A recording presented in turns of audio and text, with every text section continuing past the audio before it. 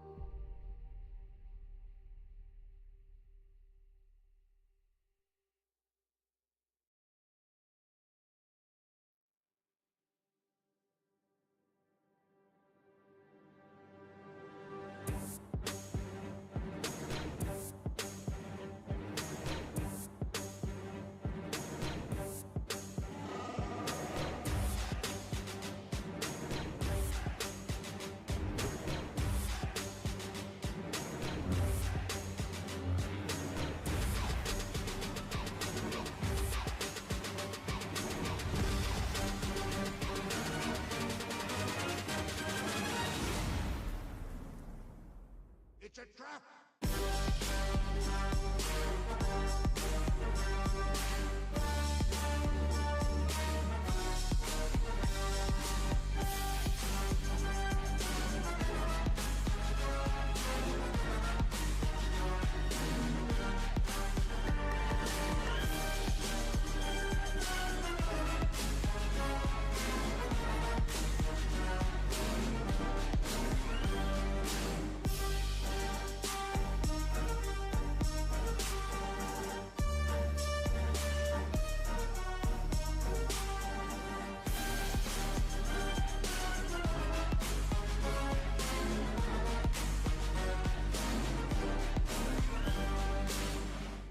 It's a trap!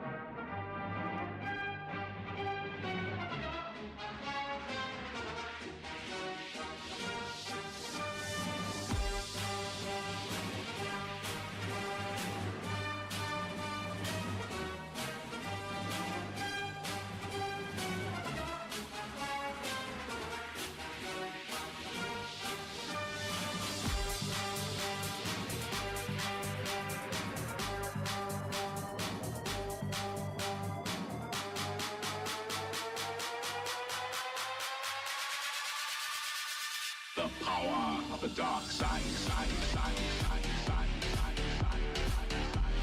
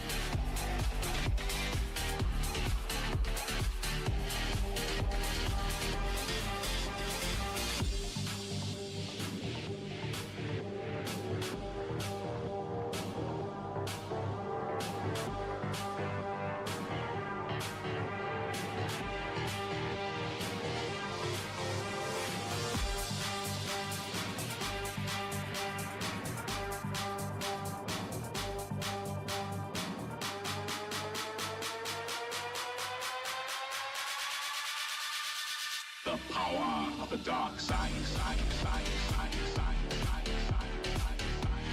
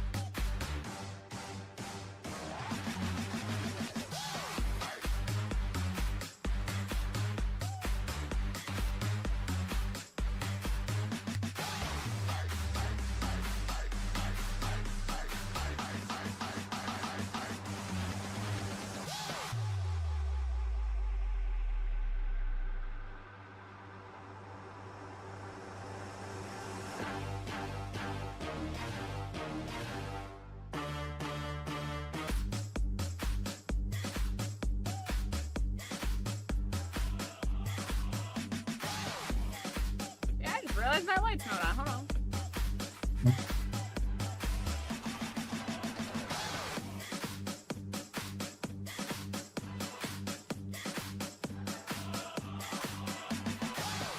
Ugh. What is up, guys? I still got my hair in a bun. Ugh. Maybe she's born with it, or what? No, that's the Maybelline. What were the Pantene commercials back in the day? They had a slogan too. Anyways, what is up, everybody? What's up? I see you there, B, in the Discord.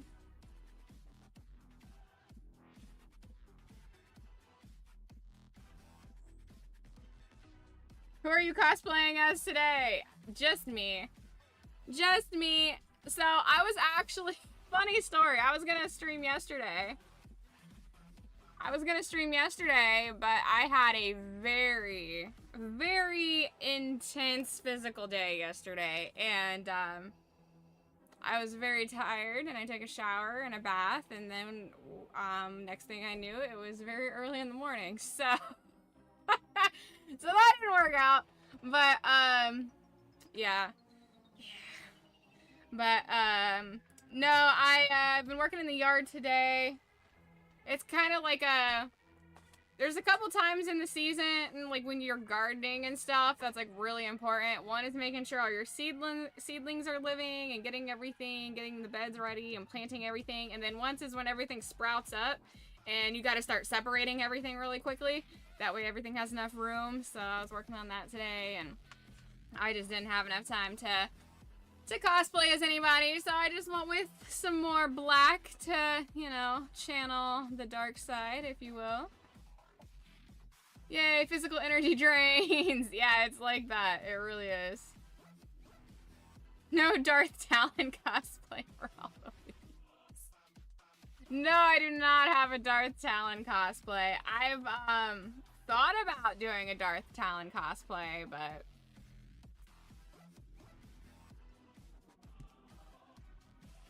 I just don't know. I don't know. You just got off work yourself? Oh.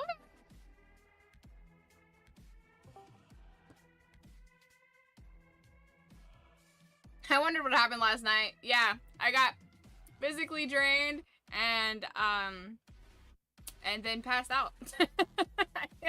Yeah, it was a really busy day yesterday.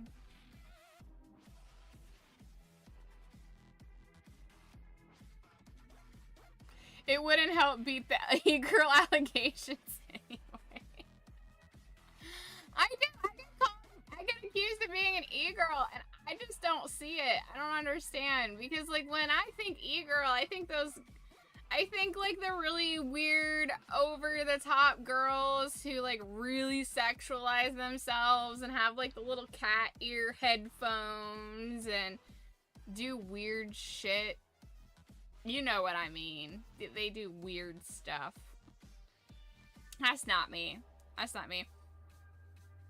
You know, people have asked me if I have an OnlyFans and if I'd be willing to create an OnlyFans. I've been asked that a few times ever since OnlyFans blew up, which is so unfortunate, because I remember when OnlyFans was like really had like a lot of people on it that weren't porn people. It was like gamers and, you know, teachers and people who had skills that wanted to, you know, have people pay to learn those and witness those skills. You know, musicians, English teachers, just whatever. People taught things on there. People had skills. It was kind of like Twitch, but a paywall beforehand. But then it just got so blown up because of all the nasty bitches are on there, and it's so unfortunate. So even if I were to do an OnlyFans, it wouldn't be like a slutty OnlyFans, but that's what people would assume it was, so.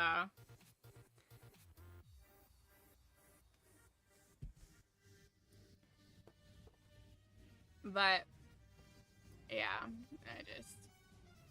I don't know. I feel like all that weird shit needs to stay over there anyways. It needs to stay, the weird shit needs to stay on OnlyFans and porn sites. Leave the cool gaming stuff to us. What? Thanks for the sub! 40 months! That's insane! That is insane. Thank you, Worm.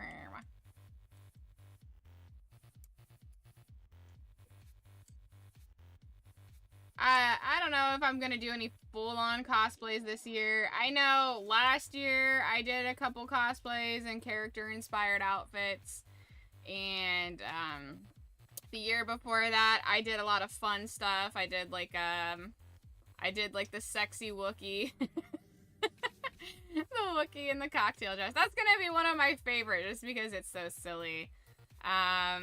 You know, I've done Darth Maul makeup and Darth Maul-esque outfits, which often gets confused for Darth Talon because they're so similar, but, like, as far as, you know, they're the black and the red and everything. But Darth Maul's look is so iconic. Why, thank you for calling me sexy. Why, well, thank you for being sexy. Yeah. Yeah, thank you. Thank you, Asgardian Wookiee, for being a sexy Wookiee. I appreciate you. Yeah, I'll have to post that. I'll have to post that on my Instagram. I do have a picture of where I streamed as the sexy Wookiee. I did my makeup. I did like Wookiee inspired makeup. Like I'm not like I'm not a makeup artist or anything, so it's not gonna look like hyper professional. But I did my nose and painted like little whiskers and stuff on, and then I wore this giant brown fur coat and somehow managed to squeeze one of my cocktail it did not get closed in the back. That wasn't gonna happen. But I was able to get one of my cocktail dresses over it, so I was just looking in a cocktail dress.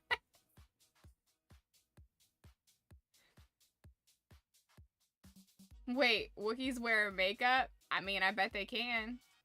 I imagine that there's like an emo Wookiee out there who's like, you don't understand me, and he has like, you know, his fur's all fluffed out and he's got like pink and green in his hair. That fucking emo Wookiee.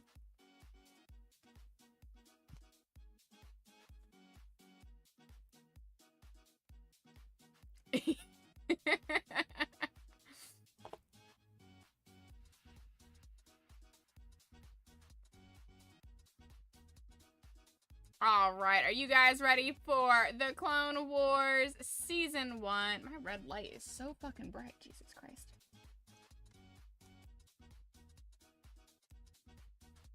Oh, it's a little too dim. You can't even see it's on there. If Wookiees can use war paint, they can use makeup. Truth! Yeah. Yeah, I mean... what is war paint but angry makeup?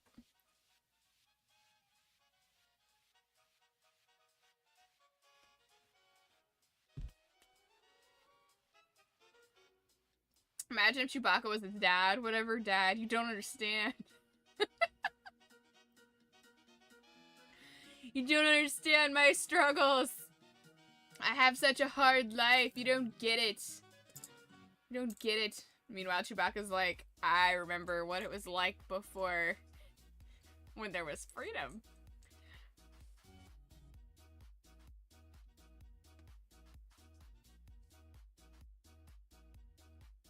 Just don't get me, Dad. But like in Wookiee, which I can't do the Wookiee sounds.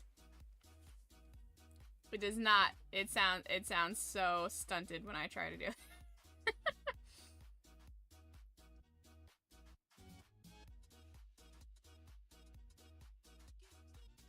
Wookiee, Wookiee.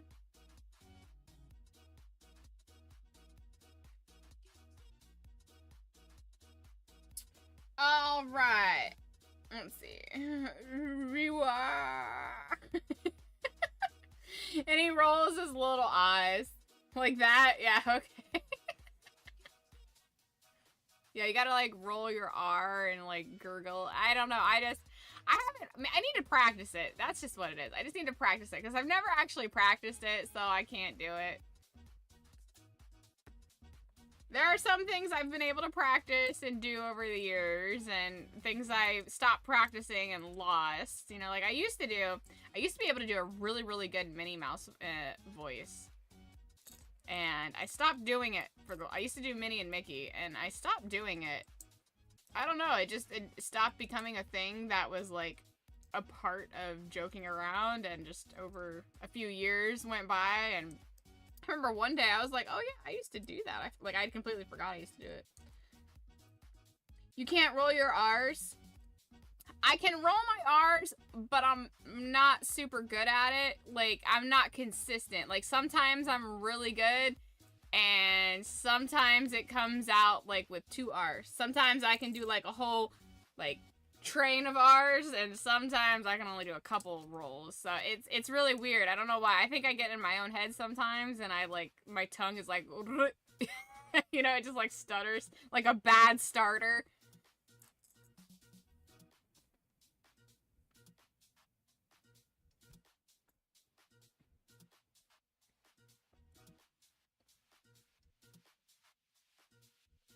Wookie wookie.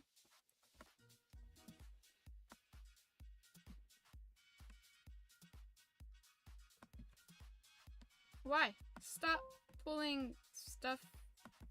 Got it. Don't put stuff in that window. Stop putting stuff in that window.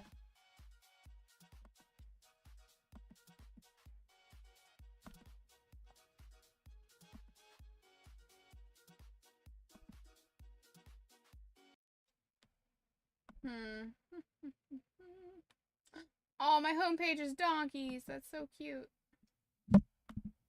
I fucking love donkeys. My neighbor has donkeys, and they're precious. You can't roll your R's. I tried to roll it down a cliff, and it just wouldn't. I see what you have done there. I see what you have done. Is that in Firefox? Where's that at? Is that an Edge? I'm gonna figure. No, it's definitely not an Edge. I usually don't use Edge.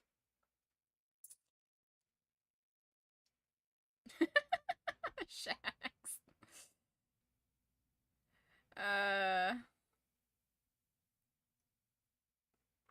Firefox? Firefox.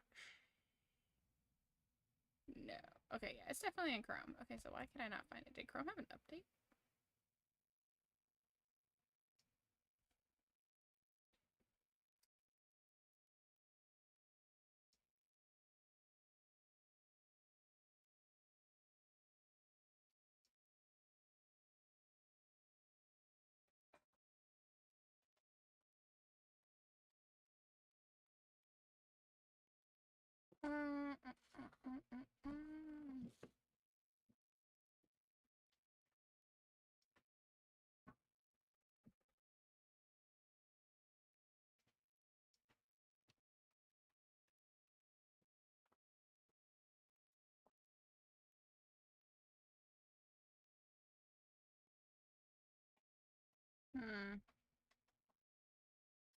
Okay, well, that answers that. Yeah, I don't know what happened. I think there was an update, because, like, all my shit's logged out. It's really weird. I don't like it. Makes me really frustrated, because I had a bunch of tabs open on my laptop that I needed to keep open, and it closed out on me, so I do not like that. But this is on my laptop, not on my main computer. But I don't know why my laptop would affect my main computer. But sometimes my laptop affects my main computer when my laptop does something. My main computer does something else, and I don't know why.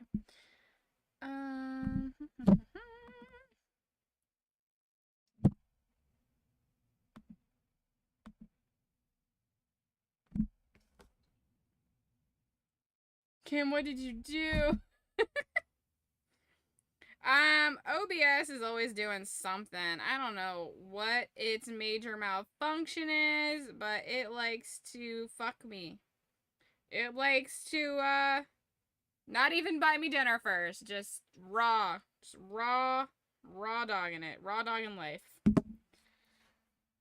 What's up, Nuts?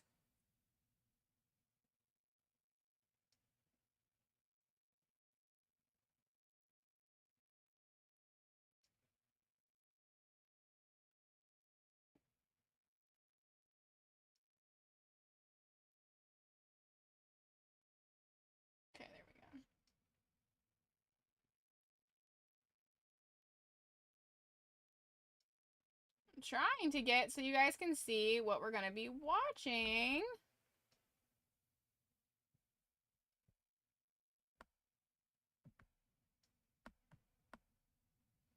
Just so you guys can kind of see what's going on. And one of the things that I didn't tell you guys that is going to be either a hit or miss with some people, there is an animated comic that we're going to be watching. That is The Son of Dathomir. So it focuses on Maul. And then there's also, now that's not, this isn't tonight. This is going to be down the line. This is at the end of season 6, I believe. And there's also a, I wish that they would, I've tried to watch it, like, I've watched a little bit of the intro of it, and it makes me giggle. So I have a hard time taking it seriously, but I'm gonna try to power through, because it is technically canon. There are some episodes of the Clone Wars, due to time restraints and getting canceled and everything, that, some episodes did not actually get finished.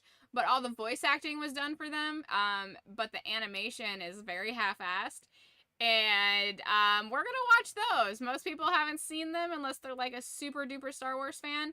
So I actually haven't seen them before. Like I said, I've tried to start to watch them, and I just kind of giggle. So so we're gonna, when we get to those, I'll give you guys a heads up. If you guys want to watch those, you're fine. If you're someone that's like really strict on what type of content your eyeballs see, I can understand if you want to skip it. But I would like to watch it just because we're doing a full canon walkthrough, or watch-a-thon, whatever. And I was gonna ask you guys, are you interested? Because the Jedi Fallen Order games, those are canon. Would you guys be interested in seeing those? Because there is someone on YouTube that is very highly recommended that's done like a movie cut of the cutscenes and very little gameplay, only necessary gameplay to get you from point A to point B, so it makes sense. So it's just kind of, so they'll have to like run from this cutscene to the next spot to get there, kind of thing. But they do like Lucas edit, like swish across the screen and stuff for their scene changes. If you guys are interested, I would be more than happy to grab those and include them in our watch-a-thon, especially if you haven't played the Jedi games. They are canon. They're really good. The story's really good. And I personally love one of the characters, Marin, who's introduced through the franchise. So let's see here. Ooh, that's a good comic. Okay, cool. Let's see here. You're one of them nerds that consumes all content, comics, games, novels, shows, and movies. Nice. Me too. I consume as much as I can. I don't get to read. I don't really have time to read. I love to read. I used to read all the time. I used to read every night before bed.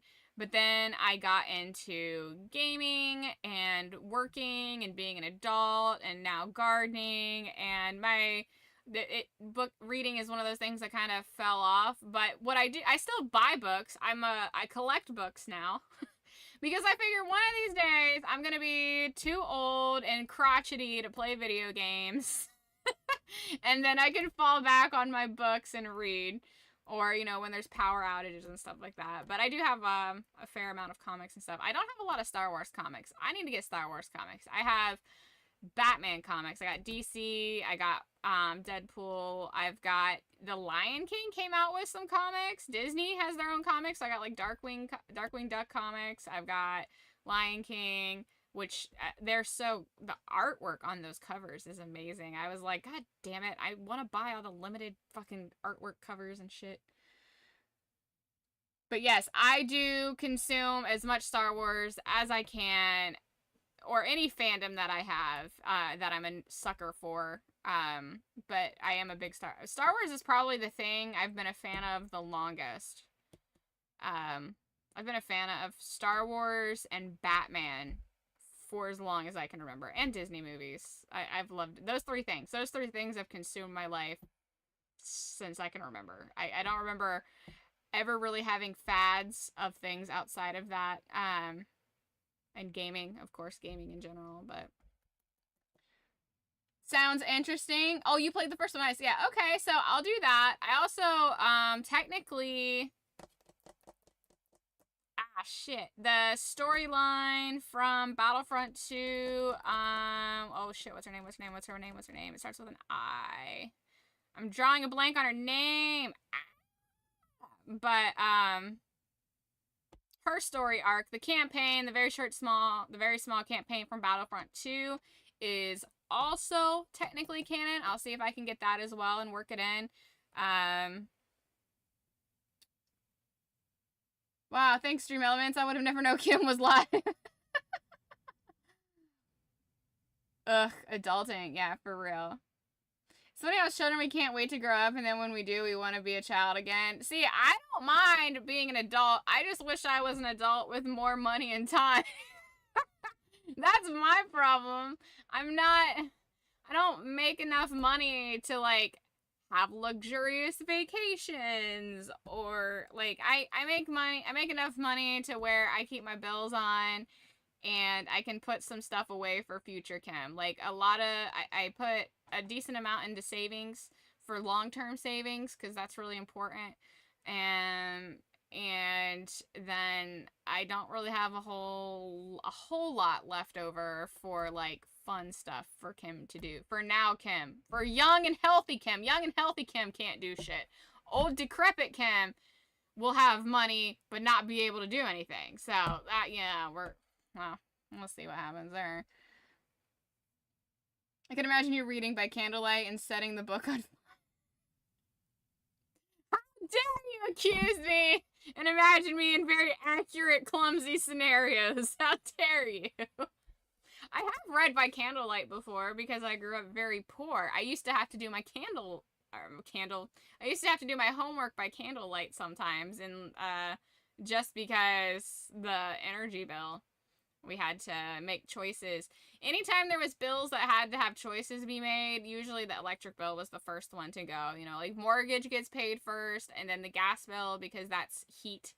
But after that, it was just, you know, electric. Electric was always the first on the chopping block. It was an unnecessary expense.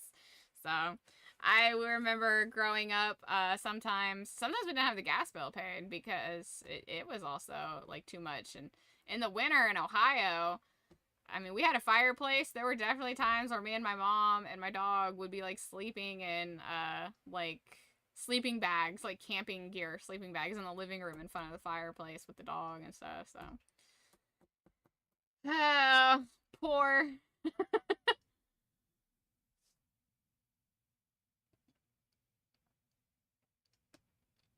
You've never played Ewok Hunt before the other day? Oh my god, I love Ewok Hunt. Yes, it is like a horror game. It is so good. It really is a shame that they don't continue support. I think that they should pick support for that back up. I think EA should be like, well, we really fucked up on this. Let's backtrack and let's actually support this game. Because they were like, we're going to add all these female characters to it. We're going to add worlds. And then they just stopped. They didn't add any more female characters to it. They didn't continue. They just were like, we're gonna not support this game anymore. It sucks. They really should go back and revamp it, support it, bring it new life, because there's more droids that they could add to it. There's more, you know, because you only have, like, R2-D2. Like, R2-D2 is really the only droid. I mean, what, astromech. I mean, you've got, like, BB-8, BB-9, but you really just don't have a lot of selections. They could add Chopper to it. They could add Asajj Ventress. They could add Ahsoka Tano. You know, there's more Force wielders there. They could add, I mean, they could add Padme. I think they could really add, like, a lot of female characters. They really, really could. I mean, because there is a good amount to pick from. And then, what else? Yeah, they could add more worlds, but they really do need to bring support back into that game. Or the very, very least, copy and paste it for a Battlefront 3, because people still play it. People still play it. EA would never be so transparent, right? It's a shame. What's up, Chief? Most of the people who worked at DICE quit after being forced to stop live service. Yeah. I don't know. I feel like if you get someone of good faith to, you know, get put in charge of it, I don't know, maybe they'd come back. You never know. My friends and I are waiting for the private server mod to be updated so we can play on private servers. Hopefully it will release in a few months. Well, nothing's being released for Battlefront 2. That game hasn't been serviced in years. That game's been... that game is dead in the water. The only thing that keeps that game alive is the fact that other Star Wars games, as far as multiplayer games go, have not done well, and the community always comes back to Battlefront 2. So the community has kept that game alive. They won't shut it down, but they're not servicing it. They're not doing updates for it. They're not doing anything to it anymore. It's a bummer. Total bummer.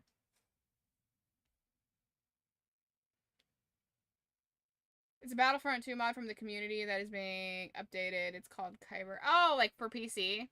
Okay. I play on Xbox, so I wouldn't get that, but that's another thing. Make it fucking crossplay. Like, just go put a crossplay update on it. Let's see. I'm going to do this really quick.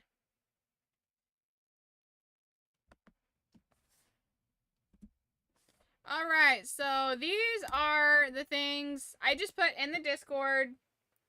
What we're going to be watching. Now, we're not going to be getting through all of this tonight because, let's see, this is a 8-hour endeavor. And I can tell you right now, I'm not staying up for 8 hours.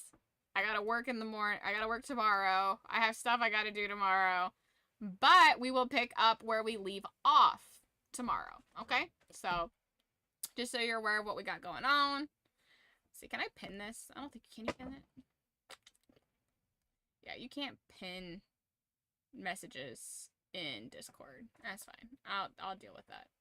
But in the Discord, in the chat, I've posted what we're going to be watching because I know I've brought this up a couple times, but just a friendly reminder, these are edited versions of the Clone Wars. There is no missing content. In fact, there is all the original content, if not more, depending on if deleted scenes have been added, things like that. But basically what has been done is the Clone Wars has been edited to be put in order, and then it's also the individual story arcs. You know, sometimes there's like 2, 3, 4 episode story arcs, right? They've been cut together into little mini movies. So they're little mini movies in chronological order, which I think is really cool. That's a really fun way to do it. I think that's going to be a nice, seamless, entertaining way to watch it. The person who edited these is the same one who's done the extended edits of the previous things we've watched that have been really smooth. You guys have been giving good feedback on that, so I appreciate that you guys are enjoying the way things are edited and kind of the new way to watch stuff. So I appreciate that feedback. So that's what we've got going on. And that's how the Clone Wars is going to be. And I think that's going to be really fun. I've only watched the Clone Wars in air order, which is out of order drastically story-wise. So this is nice to be able to actually see it broken down like that.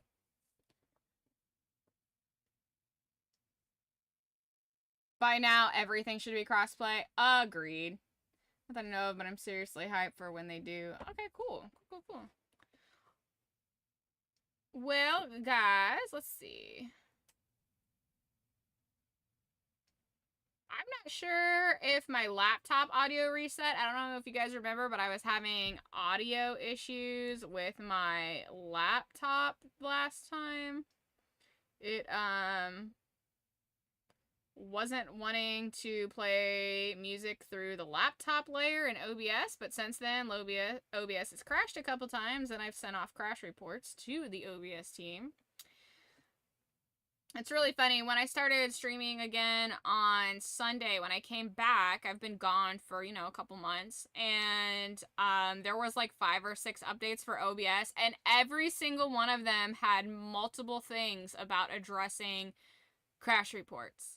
and OBS crashing and things like that. So they keep doing these patch updates for crashing fixes and hot fixes and stuff, but every single update is addressing different.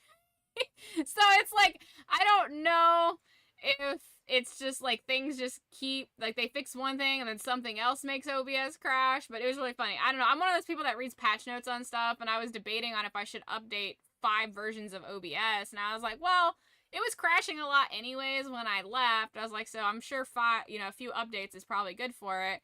But I read the notes on them, and I was like, it was like hot fixes, crash updates for this, random crash reports, and crash this, crash that. I was like, it's good enough. It's not just me. They're not only is the first update addressing crashes, there's several crash little bullet points on every single one of these. And I was like,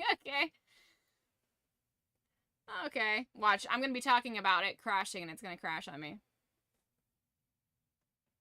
You still haven't updated yours since way before you took time off. I'm mad because it didn't start crashing until I had that one update back in the fall, and then it just started crashing constantly.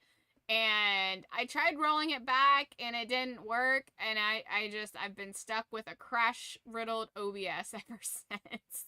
And it's driving me crazy.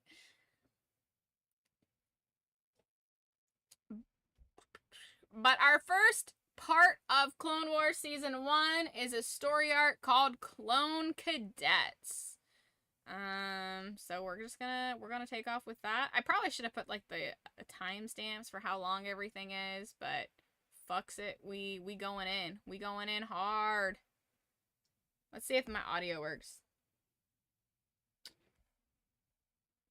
Either my audio is gonna work or it's gonna I'm gonna have to jerry rig it like I did the other day. Oh, okay.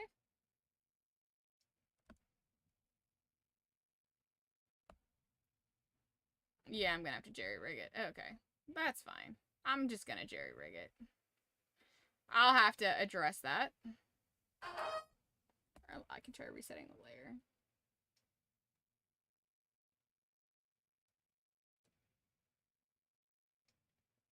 No, okay, it's fine. Evil forces of the Separatists. Bravery, valor, unity. The lifeblood of victory on the battlefield and in space. It all begins. 8 hours later.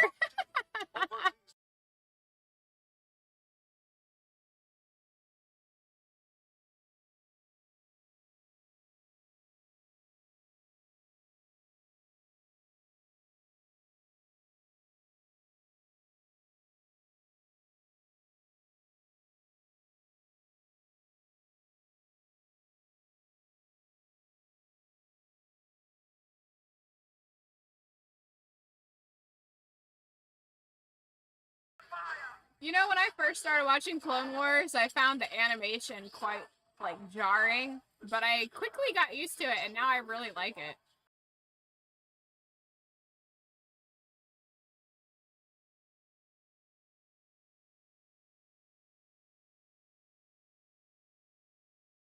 You guys, audio sounds good in the Discord and everything?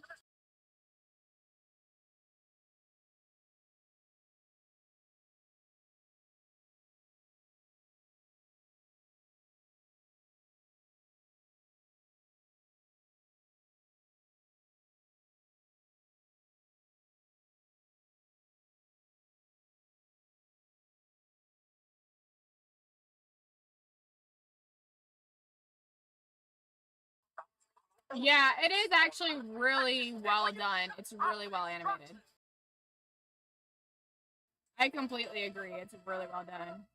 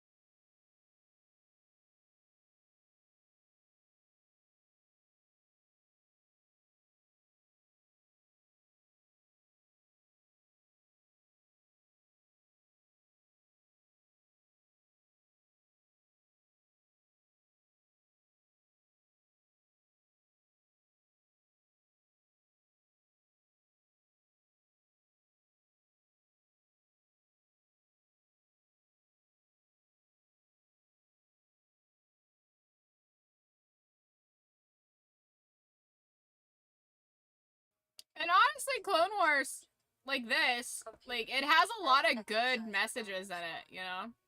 I mean, Star Wars in general tends to have good messages in it, but, like, the Clone Wars has really good, overarching, like, stories with important, you know, undertones. You should tell that 99 to drag him.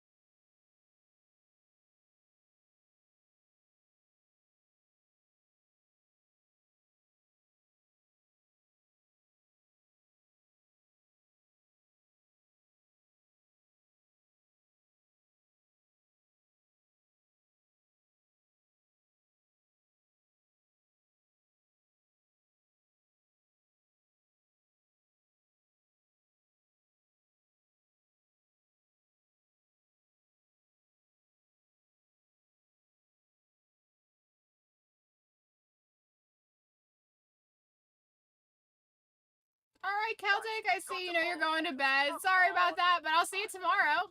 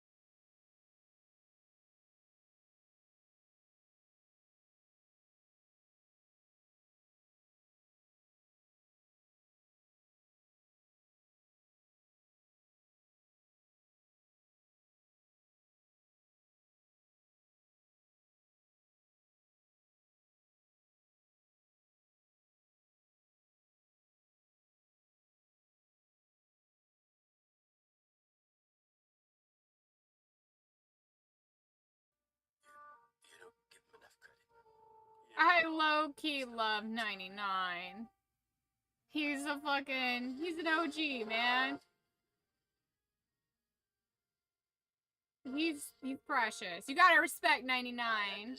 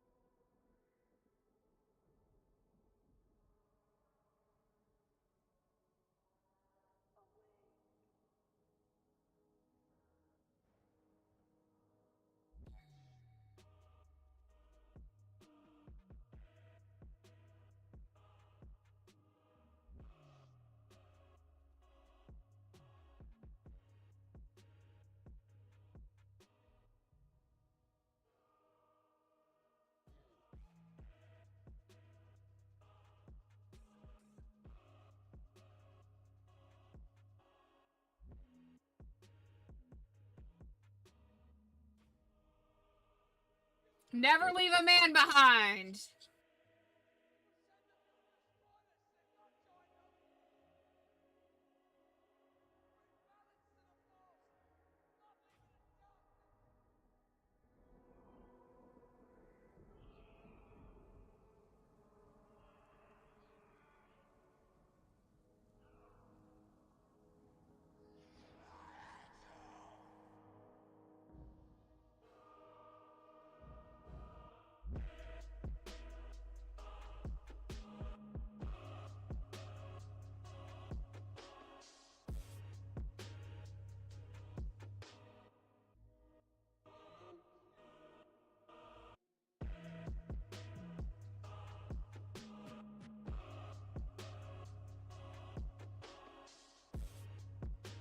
'99's gonna save the day.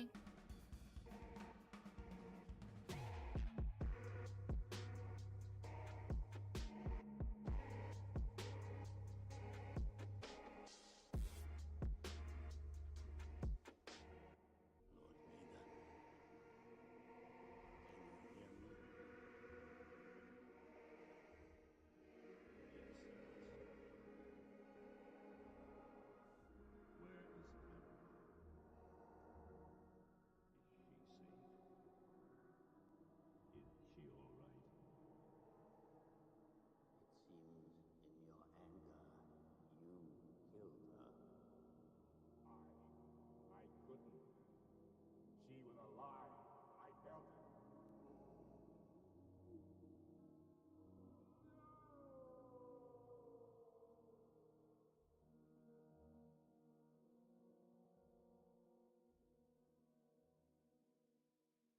Yeah, don't fuck it up.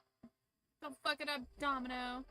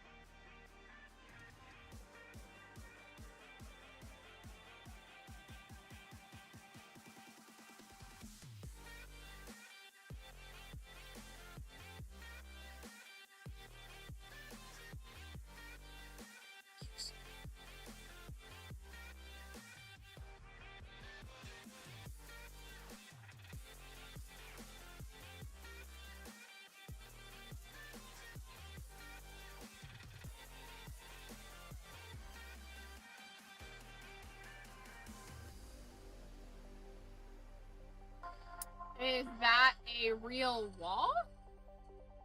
Like my stuff? Yeah. Yeah, that's my stuff. Yeah, and it goes on quite a ways. I got more stuff that goes down that way. It goes up. I got more stuff over there. Going somewhere?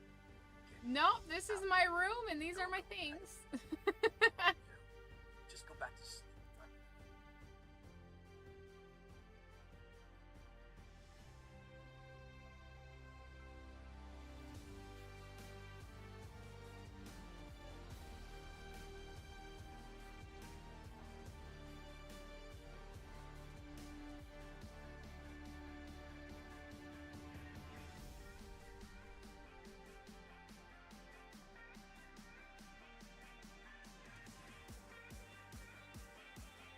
I'm gonna take that as a compliment, though, that you thought it was a set.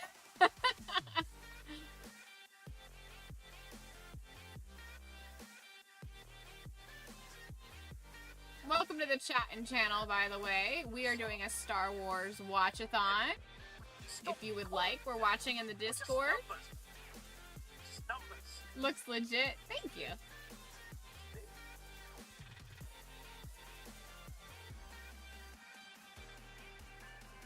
Yeah, here, I'll show you what we got. I don't have any backlights on right now, but... 1972. Stuff over there. He is not here. We will fail. So there's more stuff up there. Today.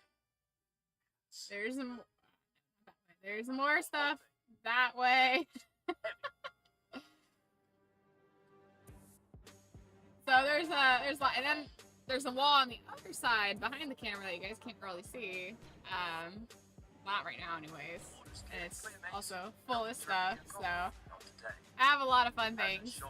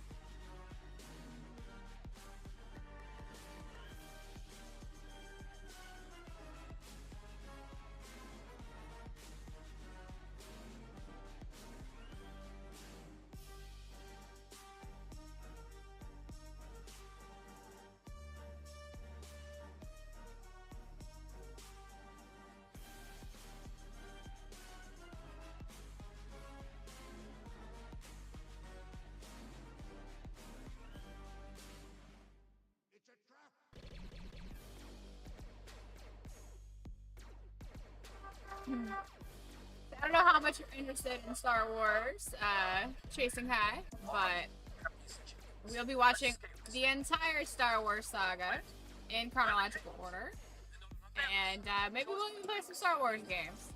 Usually we do gaming and stuff, but for Star Wars month it's a special watch-a-thon.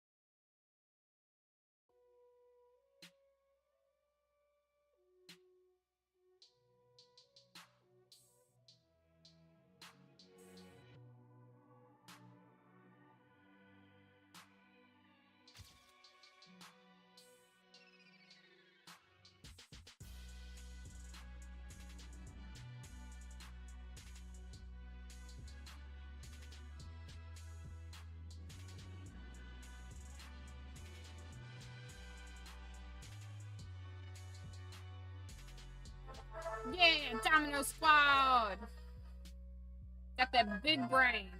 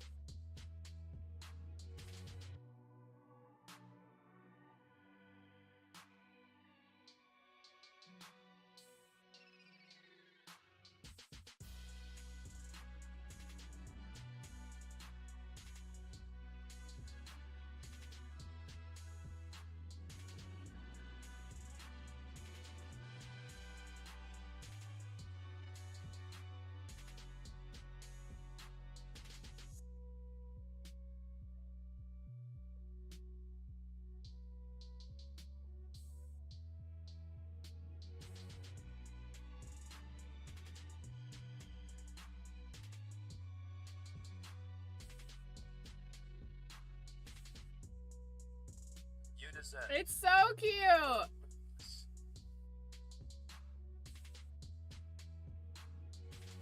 $99 is so precious. I don't know why, but I'm so touched by 99. I love him dearly.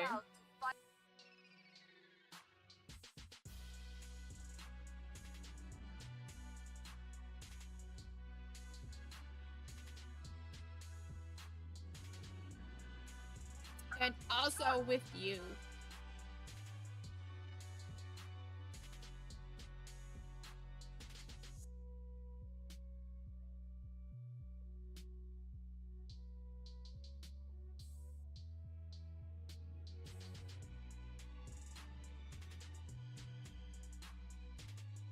Hey, that was part 1. Yay.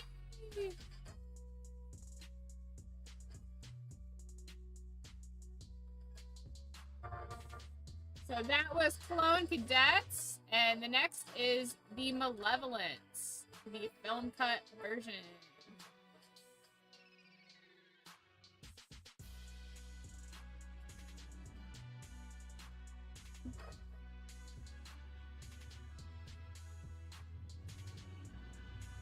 And these are just gonna kind of play out like normal. Sorta.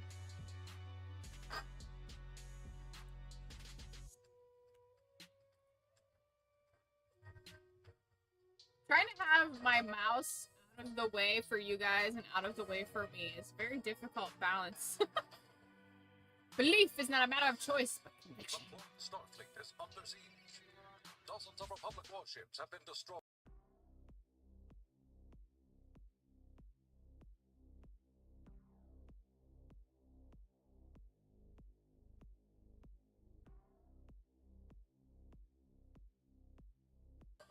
Plo Koon, he's a fucking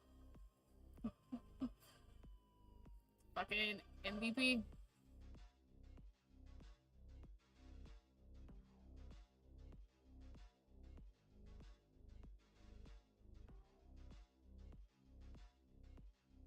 He didn't deserve the death he got.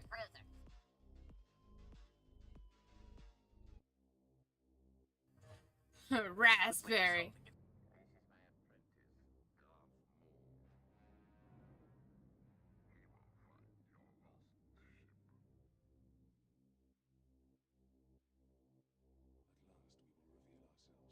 Always ready for a fight. The only Jedi that uses Force Lightning, yeah. You know, I don't think that he would have gotten killed. I think he would have been one of the few Jedi to survive Order 66 if he had not been in a ship at the time.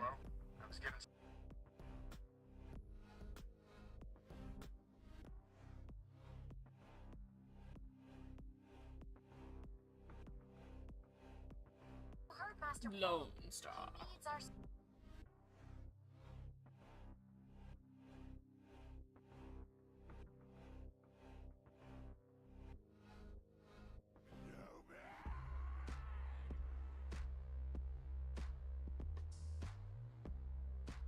That is rich coming from him. Speak only when spoken to. The king of speaking out of turn.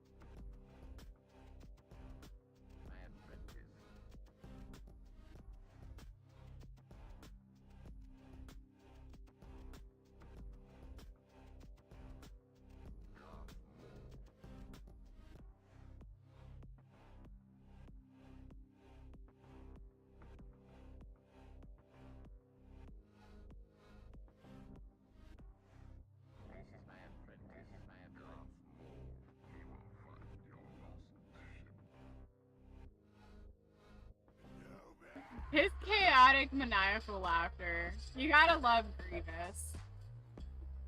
He's kinda chaotic.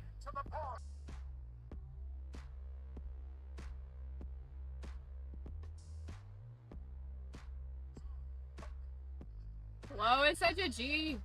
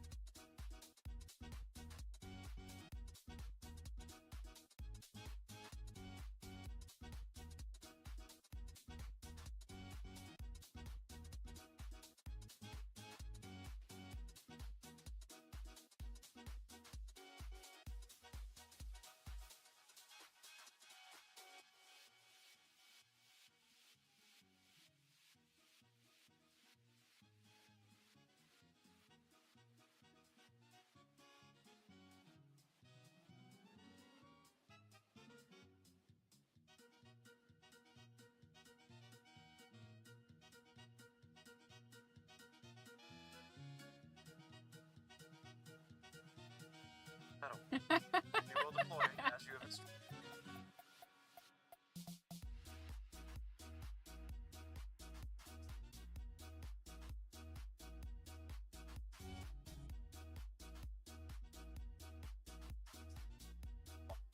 We'll split up our ships. Hot. Maximize our defense area. Pedal. Scouting. Isn't that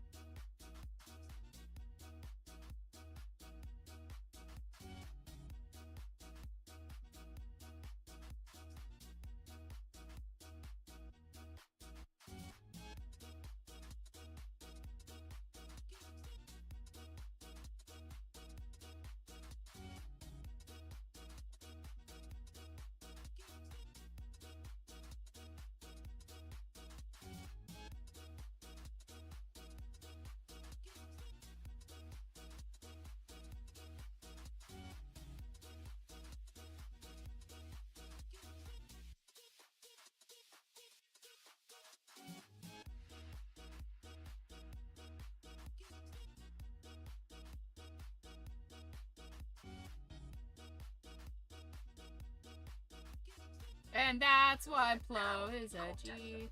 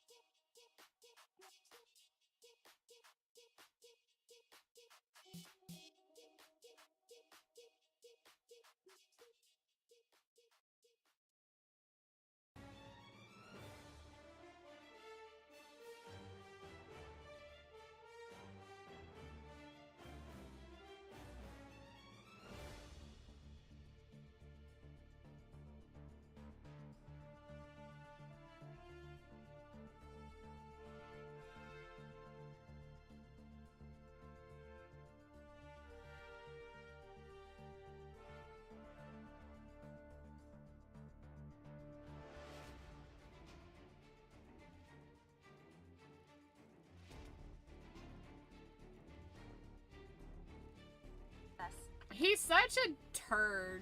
Such a turd.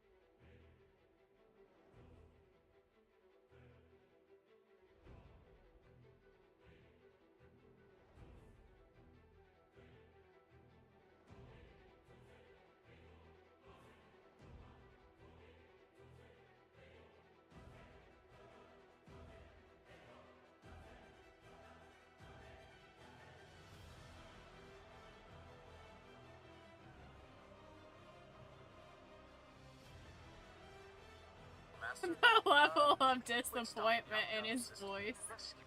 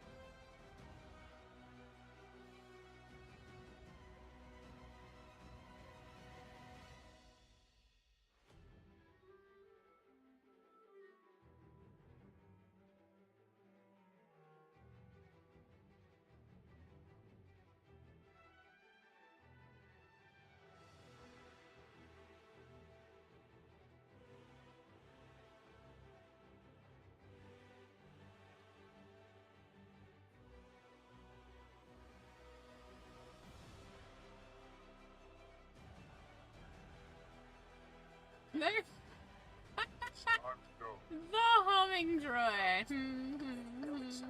I'll stop.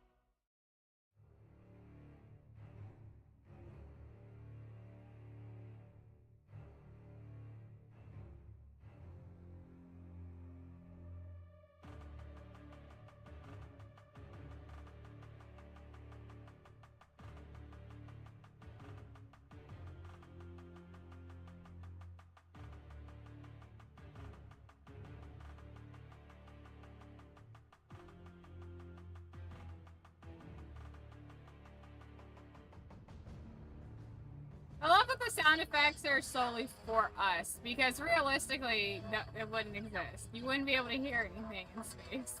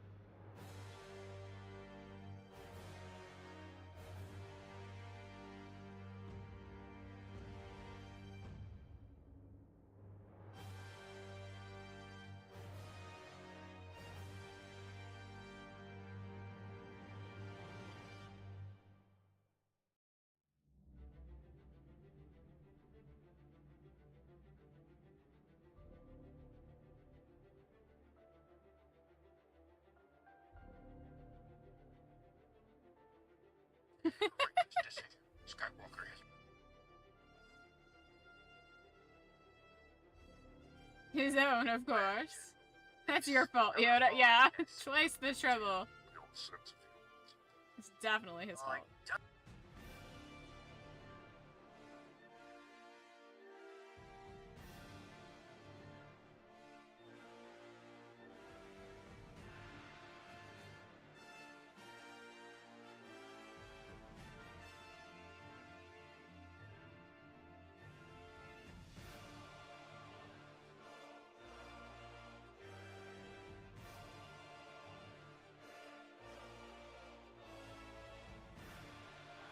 I will never understand how Anakin trusted him. So weird.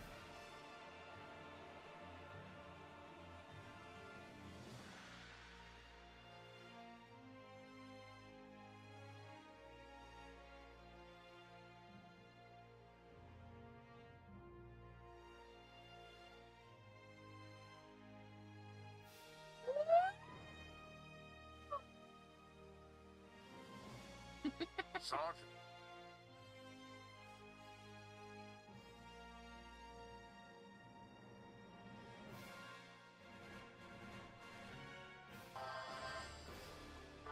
It makes 166 more sad.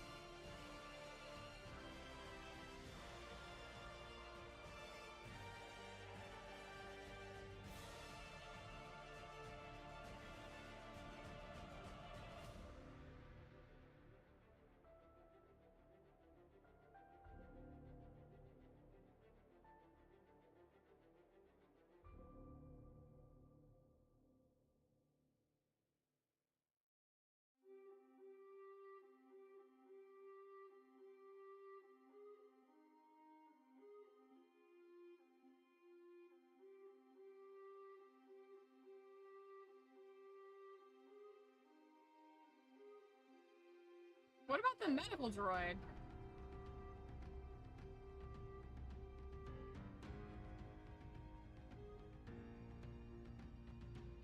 Wouldn't the medical droid also give off some signals?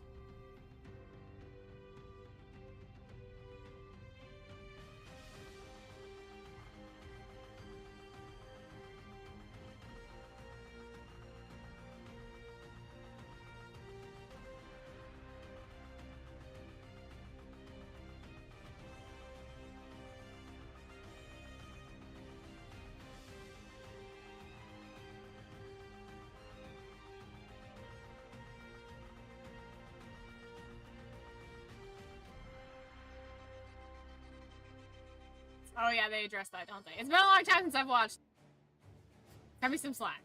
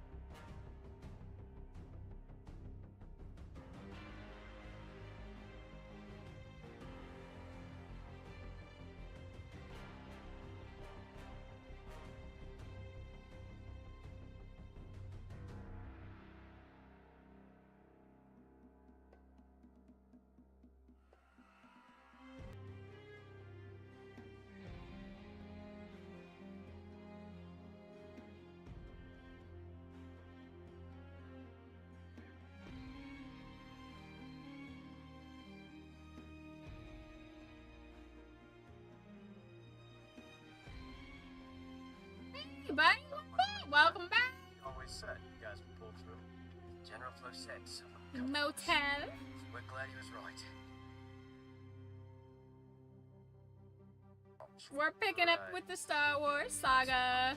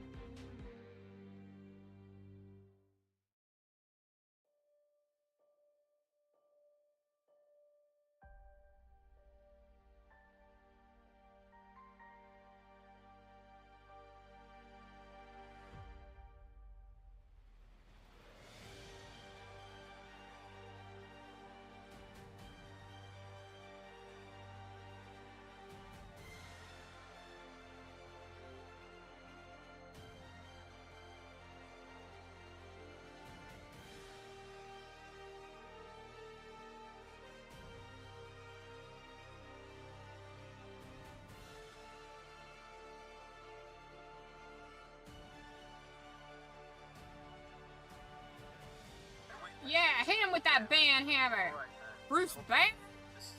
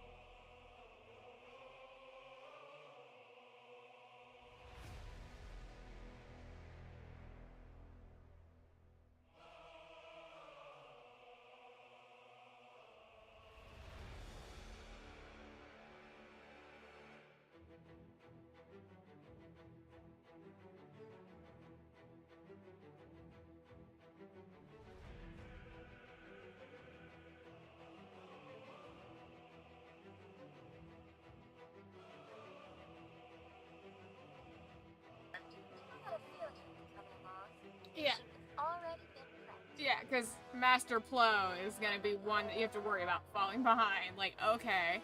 It's fucking Plo, bro.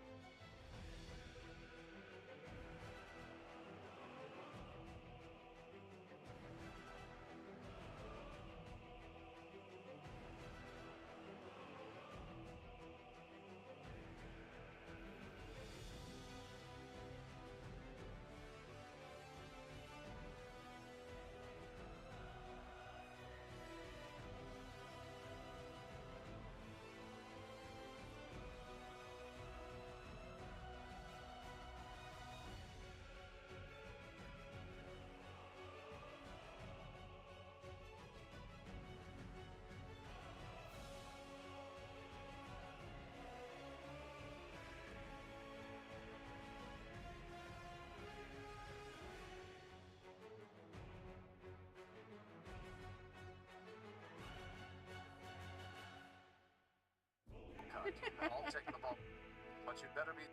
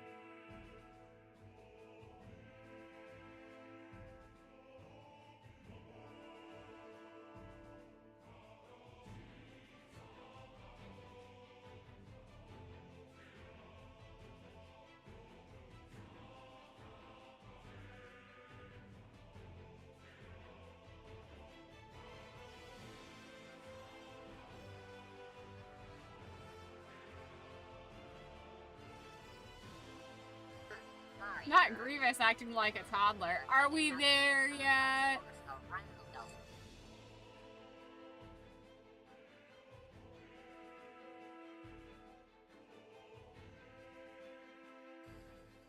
But, Dad, we gotta get there before the previews start. Okay, if we could just manage to navigate through...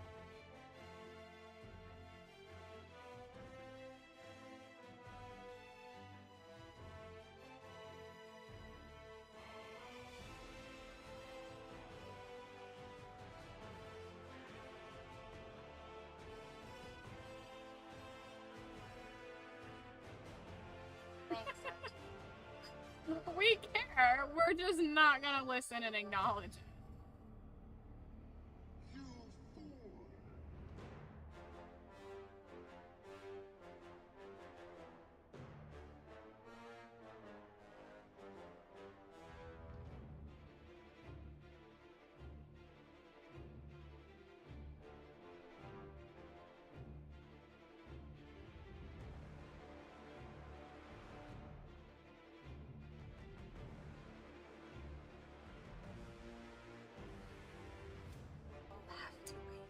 Hello, not. Any of those men can't be moved up.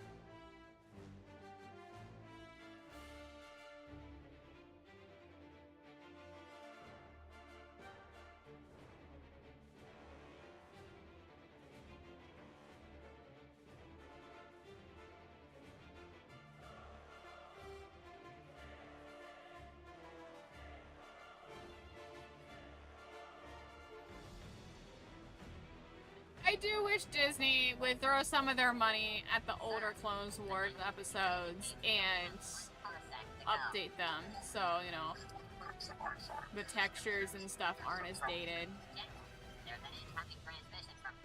And at least finish the unfinished stuff.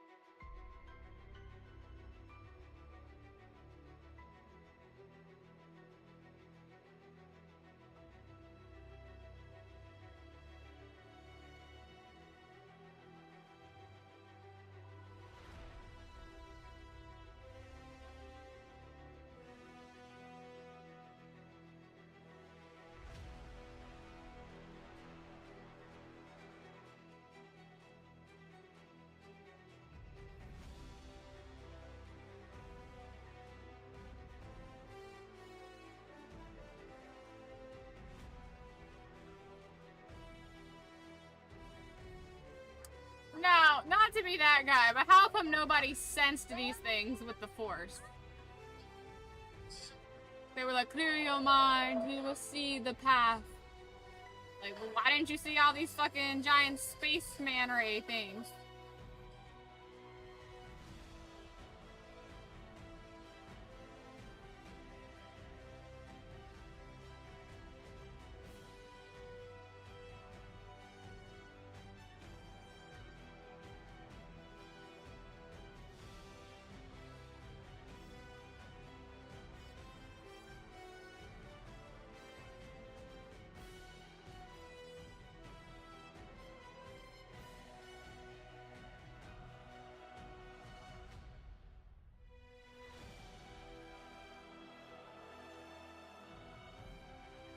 Oh no!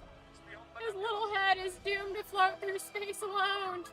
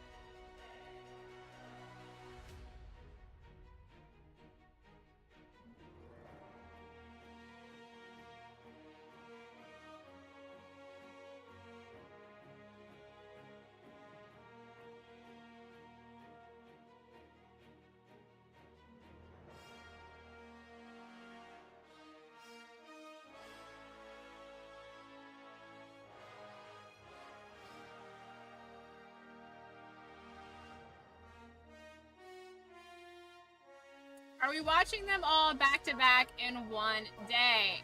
That would be impossible to watch them all in one day. We started watching... Here, this is a moth. We started watching them on Sunday, on May the 4th. And we're just gonna keep going through the franchise as long as it takes. Season 1 alone is 8 hours long, so... And that's just the Clone Wars. But we're watching everything in chronological order from start to finish. So we started with Acolyte, and we did some Tales of the Jedi episodes, episode 1 and 2, Clone Wars movie. So we're just rolling through. We're rolling through as fast as we can.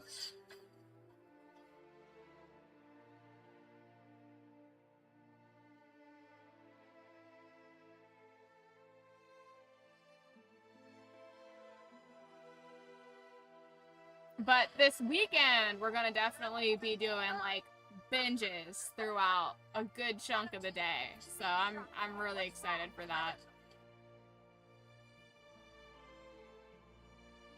But I work during the week, so I can't be up like super late at night. I got like another hour or two, probably maybe a little longer, depending on how I feel. For tonight, and then we'll pick it up tomorrow where we leave off after I get off work.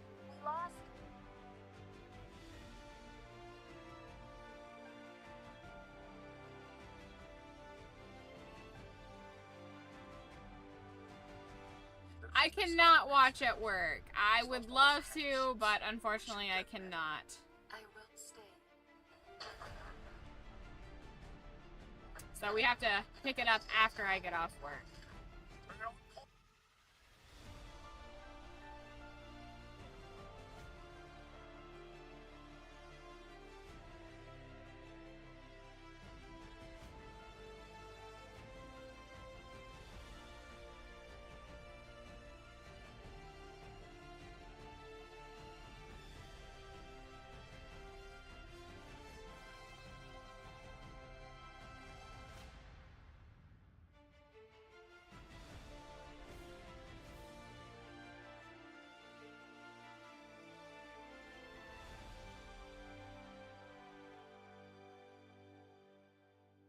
don't know where that lone moth came from, but it's here to stay, I guess. I would love to be able to watch it work with you guys all day. That would be fun. But unfortunately, my job involves me having to, like, talk to people and stuff, and I wouldn't be able to do that here in my, like, streaming area, so...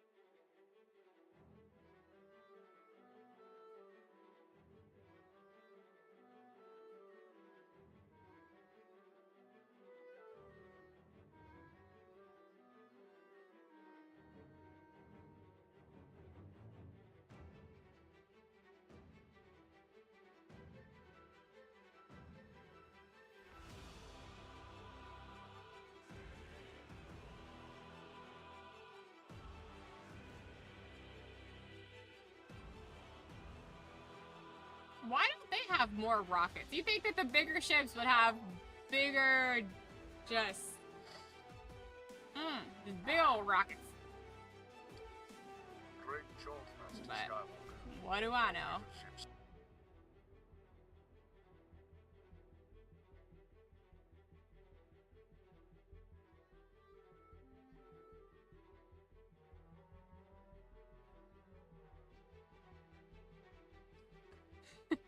Fucking Flo and Anakin bonding.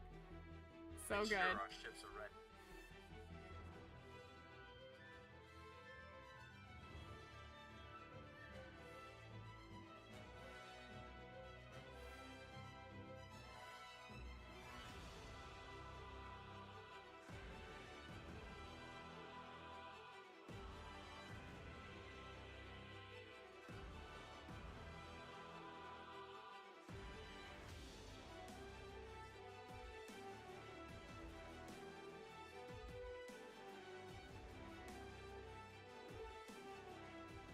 The moth. Of a kind.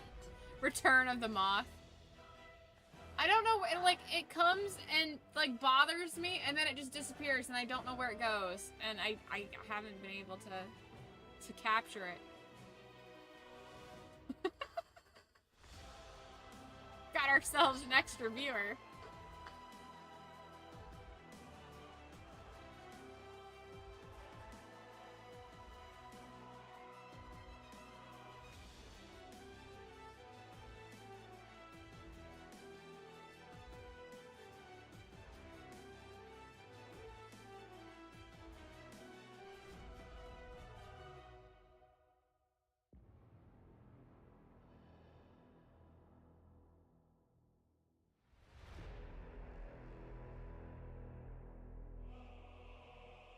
separatist. Well, due to the craziness of the internet, I try to stay a little bit vague about where I am, but I am in the Midwest.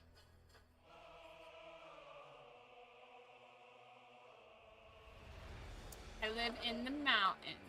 Live in the mountains in the Midwest, and that's pretty much all I really say. Just because I'm sure you understand, you know, people can be crazy.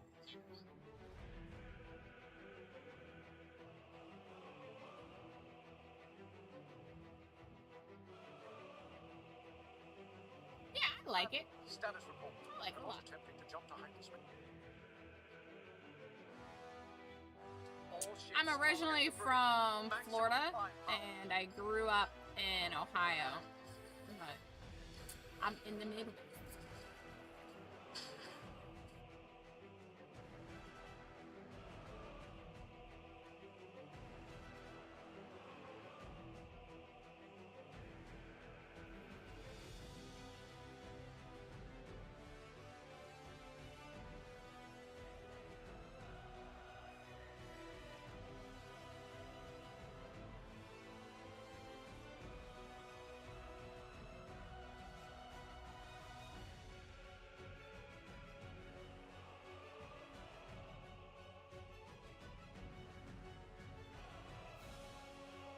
Based, yeah.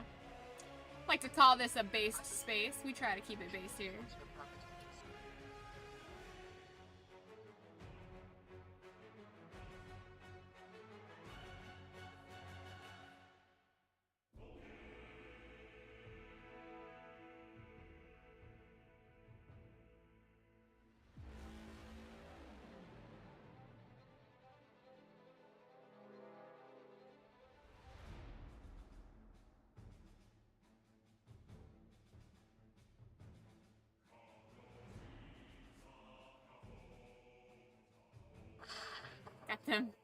Got them hostages just straight delivered to you. I'm picking up a signal near.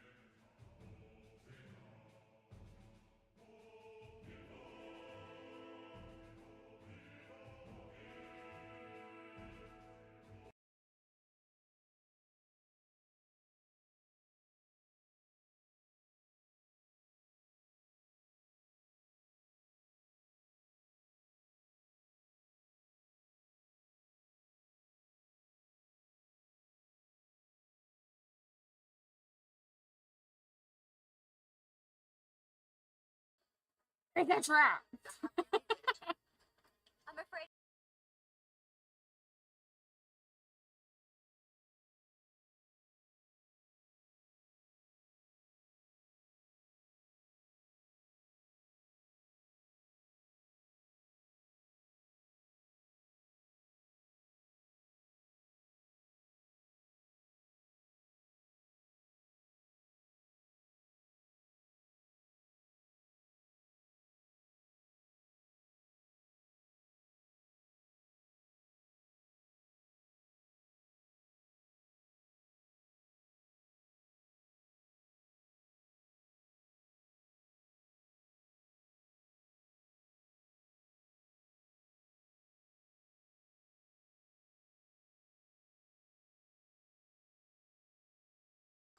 She's catching on.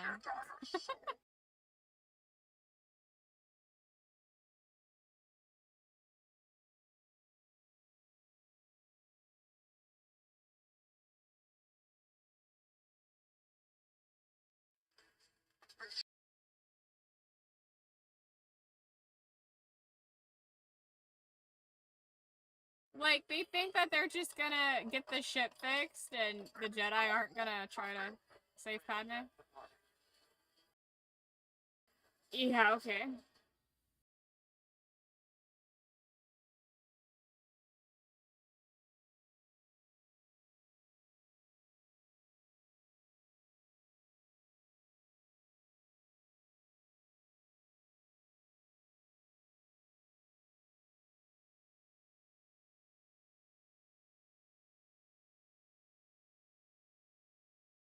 That's his woman.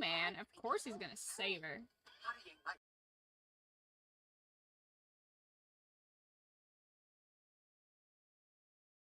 Like, the fact that her droid is what Anakin built, like, should be a clue to everybody, you know? fine. But yes.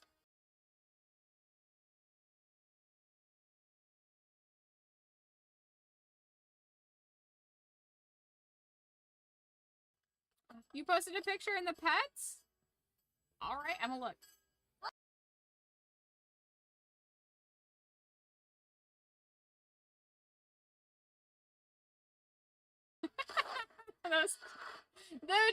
The droids will never not be hilarious.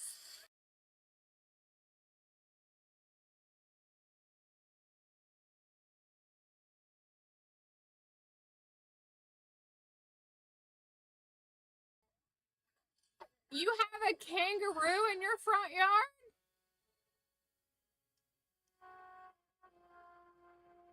Is this I trust you already for me. is this your kangaroo? As a matter of fact, Can you can it be your kangaroo? Because that's fucking awesome. This is your kangaroo. Yes, but I do have a plan for getting on that ship. Really? A fellow Aussie. Obviously damaged. I would Sneak in behind assume. him and dock at the emergency airlock. That's your plan. Don't spot You don't us know and it just walk in shown the door. up? Well, I think Basically. by the laws of nature, that's just Let's get your going. kangaroo now. You can just like have that.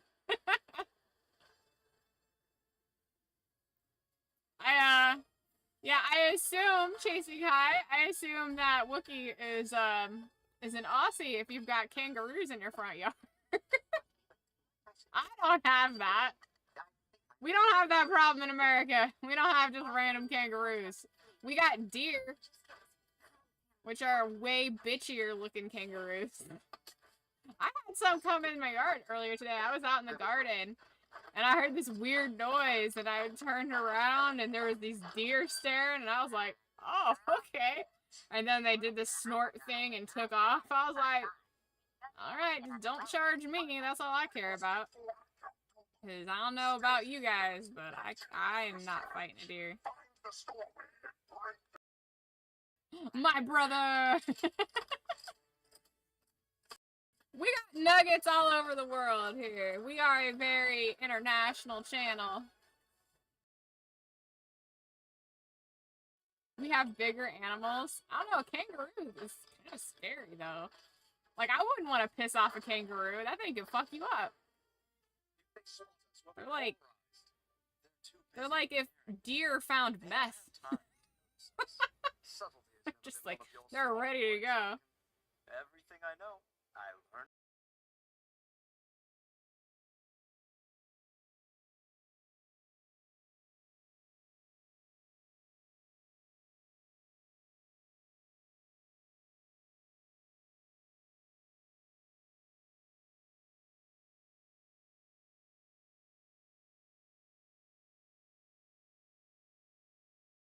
No one's crazy enough to do that. Anakin, you're crazy. Spinning. Do not want to be spotted. I mean, we have like bear and puma and buffalo, Stay here, R2. deer of various sizes. Strategy by Skywalker. I don't know, theoretically, we have Bigfoot. Mythologically. I'm on my way, Master. We're receiving a transmission from Yeah. inside the Malevolent. And then if you go down to Florida, you got the gators.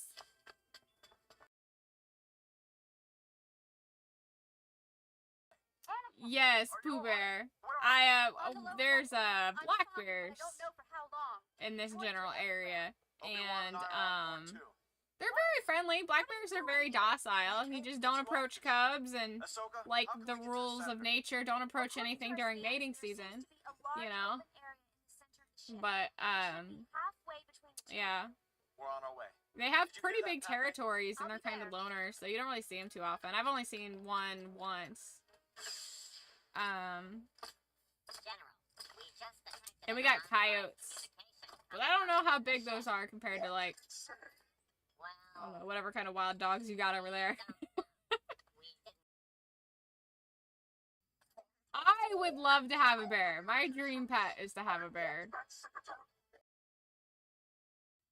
That's probably how I'll die. One of these days, a bear will wander onto my property, and I'm gonna wander out with a fish and be like, Nice She's your kitty. master. I sense it. I can change him.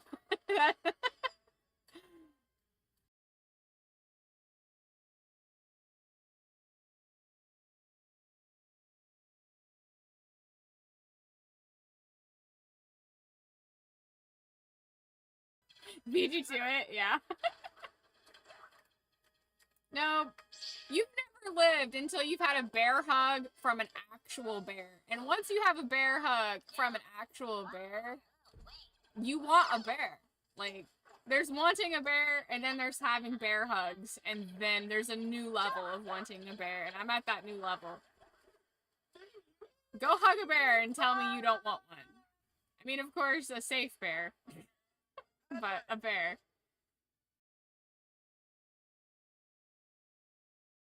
Kimmy's gonna open her arms for the bear and get eaten. I don't know. I'm gonna channel all my Pocahontas powers into it, and do my best to not get eaten.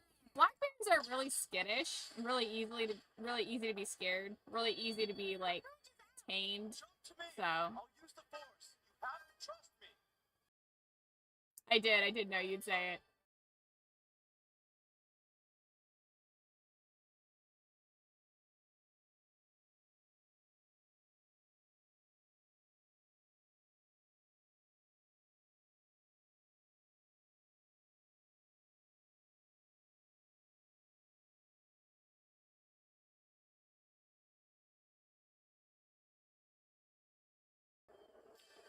A bear cat binturong?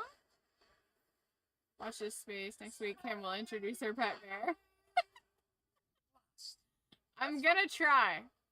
I got separated from 3PO. I've got several acres. So, Back to Twilight. you know, I don't know how many acres you need for a bear. Hyperdrive is almost I know you need about 5 acres for a buffalo. You need about 1 acre per horse. I don't know what the range is for a bear, like, to have a bear. But I'll figure it out. R2, I need you to help I'll find figure it out, and I'm gonna get a really tall fence. I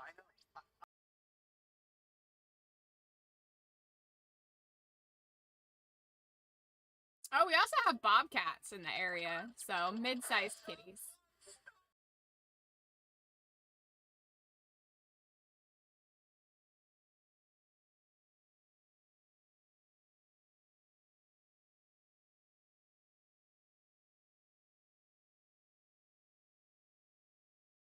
You sent me 2 gifts? Okay, hold on.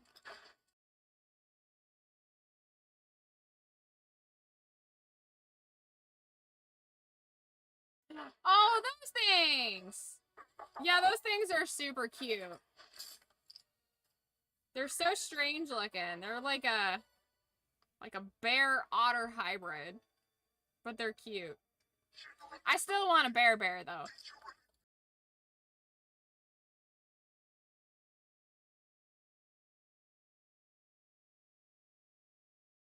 Ha! Obi-Wan. Obi-Wan's sass is so good. Like, people talk shit about Anakin's sass and Ahsoka's sass, but Obi-Wan's got, like, the classy sass. He's a classy, sassy man. Of course you do. I'll have to find that. There's a picture of me somewhere with, the bear that played Baloo in the live-action Jungle Book from the 90s.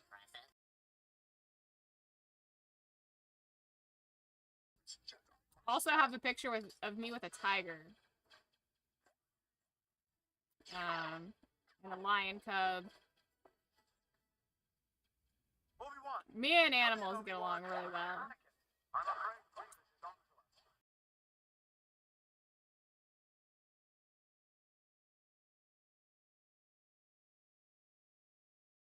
Come in. I went to, What's wrong? They're jamming us. I went to a, like, animal rescue, like, resort kind of place. And they had this huge area for wild buffalo. That might buy us some And it time. was so cool because they had, like, an area for the young buffalo. And, like, a, like, giraffe, like, baby giraffes and stuff. It was pretty cool.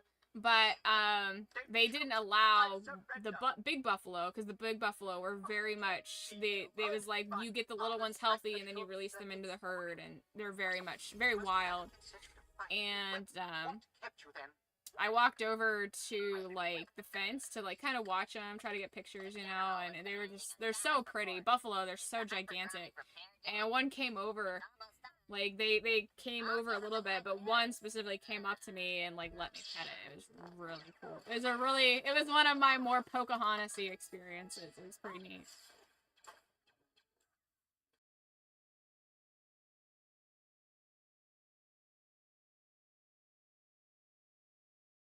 I used to put them together. Now,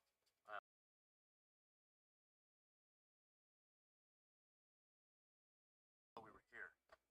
I'm I wanted to go swimming with dolphins and orcas, but I found out orcas in captivity aren't very nice. Yeah, they're not well taken care of. I want to go swimming with wild sharks. There's a spot in Florida you can do that. They're very domesticated. It's really cool. They actually come up and swim up to people for pets and stuff. It's really cool.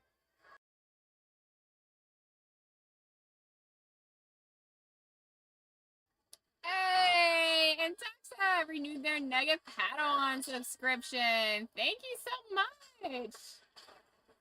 8 months, man. Appreciate you.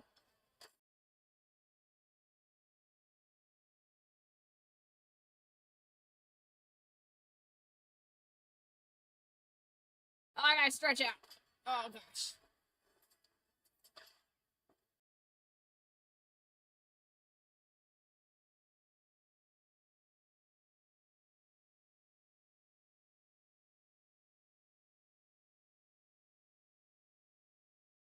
how's the house cleaning? Yeah, you know, a lot of animals are really cool with humans. I don't know. I feel like people just need to be a little bit more chill. Like, be cautious, but be chill. A lot of animals are pretty non-confrontational. And a lot of animals know that humans can, and a lot of humans want to help them, so. This way looks potentially dangerous.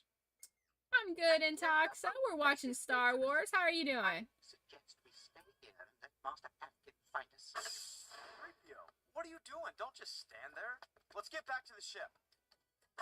And he made the lady move the heavy droids and clean up her mess. Yeah, and she's like a petite female too, you know?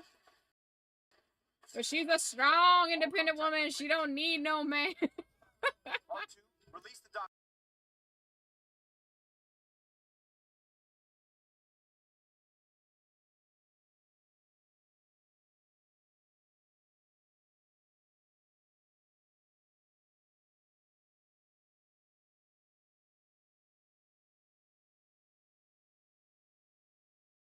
Got your muscles cooked at the gym? Time for some clever tricks out. Nice. That's what I was thinking. I busted my ass yesterday in the yard, in the woods. So, I feel ya. I'm a little sore myself. And then I, like, almost burnt my hand today, so that was cool.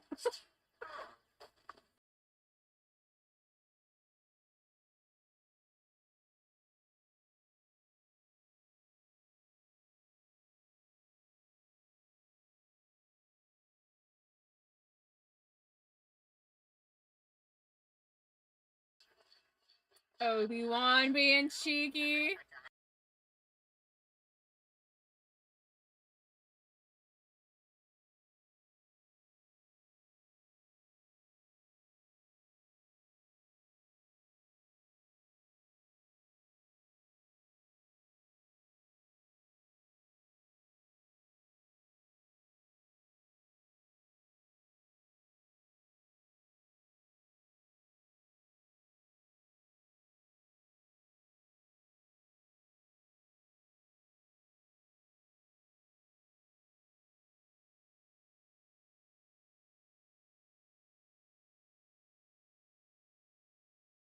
Oh my god, you've lost 153 pounds?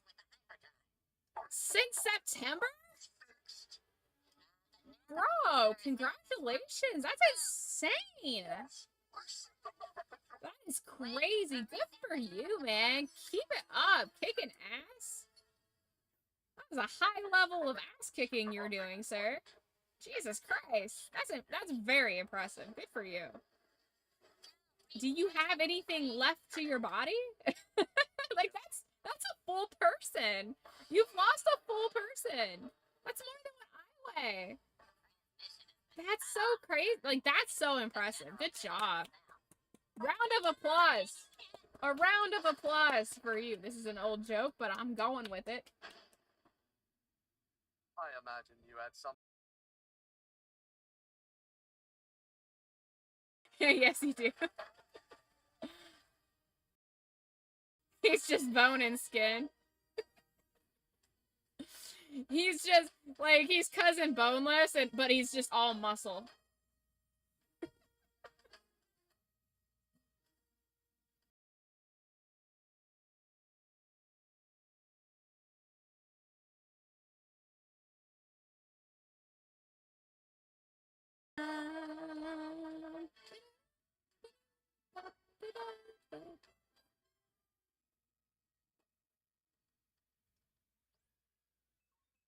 All right, you guys ready for the next one? The next one is called Rookies.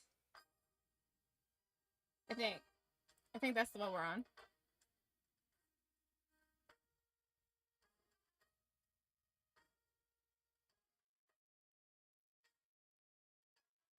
The best confidence built is experience. Clone forces rally. You're 6'2" and still got a little bit more to drop. You drop to reach where I want to be. Hey man, as long as you're healthy, that's the most important thing. I learned that when I was bodybuilding, like I wanted to get to a certain weight, and then I realized like that's kind of not exactly the healthiest, because that is, at least for me, because I'm small. So as I was building muscle, I was clearly going over the weight that I wanted to be. I was originally around like 110, 115, but then I started bulking up, and I wasn't where I wanted to look yet, but I was getting, you know, I was pushing 135, so I was around 130.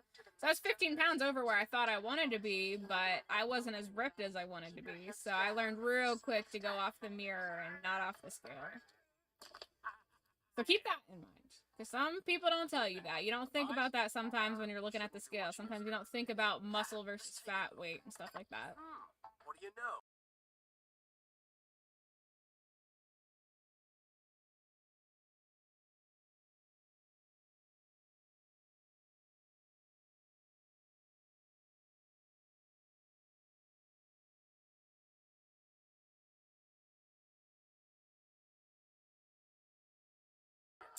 Yeah, I used to be very One of the most important. very brick housey. I had very low muscle mass, but I also had, my fat was kind of concentrated. I had very, like, I had thin thighs. I have a little bit thicker thighs than what I want right now, but I had thin thighs and a very thin waist, and then I had the apple bottom.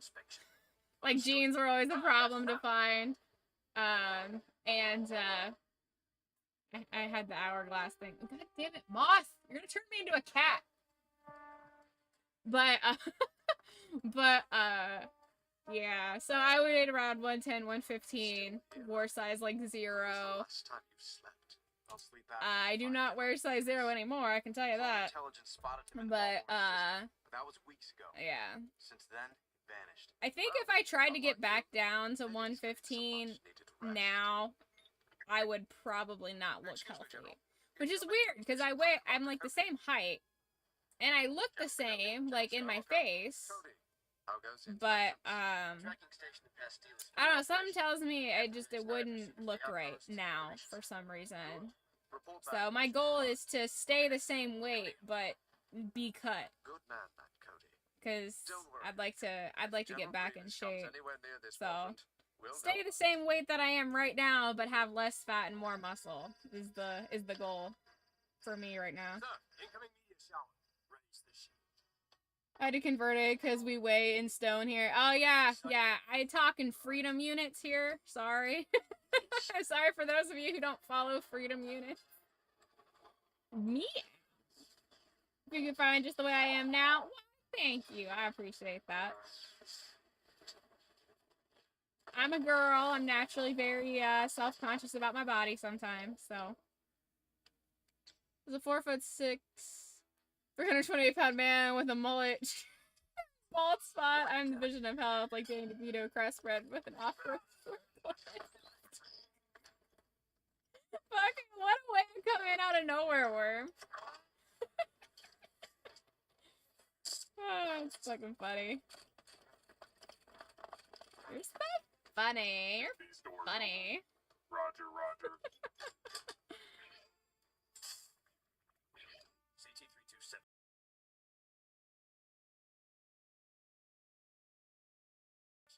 You two, go find it. I'm trying to imagine what a 4'6", 328-pound man would look like.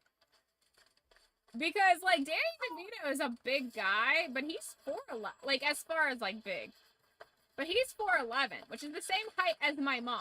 So that gives me, like, some, like, I can kind of visualize what I would look like next to Danny DeVito a little bit. But, like, you shave off, you know, 5 inches of height and add that weight, like, they would look like a blueberry. Around. Oh, I'm imagining it.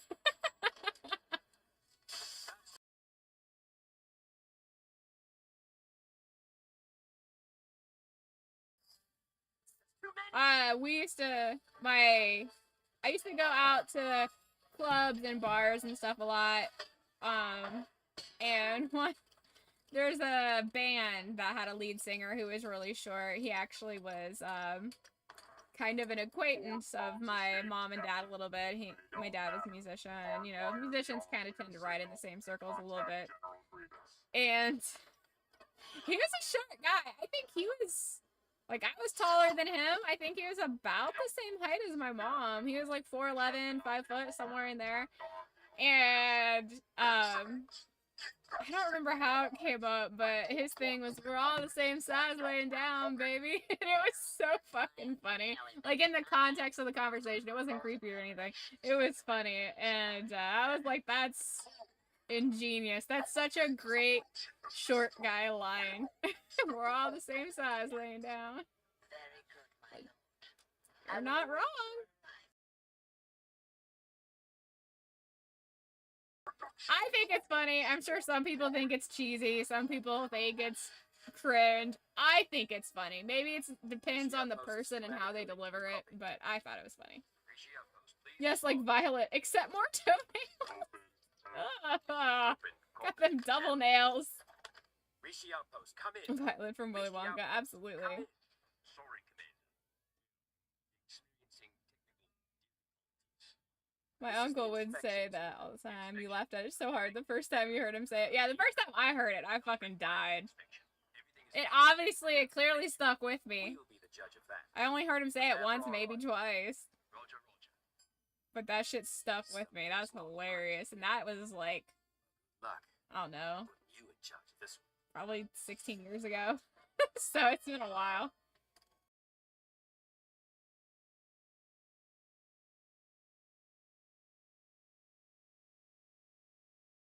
Violet with the toenails of a honey badger. Got it. Ugh. Things that make you go, ugh.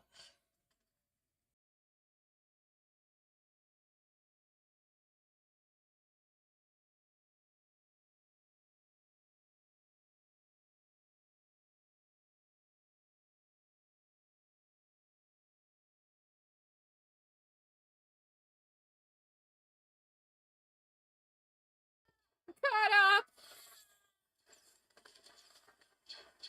What the hell was that? That was an eel. And that's why we have the regulation not to go outside. Let's move before it comes back. Yeah, this is one of the episodes where you see Cut Up die, but then later you see the episode that we already watched where it introduces him. This is one of the ones that's really out of order. And I remember when I saw the episode that we already watched where it introduces him, I was like, Cut Up? Like, didn't he die? I Yeah. can see the dick all of a sudden. He did in the future. But you've already seen the future. There should always be.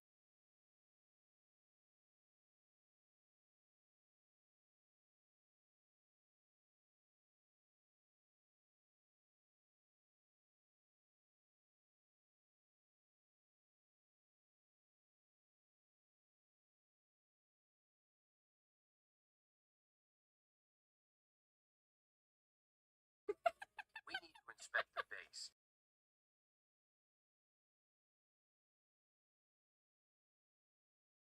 Fully operational.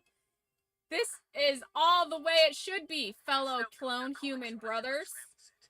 I'll signal it with this flare. You can leave now. Roger, Roger. Alright, Trekkies, you're beaming up to bed. Live long and may the sorting hat be forever in your favor. I love that so much. We need to add that to the you're a Jedi Frodo comment. We need to add that. I love that. That's great. I'm stealing that.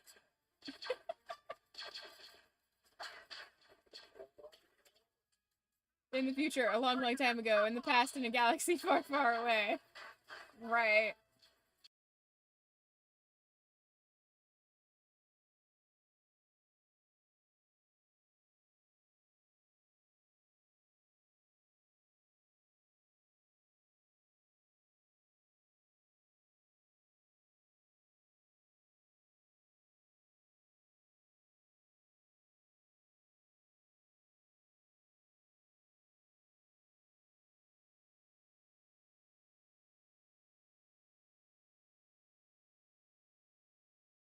Oh man, I don't know if I told you guys this, but I fucked up my foot.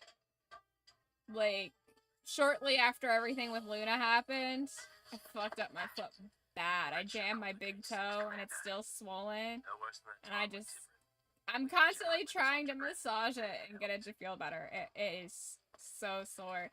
And it's at that thing, like, you know when you feel like your knuckle needs to crack? Like, I crack my toes a lot. Like, I'm very flexible. And I can't crack it, and I got that feeling that I need to crack, like, all up my foot, but I can't crack it because the main ball joint is so fucking sore. And it's swollen. It hurts so bad. Nice shot. Sounds like it might be broken. No, it's not broken because I can move it. There might be, like, a hairline fracture in there, but there's nothing you can really do for that. Because if it's broken, you can't move it on your own. I can move it on my own. It's just I'm heavy. really, really fucked. It's been getting better. It's just, it said it could take, I kind of researched it a little bit. It said it could take a few months to heal. That's right. It's shiny.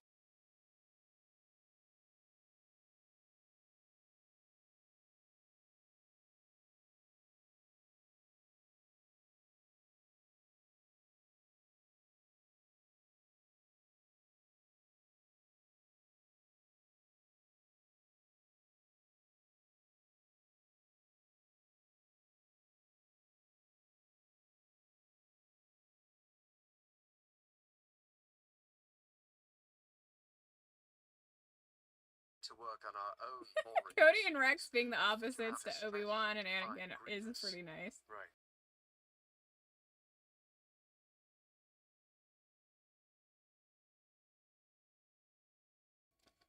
Oh, a few months ago you were so stupid and drunk you stubbed your toe so hard on your bed frame only to notice. A few days later you broke 3 of your toes and half your foot was dark purple. There's so many of them. Doesn't matter. Lovely. We take this space. No, So we will. I fucked it good. I was coming down the stairs. How do you propose we And get rid of those blast doors? let's just say this is my, like, the main toe joint and this is my big toe. I was walking down the stairs and all my little toes are over here, right? And I was walking down the stairs and my slipper fucking caught and slipped off. And my big toe, I was coming down and I landed with all my weight on the step like this with my big toe. Like, all the way. Luckily, I'm hyper flexible, so it didn't break, because I feel like for a normal person, that would break your fucking toe. But I fucking came hard all the way down on it. And, out of context, don't clip that. But I went all the way down on it like that, all my weight. All my fucking weight on that. That shit hurt so bad. So I think it like fucking jammed it really good. And cause my toe was flexed as well. Cause as I was walking, my toe was flexed. So it was flexed and it bent and all the weight went down. So it swelled up real big and it turned purple. But the swelling went down after about a week, and then Like how you did. and it still has a little bit of discoloration in it. Most of the color's gone, but it is still a little swollen still. Has a little bit of color still, and it's still a little sore. I have most of the range back. But I can't, like, pop it, and I can't pull on it. Like, I think it's jammed really good, and possibly a hairline fracture. We have to warn you, man. You didn't feel it? Well, yeah, you didn't feel it. All your nerves were dead. For some reason, our commando droids are not That's why I have inside shoes and outside shoes. Slippers are not to be trusted. Yeah. I have outside shoes, and I have inside slippers and boots. And these were, like, my backup slippers, because I had on my normal ones. Like, because I wash my slippers and stuff pretty regularly. So. I also keep house slippers for my guests. I always keep fresh, clean house slippers for my guests. Sounds like you got lucky. It could have been worse. Yeah. Yeah, it could have been a lot worse. I think part of why I got lucky, like I said, is because I'm flexible. Because I feel like if that had been a normal person, like a normal person that has like minimal range with their toes, me being hyper flexible and like double jointed and stuff, I think that helped it from being broken. But I think it legitimately, if it had been like a normal person's foot, it would have fucked up hard. But there's not much you can do for that. Put it in a boot, maybe? A brace on your like foot, just to keep it from getting fucked up more. We use liquid tabana as fuel to heat the base. Liquid tabana, highly explosive. Good.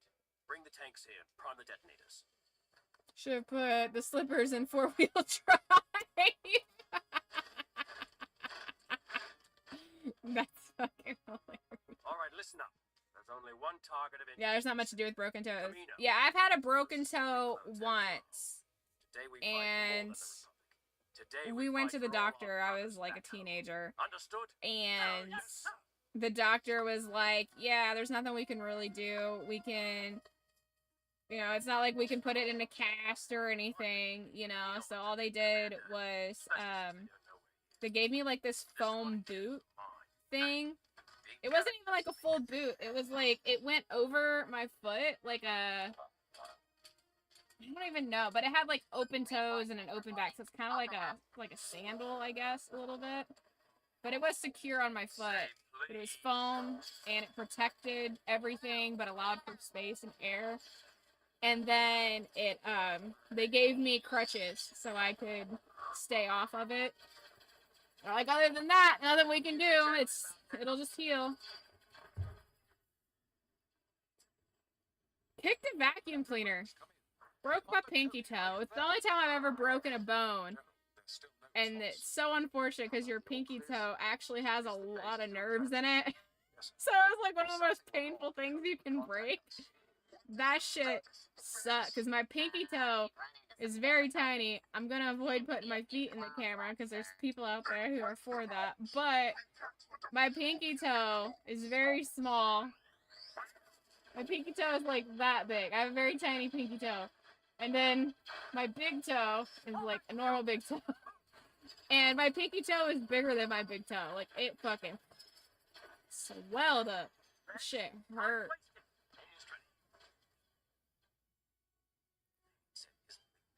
Oh my god, Cam, you can't show your feet on Twitch. That costs extra. I would do my best not to show my feet, obviously, but I didn't know how else to explain it without a foot diagram. Rocket sister playfully kicked my shin when we were younger and broke her fragile ass toe. You have impressive shins, it sounds like.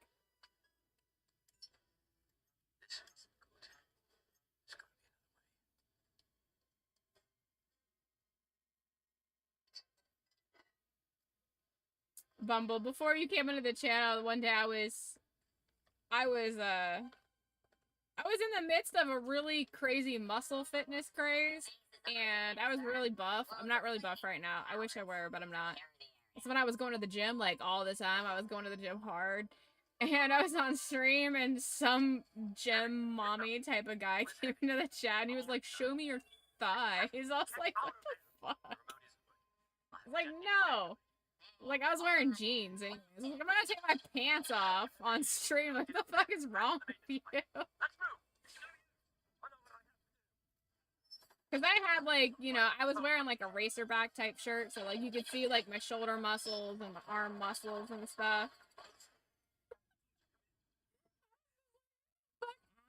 Like, show me your muscly thighs.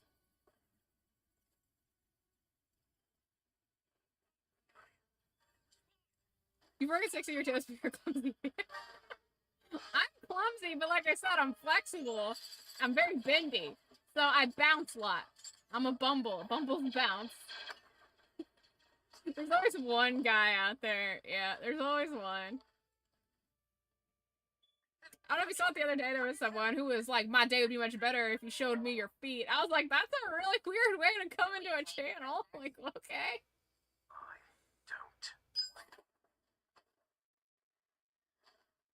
I haven't broken a bone, but I've dislocated shoulders, knees, hips, and other crap, and I've had bone besides? What bone besides? Always did hate that place. Your signal's been disabled. The Rishi base has stopped transmitting. Grievous. Sound the invasion alarm. Let's get the fleet underway. I've never dislocated anything that I'm aware of.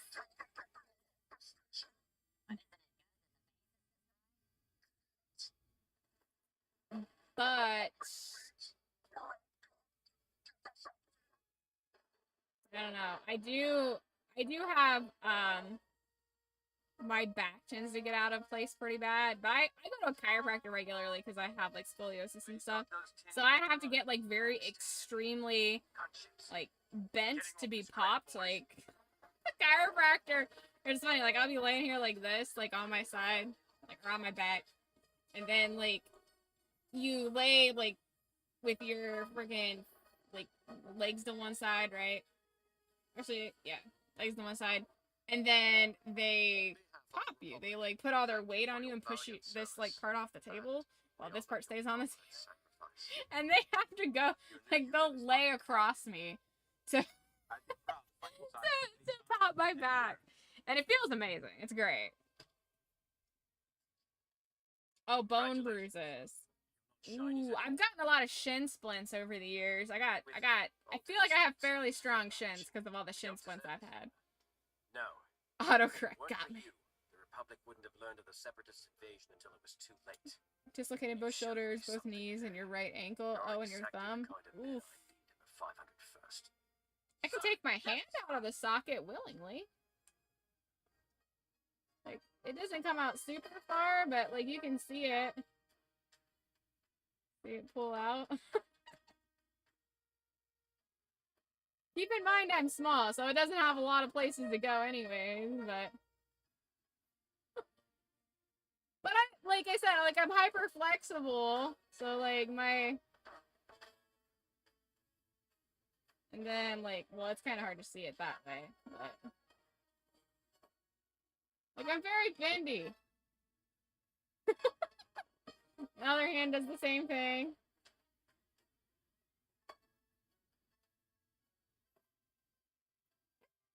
I have small thumbs. So I'm very Gumby-esque. Like, let's see. Let me crack my knuckles and stretch my knuckles real quick. I don't know. I've been told that that's not natural for your hands to naturally go, like your fingers to go back that far without pushing on them. And then, like, you just take it and keep going. You're double jointed in 60% of your joints? Nice! Something called owl neck? And I've been told I have an extra vertebrae. Of General Grievous, the Republic's foothold in the Outer Rim is in Ew! mission to protect the strategic world of Bothawai. Anakin Skywalker and his weary battle. I can also flip my tongue back and forth. I don't know what that has to do with anything bone-wise, but it's a thing that I have fun with that a lot of other people can't do. Among our most recent losses was the battle group at Valine. The Separatist fleet commanded by General Grievous is headed your way. Seems like that coward always knows where and when to attack us. You're heavily outnumbered, Anakin. I advise retreat. If we run, the Separatists will take control of this sector. We can't let them do that. And that is your problem. Master Kenobi is right. We should regroup. We don't stand a chance against... Ahsoka, Suicide is not the Jedi way, Master. You should listen to your Padawan. as you listen to yours, my old master? No, we're going to stay and fight, and I think I know how to beat Grievous at his own game.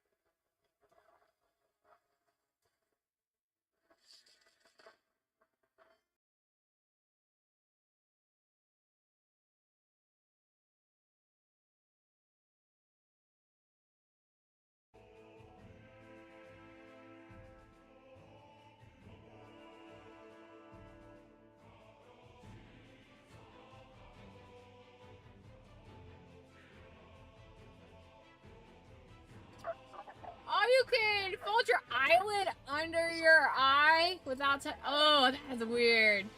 I can't even, like, when people do, like, the weird eyelid fold to make their eyes pop out and stuff, oh, that freaks me out, because your eye is so fragile. I'm terrified of my eye popping out, because that's the thing that can happen. Your eye can just pop out. It can happen. And then, like, I know how to put my eye back in, because it's such a fear, but, like, the act of my eye being out of my face is terrifying. This is the concept. You can put your jaw out of the socket and let it hang. No! What? What? That's a thing you can do?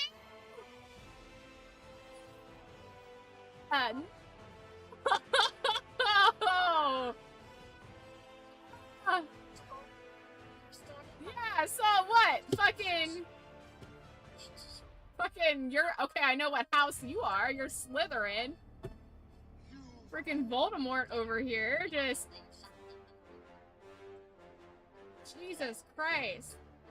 So can you just, like, eat a whole turkey? Just put, like, a whole rotisserie chicken in that bitch and just have at it? Yeah, there's no way, bro.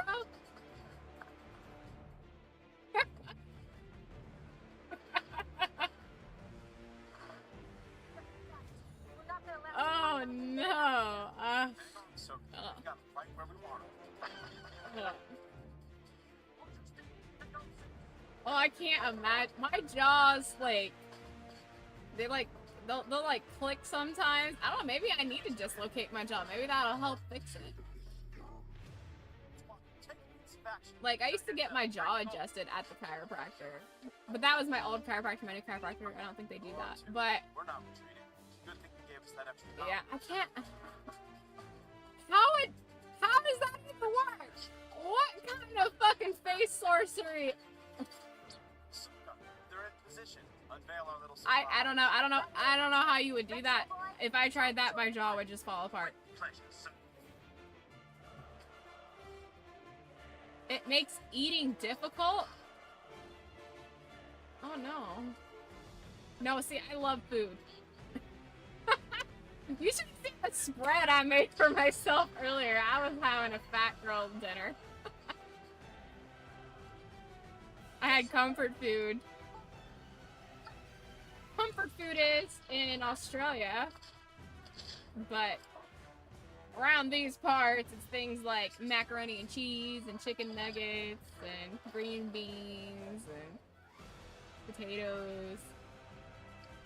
Starchy foods. Oh, right. right, your popcorn. Yeah, get that popcorn.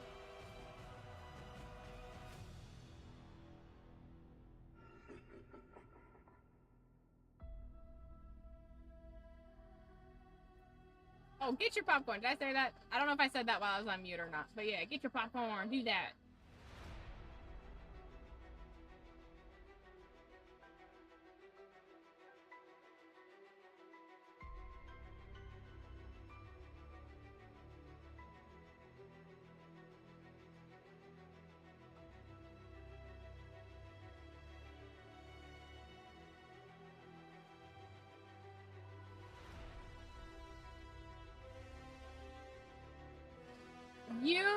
You can remove it from one side and crunch it and have your bottom teeth almost at the other side bottom.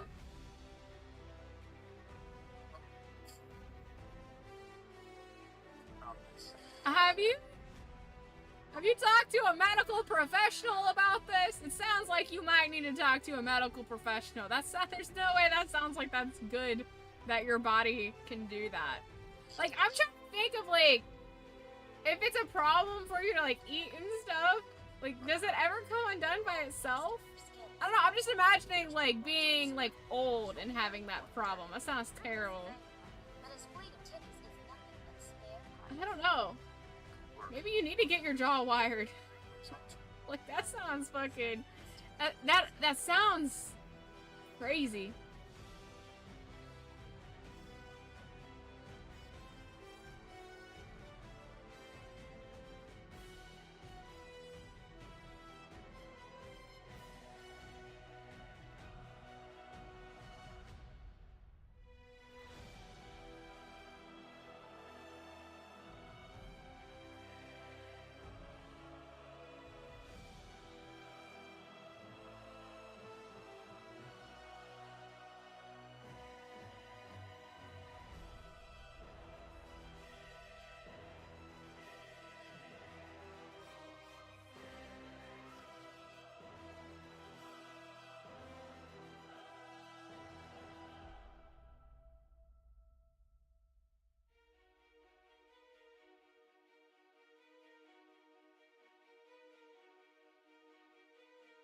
Yeah, I don't know, man. I feel like it coming out by itself is almost a little problematic. I don't know. Like, it's your body, obviously. But I feel like that would definitely be something I would look into. I don't know. If it were me and my jaw just inconveniently would pop open, like, I'm thinking about, like, with my luck, I'd be on a date and I'd go to take a drink or something and then my jaw would pop off. Like in Beetlejuice, just the whole thing would just fall right off. And then, boom! Date ruined. I've got sangria all over my blouse. The date is confused and scared. And we never see each other again. Imagine making conversation improv. The trauma that would ensue if I was talking to somebody and their face fell apart. I would be like, ah!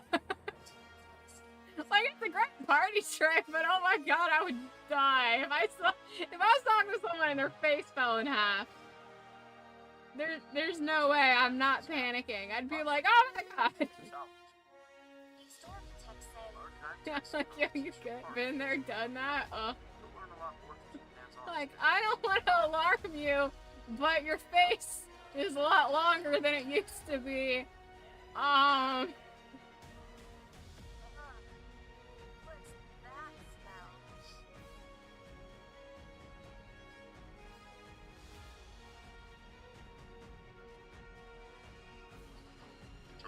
Hello?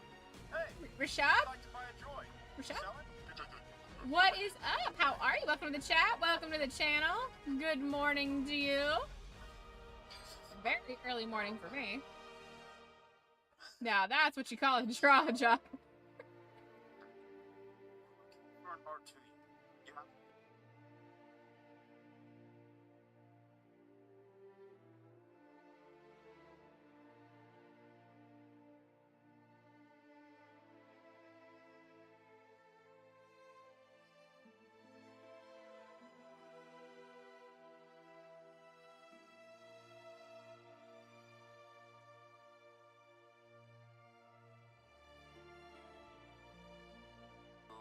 Yeah, if someone came at me with an open jaw and inside out eyelids, I don't know what my reaction would be.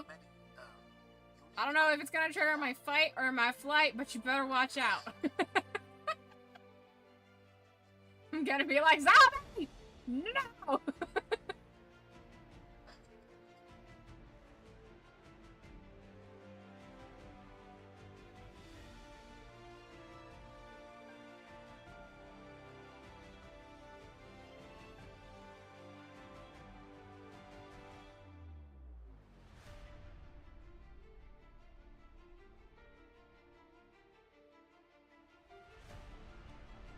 One hell of a way to go trick-or-treating? Yeah, no shit.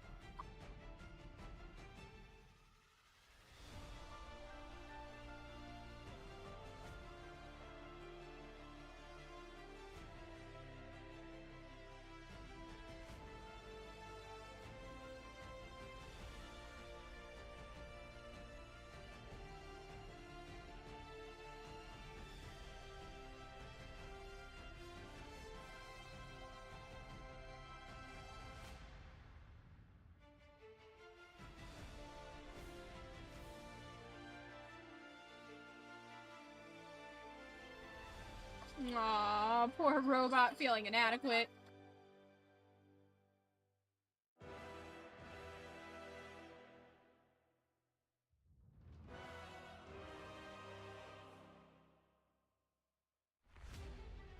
Why don't you disable those while you are in there and they're deactivated? It's like, oh, we better watch out for these. Like, they're taking a nap. You might as well just make it a dirt nap.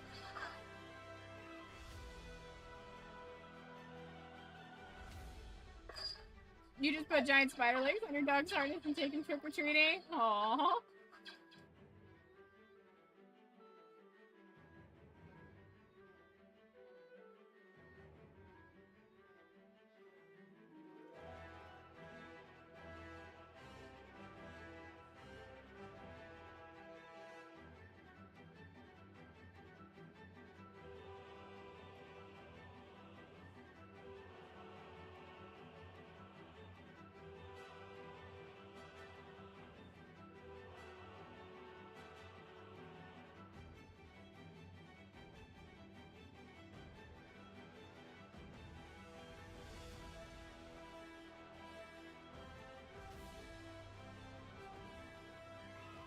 Aw, poor R3. This is how a droid switches to the dark side.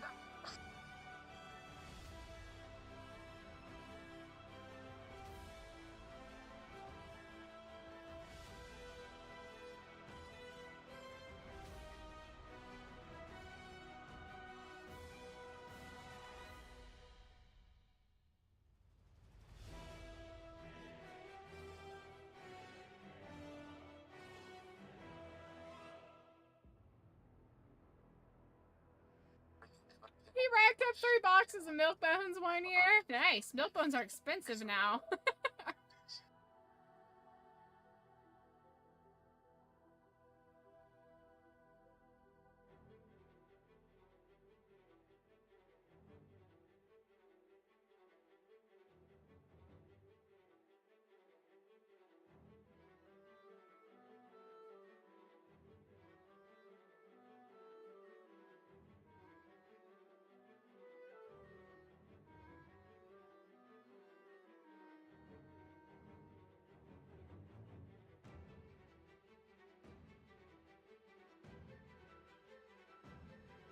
Ready to attack? Oh no! Grievous' spot, intercepting all transmissions. He must have some sort of secret listening post out there somewhere. That would explain how he's been able to ambush our fleets. Split up your squadrons, Anakin. Find that base and destroy it. It's as good as done, Master Yoda. May the Force be with you both. I'll sweep the outer corridor.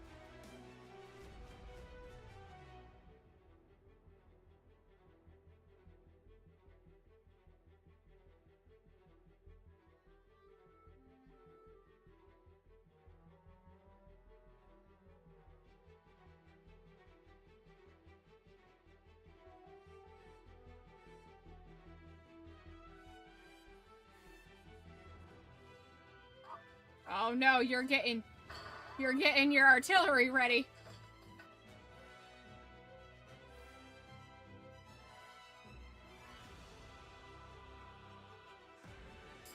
Hey, you saw I was live and wanted to swing by for a few minutes and chat. You gotta get moving and make some stuff tonight for your business. Alright, well you have fun. Thanks for swinging by. It's great seeing you, man.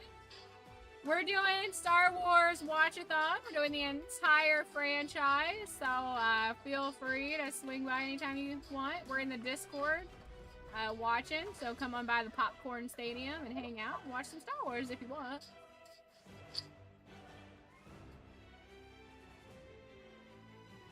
Don't know if it worked though. It should have. You can purchase them in advance and then throw them. I never do it personally, so I know that some people like Worm will do that. Worm will buy some and then he'll throw them unexpectedly at me. So it'll say ready to attack usually when you have pre-bought it, but you haven't thrown it yet. What were you up to? But I'm also not 100% sure. R3, have you verified? Like I said, because I got it all set up and it works. I don't do it myself. I don't throw stuff at myself, so. Okay, let's see what we can find. Activate long-range scanners. Very nice. You may do that sometime soon. It was good seeing you.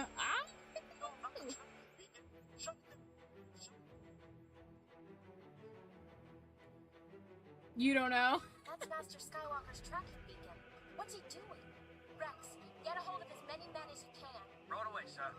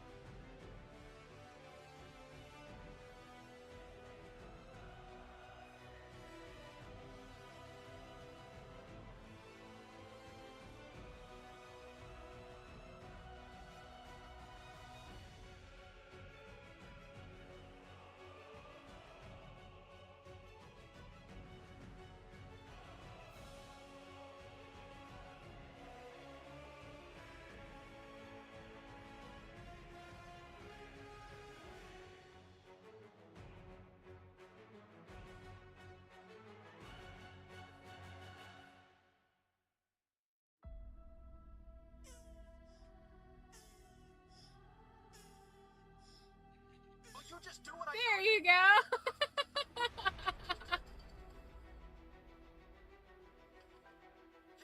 I have a panting turtle humping my mom.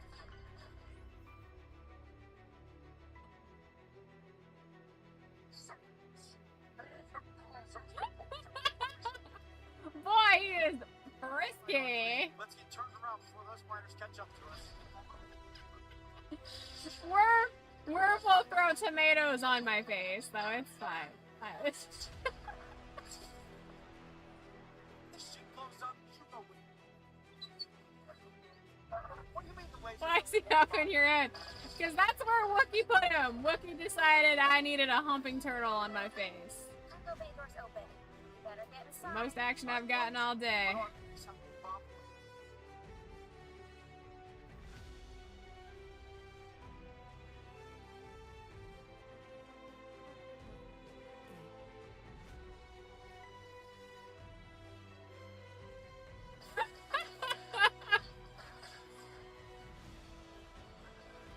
Oh no! Almost there. Wait, how do I do this? Yeah, get it. Well, now you get pink eye.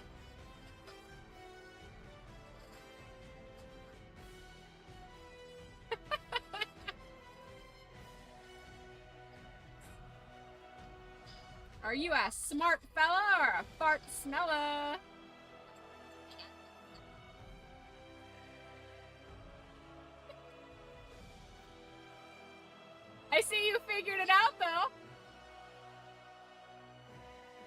turn that into a gift me biting the gnome butt?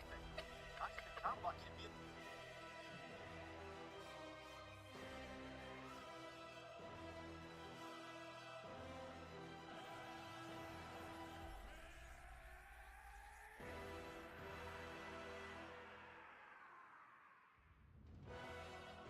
Ah! 3 episodes later. I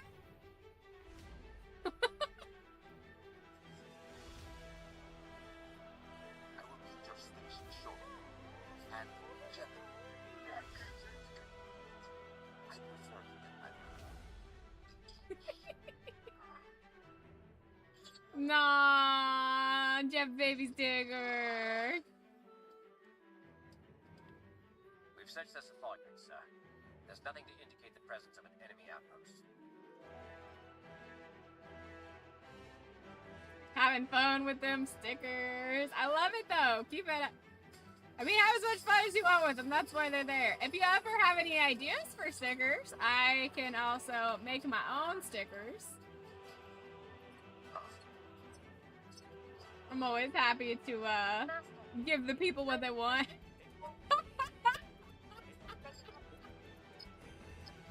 Boost the volume, Bolt. No, you're losing it. That's R2. That doesn't sound Oh, it's so fun. I can never forget that voice. And you placed them so perfectly. Like, they're so perfectly done. So perfect. You nailed it. You nailed the googly eyes, for sure. It'll be worth all this trouble. Master, our orders were to find the separatist listening post. Yeah, it's a trap. It's a trap.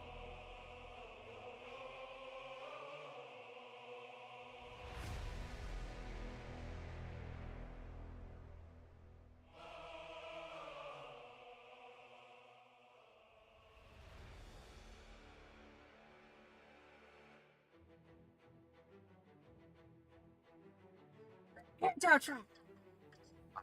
It's a trap.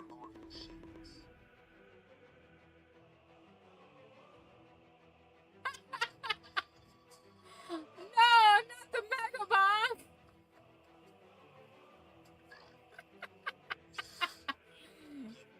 First he gives me pink eye, now I get a black eye.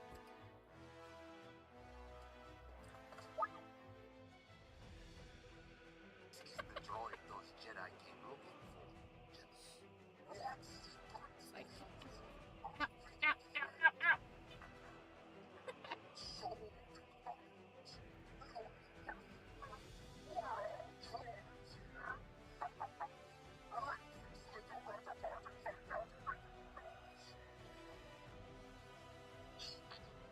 Right away, Captain.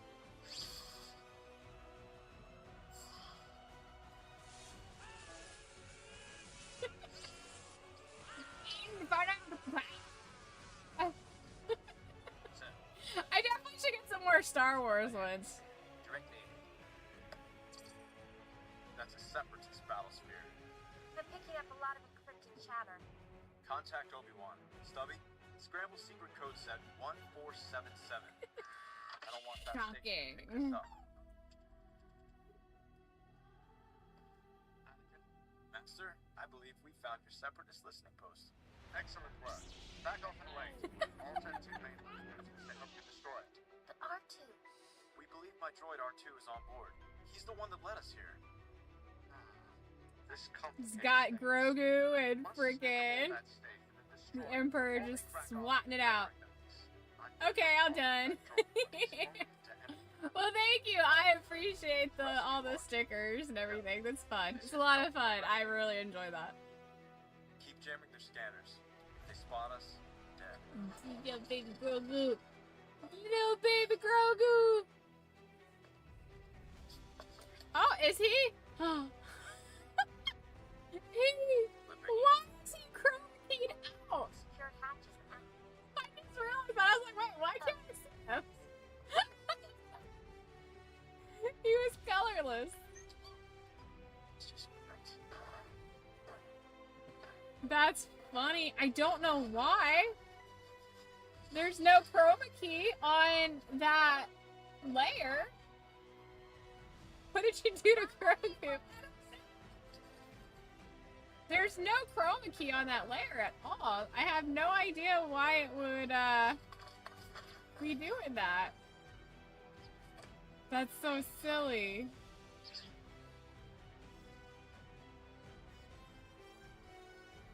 I don't know.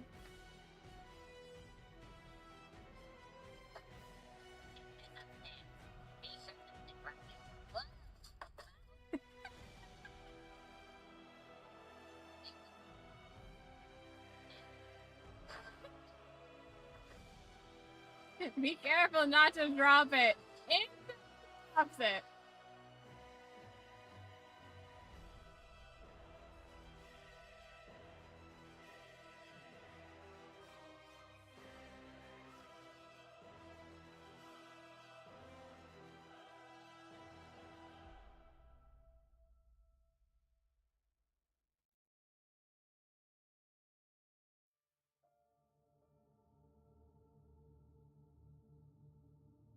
Well, he did want a head adjustment. He did want a head adjustment, so, you know. The green is the same as the green screen, that's all I can think of. Yeah, I know, but I don't have a chroma key on that layer. I don't know why it would be... Because that's what you do when you want, like, your green screen stuff. You, like, chroma key it, which I do have for some... For, like, a different layer. But not that layer, so I don't know why it's like that.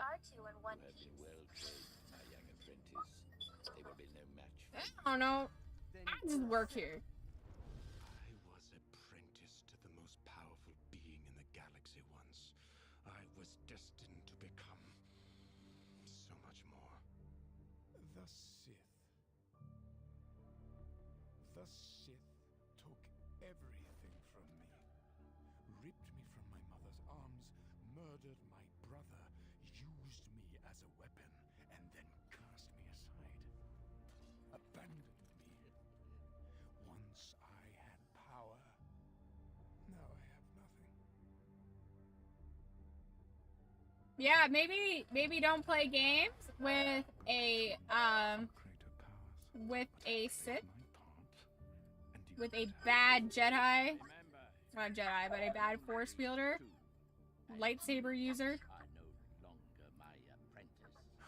Yeah, maybe don't do that. Maybe negotiate the price up first. Maybe have the foresight to realize that if they want the droid, that it's probably for a very good reason, and you should negotiate a high price. So long ago, I don't. Oh no! Ready to attack! So long, and my path has been so dark. Darker than I ever dreamed it could be. But I survived. I am the last survivor. And I can thrive in the chaos that is to come. Now I am called Maul. Always remember, I am fear. I didn't expect to see you so soon.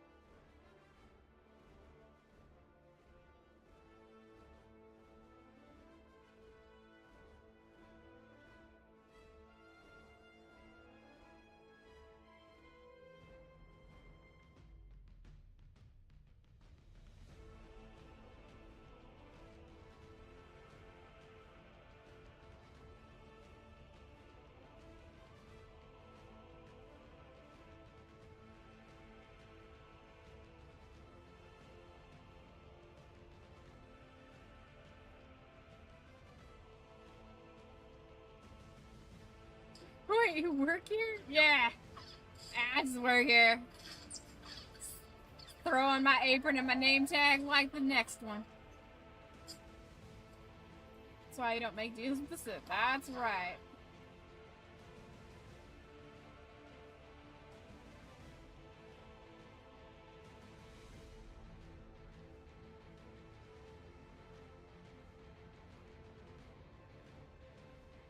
So they know that R2 has the data, but they haven't collected the data yet.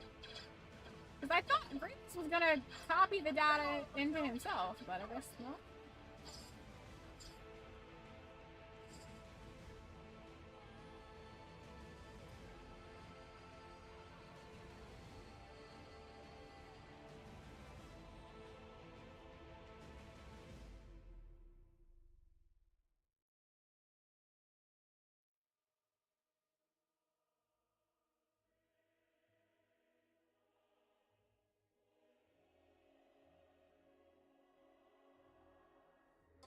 He was dumb enough to correct. Yeah, I always thought that was a weird flex. Like, don't you kind of need him to get the data? I don't know, it did seem like kind of a backwards move a little bit. Like, you could have killed him after you got the data and before you paid him, not before fake negotiations, you know?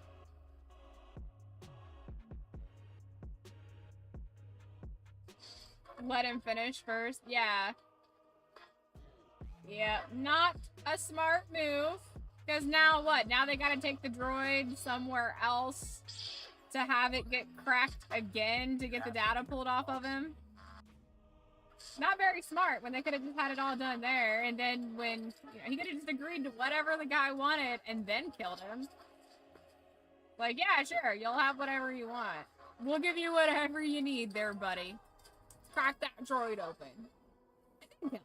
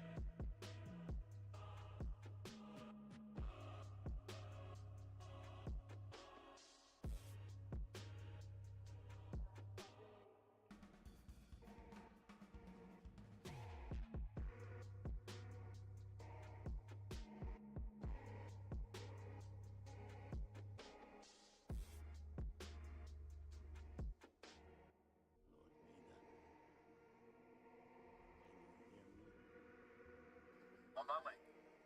I love that he can understand R2's beeps. Like, that always brings me joy, because I don't fucking know what he's saying.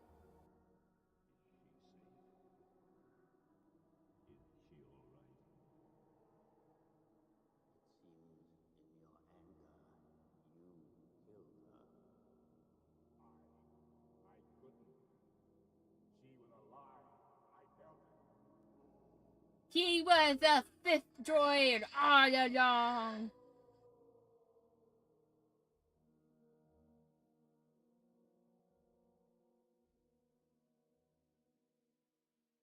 The outtakes with Obi-Wan, Anakin, and R2? I'm not sure if I've seen that. I don't think so.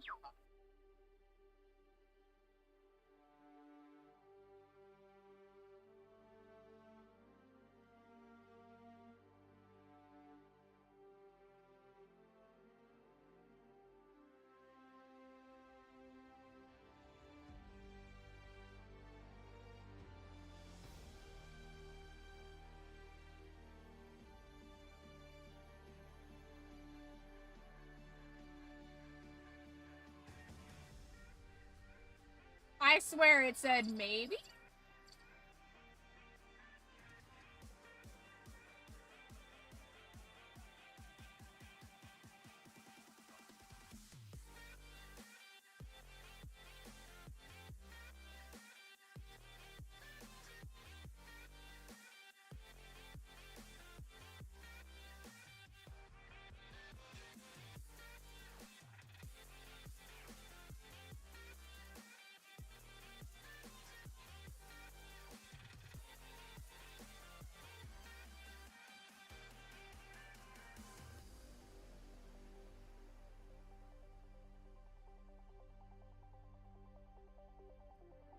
R2 was on the comms, Obi-Wan mistranslated what R2 said, and Annie repeated it back, and then they went back and forth speaking like droids. Nice, that's fun.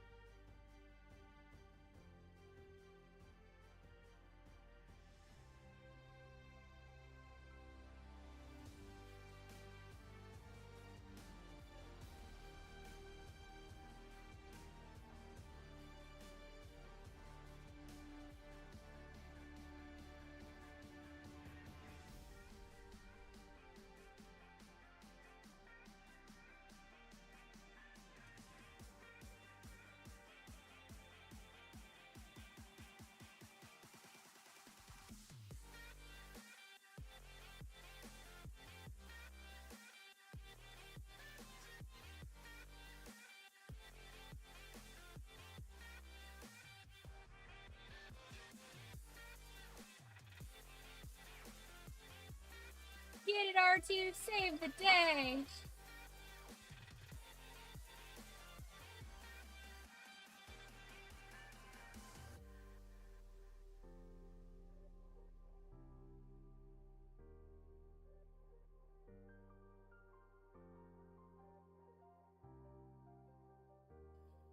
It's a droid off!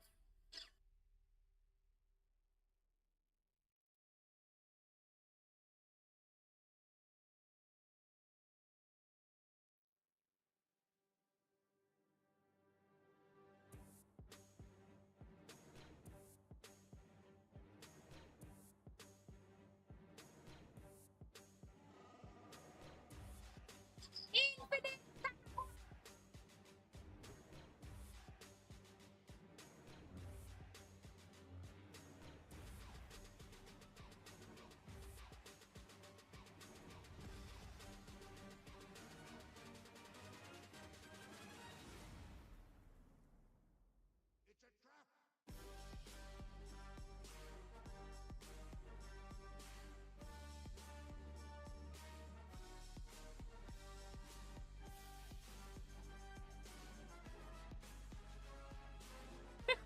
We were all fooled.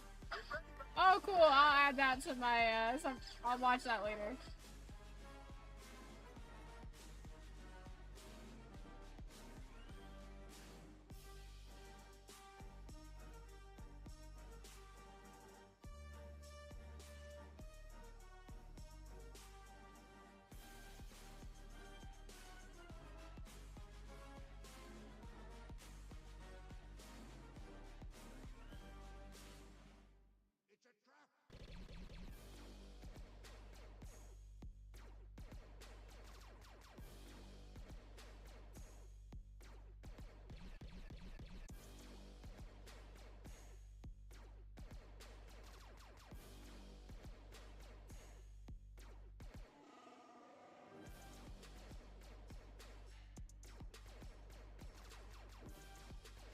Oh, even in the end, R2 does the noble thing.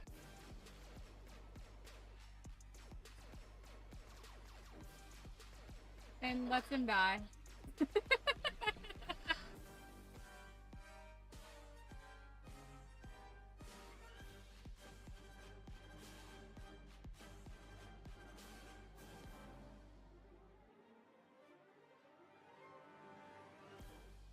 R2's like, fuck you!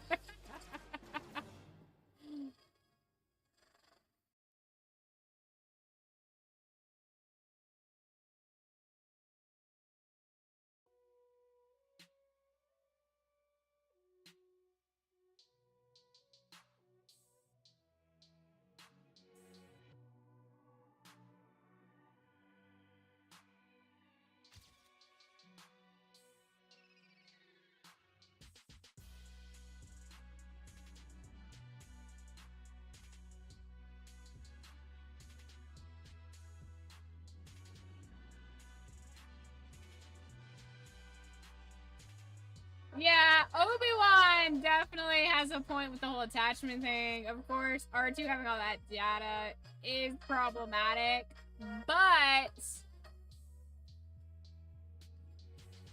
you know, it's just he's got to let go of attachment. I mean, that's part of the reason that that's part of the reason he has a Padawan. I don't know if you guys have seen that.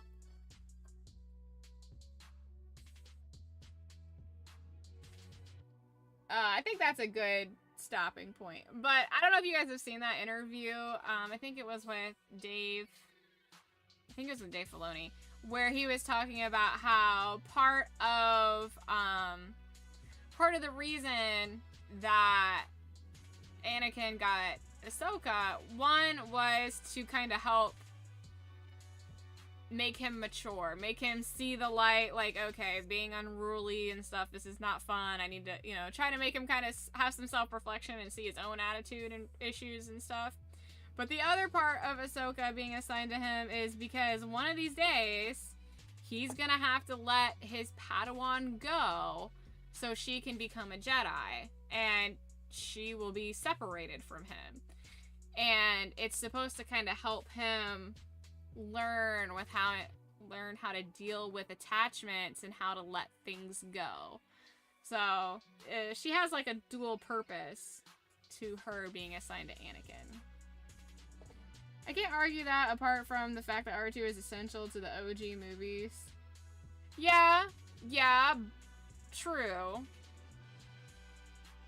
But he's still an attachment issue for Anakin, which is a big part of his problem, is he has severe attachment issues.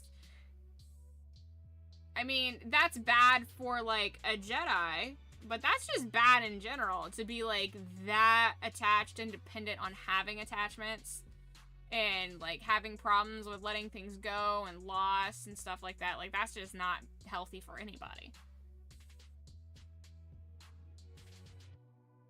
What's up, Julo? It's going.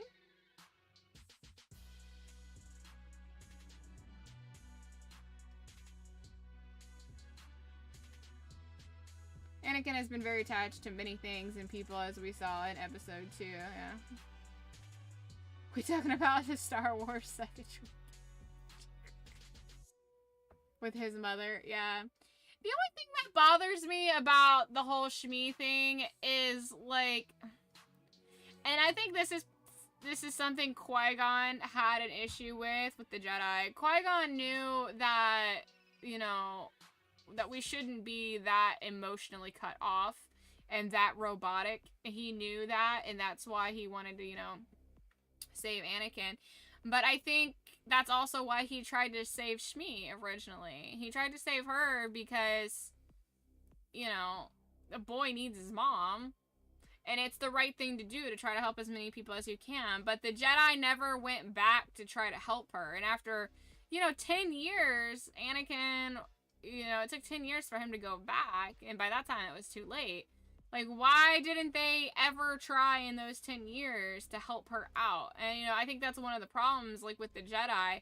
And one of the problems with Anakin is, you know, like, for Anakin, is that he's like, dude, we had 10 years. We could have gone back and bought her with proper credits. We could have saved her. We could have freed her at any time. And the second I started having nightmares and visions, which everybody knows, I can see things before they happen. You know, Qui-Gon talked about it, so I'm sure that they knew. They didn't let him go back to check on her, you know? Like, yeah, attachments, but, like, it's his mom, you know? Like, come on, man. Like, I don't know. It just... There's a difference between unhealthy attachments, but this... And the Jedi kind of foster that whole, you know, afraid to let go, because if I let go, something bad will happen. If the Jedi just had either helped him get his mom sooner or allowed him to go check on her, then he could have saved her, and it would have allowed him to be like, okay, I don't always have to be here. It's okay to have some separation. He would have seen that his mom is married and well taken care of and has, you know, step siblings, and he would have seen that his family had expanded, and he would not have necessarily developed that attachment issue. But I think that losing his mom just solidified that attachment issue, and then, you know, it just festered as being the Jedi's fault, which, you know, kind of is their fault. Like, it's the Raiders' fault that she, you know, met her fate the way she did, but really his attachment issue is due to the Jedi's lack of compassion for other people.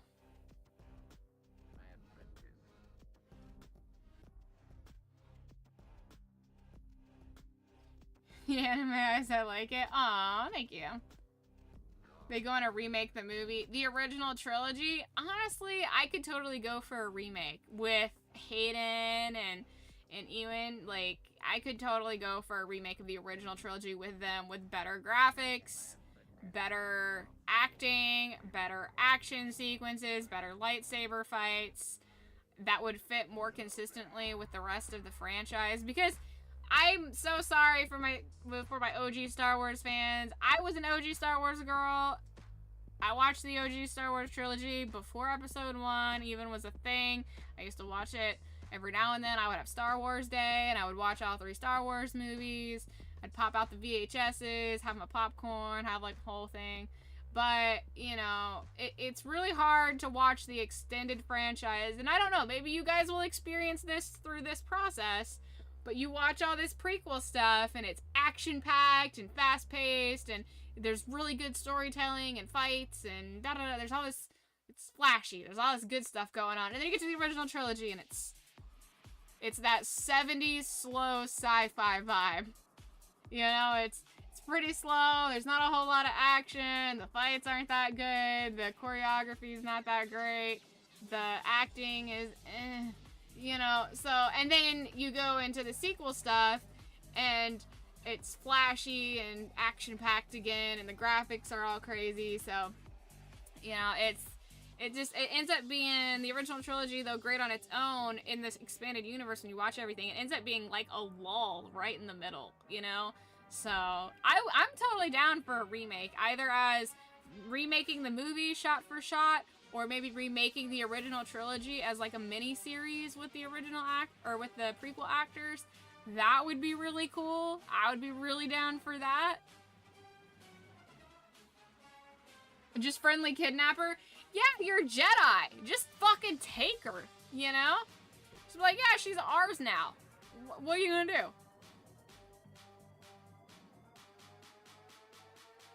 Weird as well, though, he didn't care about his attachment to C-3PO. Yeah. That's a good point. Why does he not care about He put a lot of work into C-3PO. Maybe he felt good about leaving C-3PO with his mom. You know, maybe that made him feel better about leaving his mom, as at least he had left C-3PO a piece of him, because he worked really hard on C-3PO. So maybe that was like a little bit of a way to kind of lessen the guilt for so long is, well, he's leaving his mom, but he's leaving C-3PO, something he's put his heart and soul into to help her with her chores, to help her around everything, and, you know, to give her company and stuff. So maybe that's why leaving C-3PO wasn't as big of a deal. And keep in mind, he also didn't have that attachment issue at that age. Not really. Not really, because the attachment issue kind of came with, you know, the Jedi not allowing him to see his mom and his mom dying, and then being afraid.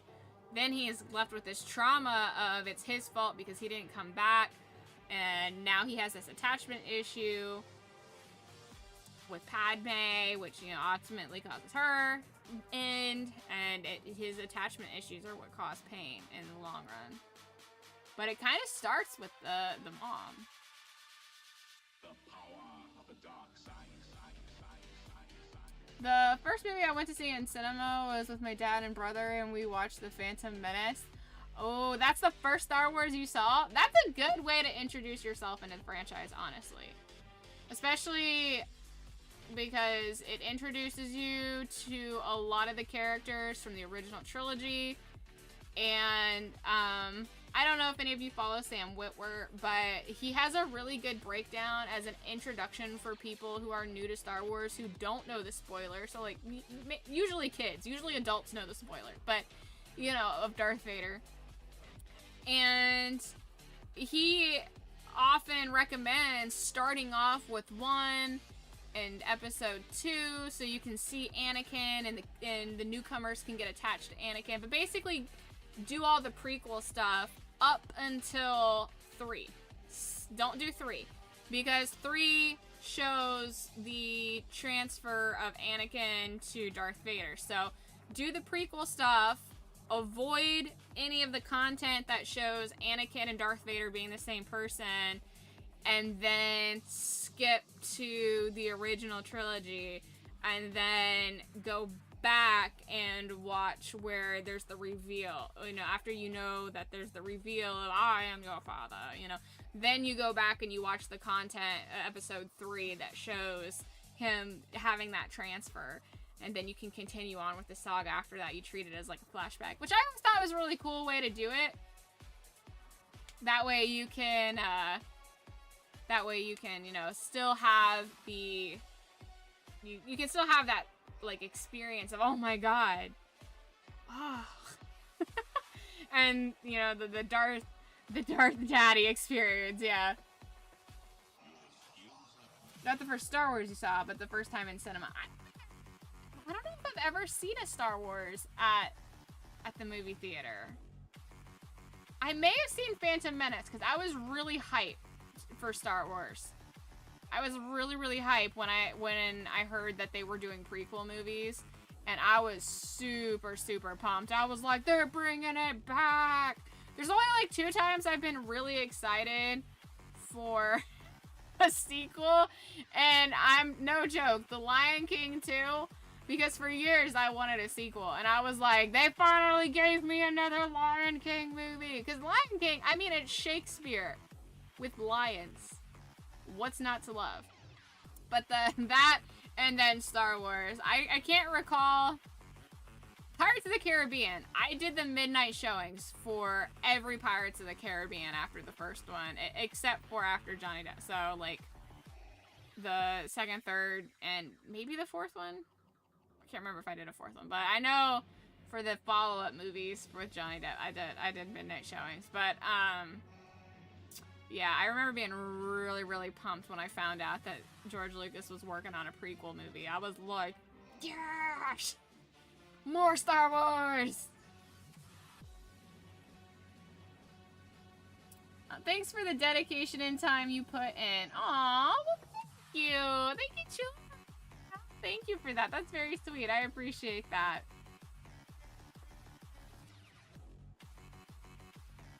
I mean, what? Anakin is Darth Vader. Oh, come on, Wookiee. Don't tell me you didn't know that. Everybody knows that. Have you seen Mufasa yet?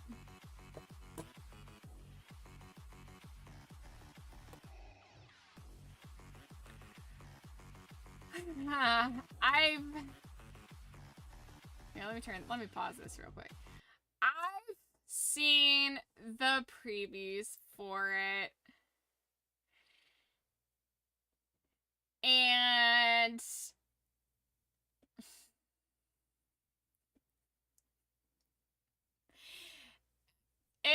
I'm a little scared to watch it. It hurts my heart because I'm like, what have they done to my boys? Nah, that you got Kim started. Wookie, you haven't even been here long, and you already are like, oh, you're gonna put Kim on a tangent. I'm that predictable. No. Oh, I hit a nerve there. Yeah, no, I love The Lion King. As you can see, all my Lion King shit behind me. And I just, it looks so bad. It looks so bad. And I heard that song, I always wanted a brother. I was like, oh, it sounds terrible. It sounds terrible. It looks terrible. Why do they have accents now? They didn't, Scar didn't have, like, a crazy thick accent. Like, why? Why does he have a crazy thick accent now as a cub? I don't know, man. It makes me sad. They have so much good content from their books that they've published. Just use that. Just use that as the source material. Like, you already have the books.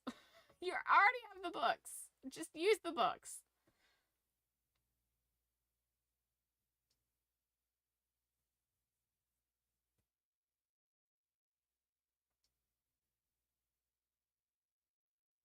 Okay, but of course it's not gonna stand up to the first movie, but it wasn't that bad. I still enjoyed the movie. That's all I'm gonna say. Mufasa explains a lot. That's not to recommend. They have both always had some kind of yeah, they've always had like a little bit of an well, James Earl Jones doesn't really, he has like his own unique accent. It's just deep. It's just a deep accent. It's like a deep southern accent. But it wasn't like a thick English accent. Darth Lion. Mufasa explains a lot. Yeah, but so does the book. There's a book that explains it. There's a prequel book. There is a series of books from the 90s. As a Lion King fan, I can tell you about them. There's 6 books, and they each tell different stories about different periods in, like, the Lion King timeline. And one of them is a story about young Scar and young Mufasa, and it explains some stuff in there. They're very hard to find, but you can look them up. If you're someone who knows how to do torrents, there is, I'm sure, because at least I have found them that way. I have a book torrent version of those books, and basically it's just like a PDF kind of thing where it has like all the scans, all the book pages and stuff.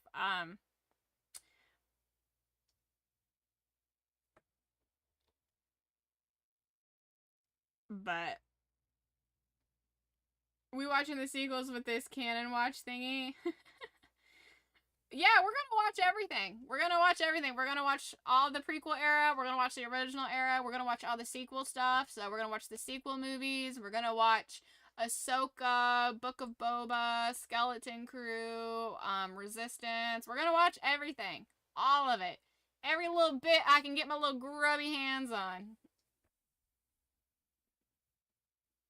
I mean, I'm gonna watch Mufasa. I'm going to ultimately watch it because I am such a Lion King fan. But I'm nervous, okay? And I feel like I have a right to be nervous and scared. Disney has really been fucking up their IPs lately. And The Lion King is my favorite of their IPs. So it's, I'm a little nervous. I feel like it's justified that I'm nervous in watching an entry in my favorite movie during the worst era of Disney. So, or my favorite movie series. I know the live action Lion King wasn't all that, but Mufasa is fire.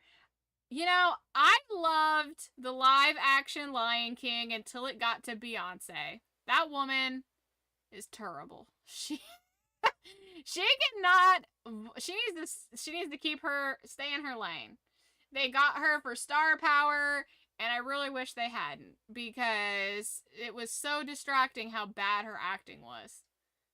It was so distracting. At least I thought it was. But I loved sitting in the theater because it was like watching my favorite movie for the first time again, which is, who can say that, right? Like, how you don't really get that. So, like, the intro scene, it was such a shot for shot remake. Like, it was so good. Like, the whole intro, the way the elephants moved and the birds on the tusks. I was like, oh my god, it's just like the animation. Like, I was just eating it up. I was like, I'm so happy I get to see my first movie. And then, like, it was good. It was pretty good. And then Beyonce. And Beyonce just took me right out of it. I was like, ugh.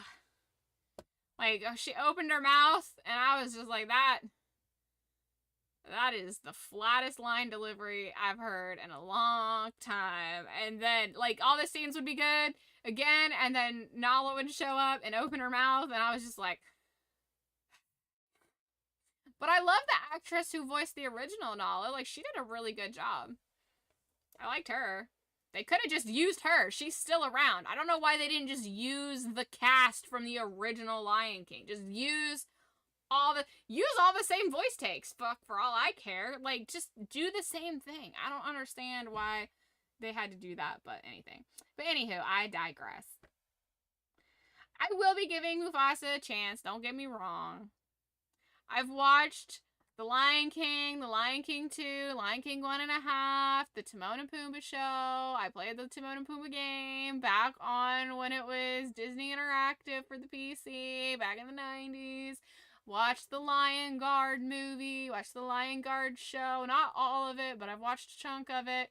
So, like, I will watch, I watched the live action one, obviously, but I will watch it. It's just... I'm probably going to acquire it. I don't know, maybe we can do a Lion King watch-a-thon. I don't know if you guys want that. We can do that. We can do that.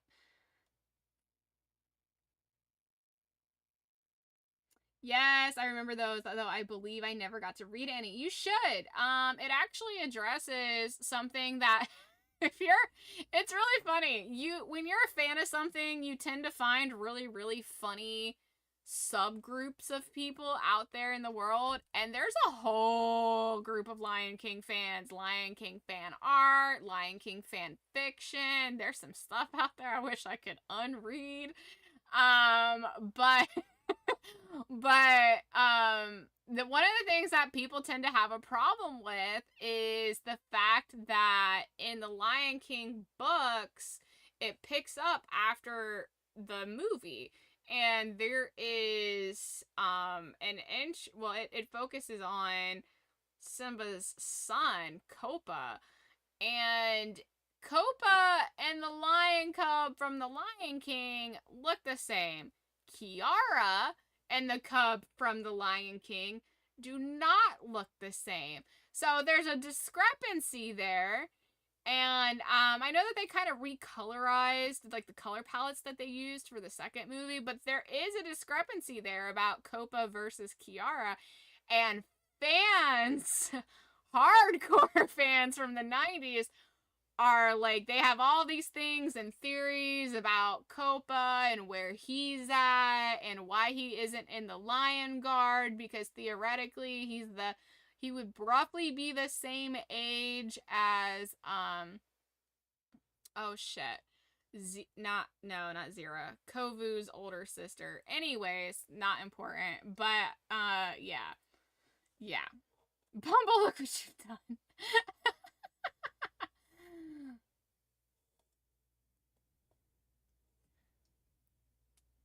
Let's see her.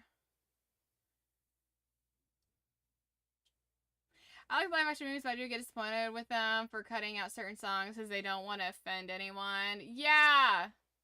Yeah. I'm gonna say this. We Are Siamese from Lady and the Tramp. That's a baller song. We are Siamese, if you please. That song is precious. Why take it out?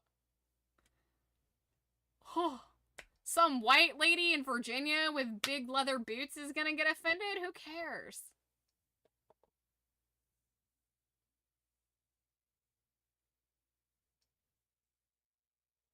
Oh, and look, you just said that, Bumble. Cutting out the Siamese cat. So I swear to God, I did not see your message. I was reading stuff in order. Swear to God, I did not see your message. We are on the same link. The Siamese cat song. That is so great. I love that. My first response to that message was the Siamese cat song, and your response to that message was the Siamese cat song. That's so great. Wrestlers and singers need to stay out of movies. Agree. I wish we would go back to old Hollywood rules where people had to act, sing, and dance. Or at least 2 of the 3, but then they never would go into the one that they weren't good at, you know? But I really wish triple threat was a thing. I wish that was a qualifier for Hollywood. I wish we would stop hiring people that can't sing to be singers. Stop hiring people that can't act to be actors. Let's see. You found them for $6? Nice, Shax. I used to get the McDonald's Lion King action figure. I have a lot of McDonald's figures and play sets and all kinds of stuff. Blame Disney. Blame Disney. Blame Disney with their beady little eyes. Sorry. My soul hurt. Why does your soul hurt? What? Okay, wait. Which part? Wait, which part does your soul hurt? Oh, when they took the Siamese cat song out? This is the first time I've got Cam on a long-winded rant at the end of stream. Last time we ran it for 3 hours. We did. Facts, but I do have to go to work. Don't forget they took out Be Prepared out of live action. Yeah, they took all the songs out of the live action one, really. Well, like, most of them. And I don't know why.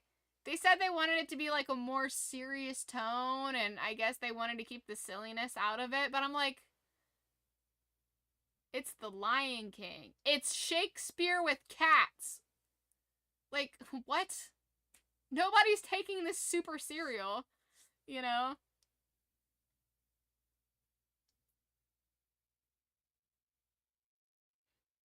Yeah, you were waiting for it and they just cut the Siamese out, yeah. Honestly, like, the Lady and the Tramp movie, I remember thinking it was pretty good, except for the Siamese song. I loved the Siamese song. And, you know, I really wish Disney, it's only offensive if you make it offensive, you know? There's no ill will. They're Siamese cats. They're singing a song about being Siamese in a science kind of inspired tune.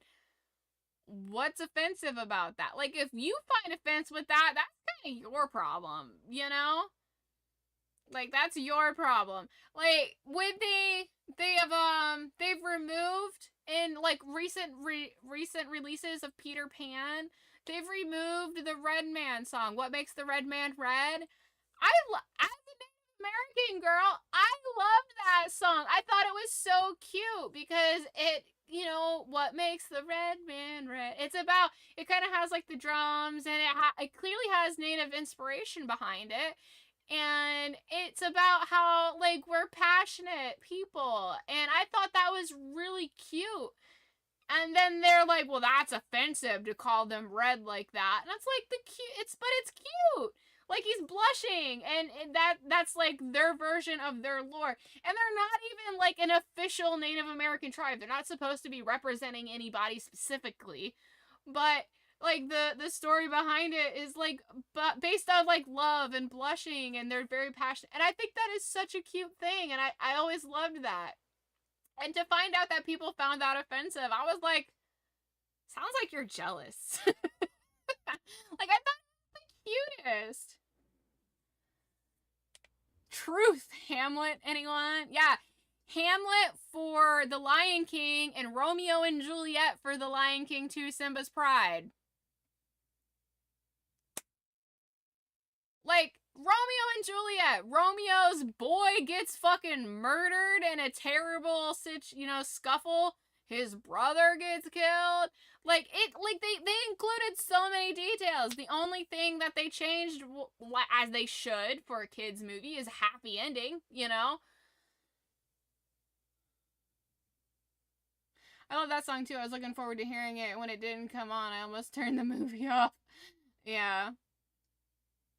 You forgot about it. I have an idea. Let's find all these Disney movie editors who cut out the best parts and do it to their fave movies. Let's, yeah. Let's do that. What's like,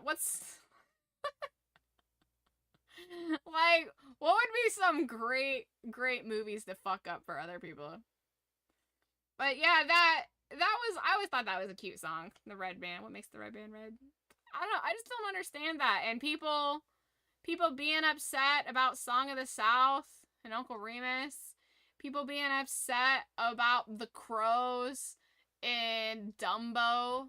You know, people being upset about the dwarves in Snow White. And it's just like, okay, the crows in Dumbo are part of the best part of the story. Hey! And touch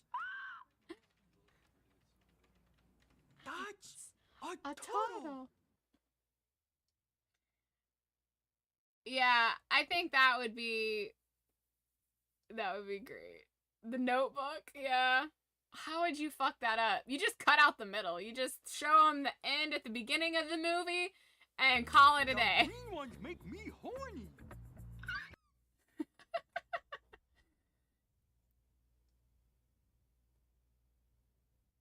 You've never seen The Notebook. It's predictable. It's predictable. It's got... I will say there is one line in it towards the end that made me tear up. But other than that, I was pretty bored with the movie. It's basically two people who are fucking toxic and terrible for each other that are in love for some reason. It's one of those. It's one of those romance. It's a real chick flick. It's just not... I don't know. You can watch it if you want, just to say you've seen it for the zeitgeist knowledge, but... I Grew Up with Dumbo is one of my favorite movies. Yeah, the crows were one of the best parts. The crows were entertaining. They were witty. They were charming. I always loved the crows. Now, as a kid, I never... This is one of those things where it's taught. I never associated the crows with anybody in particular. Never a single group of people. You know, their accent kind of leads you to believe they're like, I don't know, like from the South maybe a little bit. But I never associated with them with any group of people. For years, even after I learned about the Jim Crow law, my first thought was not, oh, the Dumbo crows. Like, that was not... like, I didn't make that connection for years. Someone, like, pointed it out, and I was like, oh. But, like, I just liked them. Like, I never made that connection, but I'm also not, like, racist, so... We just grew up naive. No, we grew up pure. We grew up pure. We grew up pure and it was ruined by old racist people who had to tell us that it was racist. But I don't think it's racist because they weren't portrayed negatively in any way. You know, and it's a form of representation. You know, I don't know, like, they were sweet. They had the songs. They were cool. I don't know. Maybe that's just me. Maybe I'm someone who has an older sensibility where I'm just like, don't be offended. It's fine. Like, you gotta go fishing? Ooh. Okay, Kim, what actually are your thoughts on the Star Wars sequels? Like them or hate them? I don't hate them. But I think that the story that was trying to be told really got muddied. I think that there is a good story in there, and I can see what the story is, and I've kind of explained this a little bit, that I think the story that they're actually aiming for with Ben reflecting Anakin and his fight with the dark side and the light side, and him ultimately finishing what his grandfather set out to do, which is save the love of his life, right? You know, he says he's here to finish what his dad started, or his granddad started. And he does.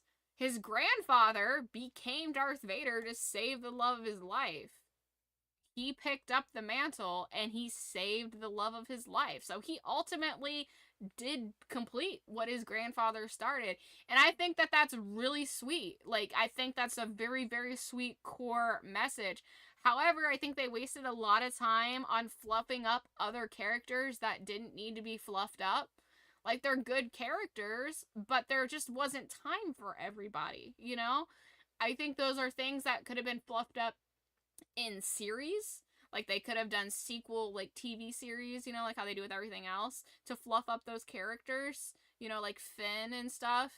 And I think they should have focused more on Ben and Rey's relationship building, because it seems really forced in the end. I feel like we didn't get to see enough of them connecting. and I feel like there wasn't just enough of a buildup of that connection and emotion, because they're supposed to be like madly in love and the strongest Force people in history, and I just didn't get that from that. The story they tried to tell of him finishing the mission, if you will, good concept. 6.5 execution, maybe? You know, because there is good parts in those movies. There's fun parts. There's some great acting. There's some beautiful scenery. There's some great imagery. So, you know, like the iconic imagery, like the handprint, you know, on the mask or on the helmet for Finn. Like there's some great memorable moments in these movies, but there's also a lot of unneeded fluff and a lot of hackery mixed in, and it just feels like they maybe tried to go in too many directions with not enough time, maybe, if that makes sense. Bro, I just knew them as the singing crows, right? You've derailed the stream. Well, the stream was over anyways. I was just gonna call it a night, so it's fine. It's alright, we all do it. All my friends hate Rey, but I actually liked her. So, here's the thing that people, okay, hear me out. Hear me out. Give me a chance here. People talk about how they're mad that she's like a Skywalker. They're like, she's not a Skywalker, you know. I don't think she's the Skywalker. Though in spirit, I feel like her and Ben are very much like, because they were in love, and he fucking used his energy or whatever to save her, right? So I feel like if things had a happy ending, they would have been together, right? So, and Leia really took to her very kindly. So I feel like she kind of was like an honorary member of the family, because if it had worked out, she would have been a Skywalker, right? She would have been with Ben. But if she is the strongest Force wielder and he is the strongest Force wielder, they haven't seen a connection like that between two Jedis in like hundreds of years, then I think it's ultimately possible that when he sacrificed himself, that she became pregnant. Because if you look at how, you know, the theory that Palpatine, you know, manipulated the fucking Force to get Anakin to be born in the first place, you know, why isn't it possible for such a huge sacrificial act of love in the Force in itself create life and maybe even start the entire cycle over again? So I'm thinking she might have a little, I don't know, that would make sense to me. I feel like some people would hate that, but I kind of like it, and I feel like it makes sense, you know?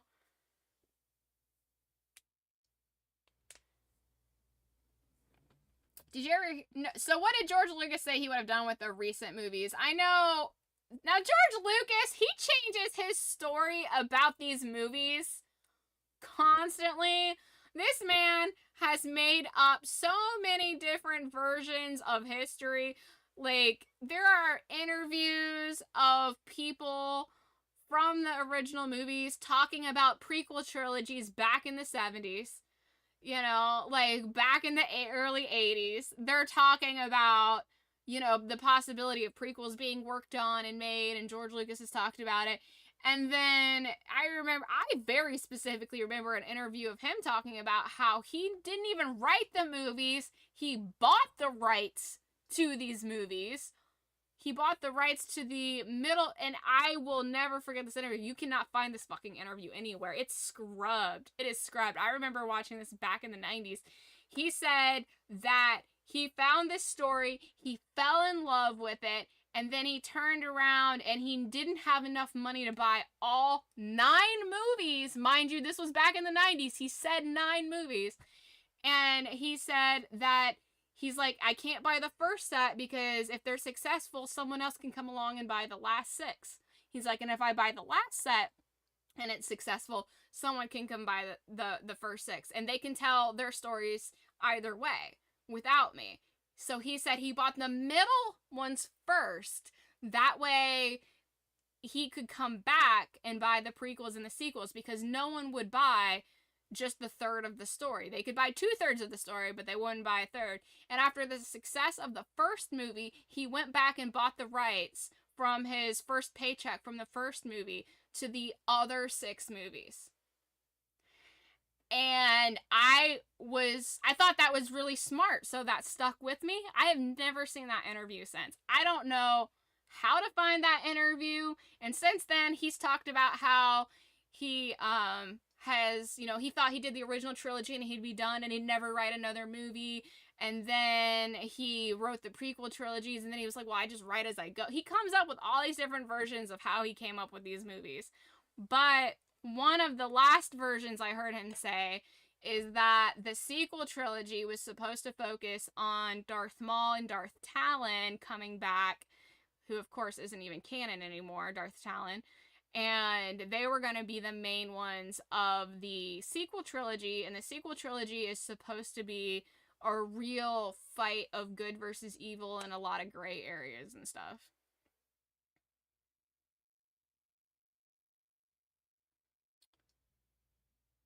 Mandela effect. He changes his canon a lot. He really does. He changes his story on his process for how he acquired these movies and how he came up with these movies a lot. But you can find the interviews online still. You can still find the interviews of like Mark Hamill and stuff talking about prequel trilogies being in the works back in the 70s and 80s. You can still find those interviews. I think what happened is he let it out. He let it slip in an interview that happened, and then something happened where he realized that that's probably not good to be out for his image for whatever reason.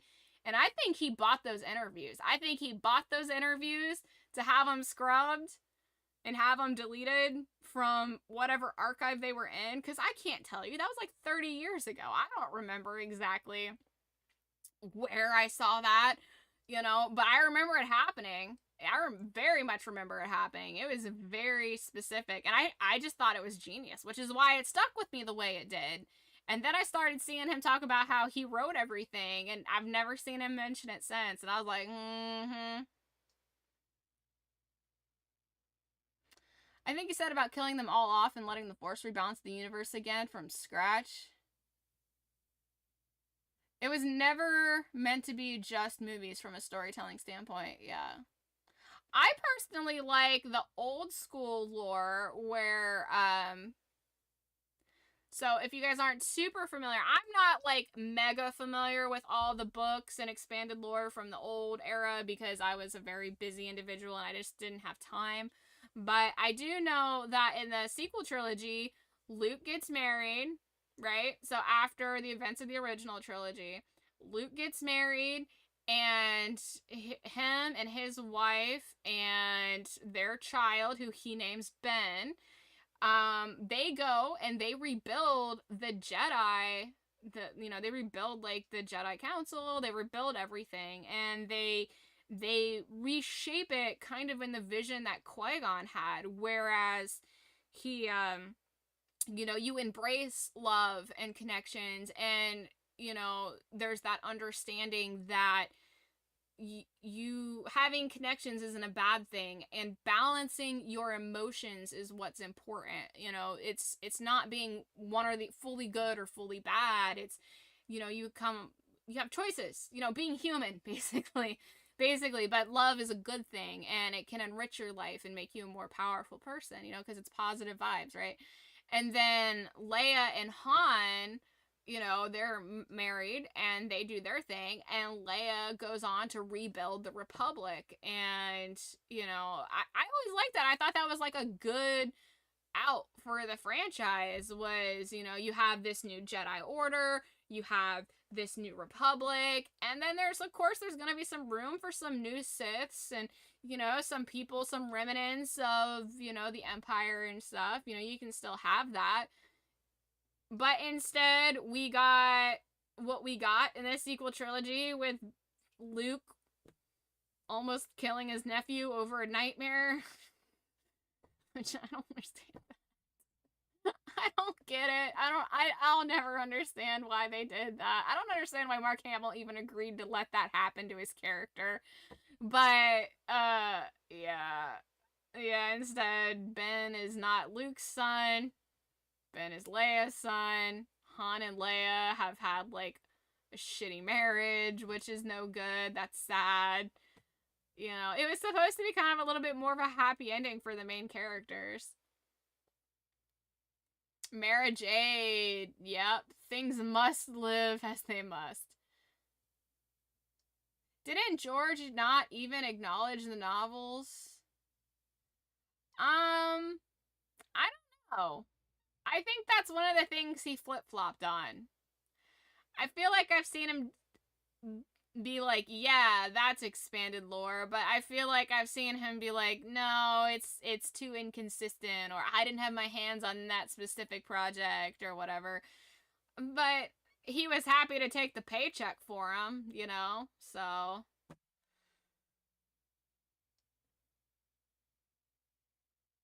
There was so much potential with Jason and Jaina, yeah. Yeah, there is a lot of potential with a lot of the characters from the expanded lore. And it's really weird because they're picking things from the expanded lore, but then they're not, like, following through with it correctly. It's like, we want to use this old stuff, but we don't want to use this old stuff correctly. It's like, then why are you picking from it? Like, they're going back to the High Republic era and picking stuff up, and I will say that's one thing that's nice about Disney. You know, I know people shit on Disney a lot, and Disney's really fucked some shit up lately, and I hope they get their stuff together before they ruin Walt's legacy and just completely destroy his everything. His name already gets dragged through the mud enough because of bullshit that's not even true. But, you know, it's just... when they buy something, it's a really mixed reaction. I'm really excited to see what they're going to do with it, because when Disney buys something, they throw money at it. They throw money at it. The production quality goes through the roof. But then I get a little nervous because, well, are they going to write it properly? Are they going to do it justice? Who are they going to get on the project? Is it going to be good, or is it going to be something that someone's going to try to force some sort of bullshit agenda to that doesn't belong in a movie like this? It's always felt like he's flip-flopped, and a lot, because I even have a copy of a Splinter of the Mind's Eye book with an introduction from him on the Disney aspect. 100% agree. They don't drag his name. They don't drag his name to the dirt. Yeah. Yeah, I hope they don't. I love Walt. Walt is, you know, Walt is an icon. He is someone that definitely needs to go down in history as the amazing person that he was. It's a shame that some fucking bullshit rumor that a disgruntled employee started that openly stated it was a rumor to intentionally destroy his image has actually done that. That's very sad. But, yeah, he just wanted to provide good entertainment for families, and I think it's really sad that it's come to a point where there's really weird shit going on in his media that is not entertainment for families at all. Well, in media with his name on it, I should say. Bro's probably spinning in his grave like he's on a drill bit.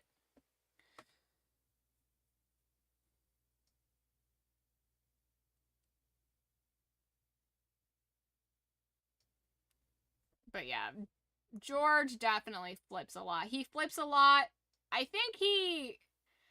honestly think he flip-flops based on what the fans are saying. I think he says whatever he thinks will make him feel like or look like the greatest in the fans' eyes in that moment. So if the fans love the expanded lore, he loves the expanded lore. If they're upset with the expanded lore, well, he had problems and he was stressed and it's not what he wanted it to be. If the fans complain about something, then he'll just completely chop stuff up. And Like, I think he flip-flopped and just said whatever he thought would make him the prettiest boy in the ball. You know what I mean? Changes the lore every 10 minutes. I'll never not be mad about the prequel trilogy getting changed, but everybody who's known me for the years that I've been streaming has heard me go on that rant multiple times. I love Disney, Star Wars, and Marvel mainly because I was in a very dark place once and I found this stuff and it helped me focus on something else and not the other bad stuff. Right, and that's what entertainment's supposed to be. Entertainment is supposed to take your brain off of the bullshit that's going on in the world. It's supposed to keep you from thinking about things that are going on. You're not supposed to be... You don't want those things brought in to your entertainment. You know, I think that's something that a lot of people don't understand, why people boycott things like the NFL. It's like, well, because they want to watch their game. They don't want to watch a political display at halftime, you know? They don't want to watch a political display at the beginning. They just want to take their minds off life, off of the bullshit, off of politics, off of religion, and just be one with the sport and the fans. That's something that everybody's there for together, is to root for a team that has nothing to do with anything anywhere else. And it's like, you can't just drag that, whether you agree with it or disagree with it, it's exhausting seeing it everywhere. You know what I mean? Like, just leave it out of certain things.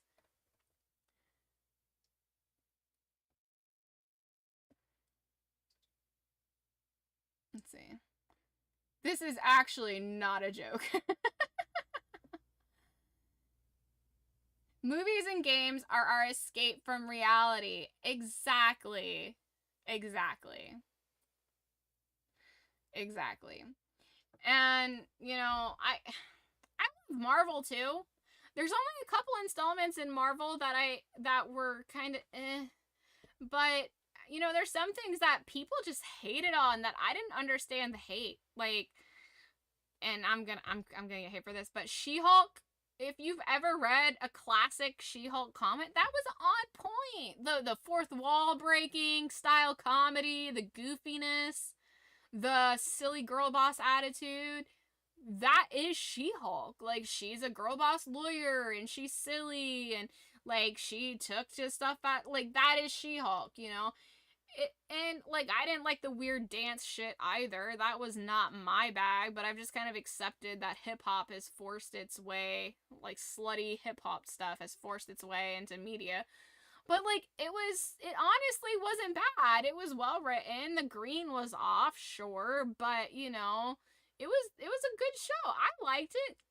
I went into it with really low expectations because everybody shit on it so much, and by the end of it, I was excited for another season. Like, I thought it was good. She-Hulk wasn't as bad as people are saying. Absolutely not. I thought it did justice to the character and to the comics. I thought it did good. Maybe you just don't like She-Hulk. Maybe She-Hulk isn't a character that you like. You know what I mean? Like, it wasn't bad. Maybe that's just not your jam. Maybe you just want to watch Iron Man shoot stuff, which is fine, but as far as She-Hulk goes, that did justice to the comics. I thought it was a great representation of the comics. I've seen way worse shows that were spinoffs. Even Echo is good. Yeah. Whatever happened to Cloak and Dagger as well? I don't know. What did happen to Cloak and Dagger? I don't remember. I'm personally so tired of all the hate fandoms get these days. Yeah, you know what's funny? My mom is like kind of a boomer, right? And she was like talking shit about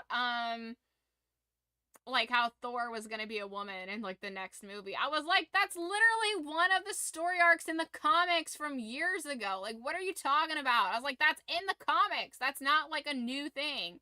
I was like, at every stage, like back in the She-Ra girl power vibes back in like the 70s and 80s, they literally did a whole wave of comics where the male character stepped aside and there were female clones. There was Spider-Woman, there was She-Hulk, you know, like, everybody had a female counterpart. That these characters have existed for decades at this point. Like, these story arcs have existed, you know, Black Panther and his sister taking over. You know, like, it just, all these things existed. These things are not new, you know, like like, and when you watch the next generation of stuff, I think this is what Gen 4, Gen 5 or whatever, or wave 4 or 5 of the Marvel universe, it clearly is focusing on the female characters, the next role. You know, you got the Hulk show taking over, or not the Hulk, you got She-Hulk taking over and kind of taking up the mantle for Hulk. This is the next Avengers, which is a story arc. They've got all these shows to show you. You know, you got Hawkeye hanging up his bow and the new girl coming in. You've got the She-Hulk. You've got Miss Marvel. You've got you've got Black Widow's sister coming in. And I'm like spacing on everybody's names because it's 2:00 in the morning right now and I'm very tired. So I'm forgetting everybody's names. I'm not good with names anyways, but yeah, so, you know, Black Widow, that movie solely existed to show you the next Black Widow equivalent in the next Avengers. The Hawkeye franchise to show you the next Hawkeye Avenger. The She-Hulk to show you the next Hulk Avenger. You know, like, all these shows are setting up the next set of Avengers for, like, the next big movies. And, like, I don't know, I felt that was really obvious that they were doing these set up shows and these set up movies to show who's gonna be the new replacement, because these actors can't do this forever. They have to follow one of the story arcs that shows the character, a beloved character, passing on the torch, and these are the story arcs from the comics for this situation when the heroes get old. Like, this is what happens in the comics. The people that get upset over female Silver Surfer and F4 saying, oh my god, they are race changing in Silver Surfer, and I'm like, she's actually a character. Yeah, she's a character. Like, you have all these people, and I'm just like, you're not even a fan. Just sit down. Just sit down. Sit down. Maybe before you get angry, do, like, the smallest amount of research. Because you know what you can do? You can Google that character. You can Google that character the second you learn about it. The second you get mad, maybe you should go, are they actually doing something here that is an agenda, or, let me Google it. We have all the information in the world in our pockets at all times, but we are the stupidest people right now. Google it. You know what will pop up? It will tell you the first issue that they existed in, the release date of that. It'll say April 5th, 1932. I don't know. We're going all the way back to Detective Comics, I guess. But it'll tell you how many issues they've been in, their appearances, how long they've been around. You can get their story arcs, their different, you know, because Marvel has reset its universe. God, I don't know how many times. It seems like they sneezed the wrong way and the fucking whole universe resets. But, like, just Google the character. Is it a new character? Is this a story arc that's been told before? You know? Because chances are, yeah, it is a character. It's probably a character that's been around longer than the movies. Longer than the MCU has been around. And it's probably a story arc that existed 20, 30 years ago. If not longer. I've never noticed there's a lot of movies where Nat Portman dies. Yeah, she's got a good death count on her belt. I'm not looking forward to people bitching about Ironheart. Oh, yeah. You know, they are bringing RDJ back as Iron Man in the next Spider-Man. Even I knew there was a female Silver Surfer. Yeah. Yeah, they're bringing him back as, oh my god. I spaced on his name again. I had it. It was right there, and then it went to leave my mouth and disappeared. They're bringing him back as Doom. Yeah. Yeah, I'm actually really excited. That makes perfect sense, though. I'm excited for that. The thing that upsets me is hate gets so much clicks and sells that it's everywhere now, so people make up shit and people believe it.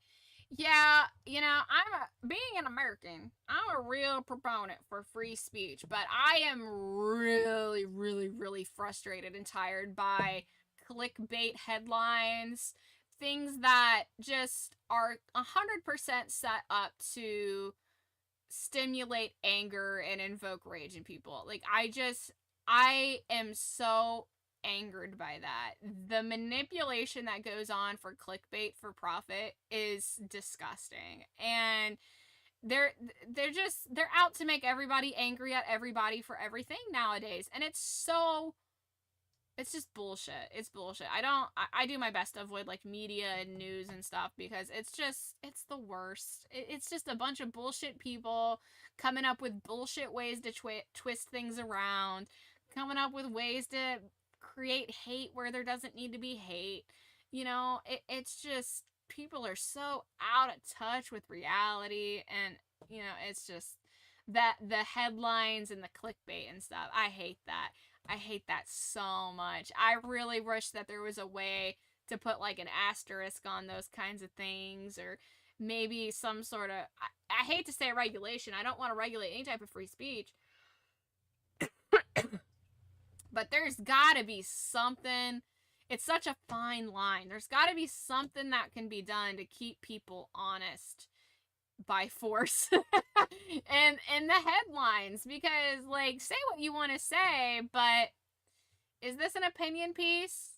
Are you representing the facts clearly? I don't know. It just seems like if this is something that can, you know, generate that kind of hate and stuff just because it's misworded, because people will read a headline and not even read the article and just go to click on, you know, comment on it. This is bullshit. Not even read anything. It's just a really fine line, but I'm very frustrated by that because, as like I said, as someone who's very pro free speech, it's very hard to figure out a way to fix that and keep free speech. But it's just such bullshit.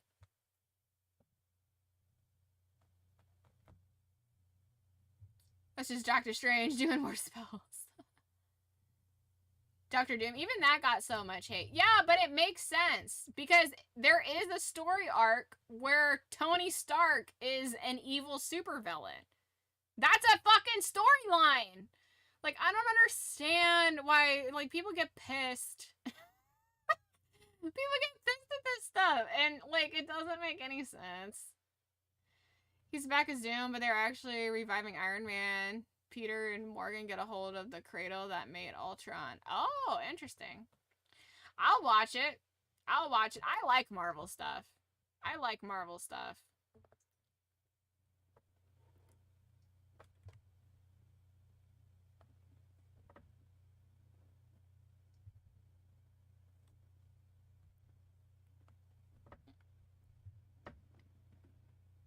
Can't wait to see Thunderbolts.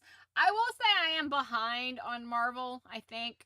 I think the last thing I saw...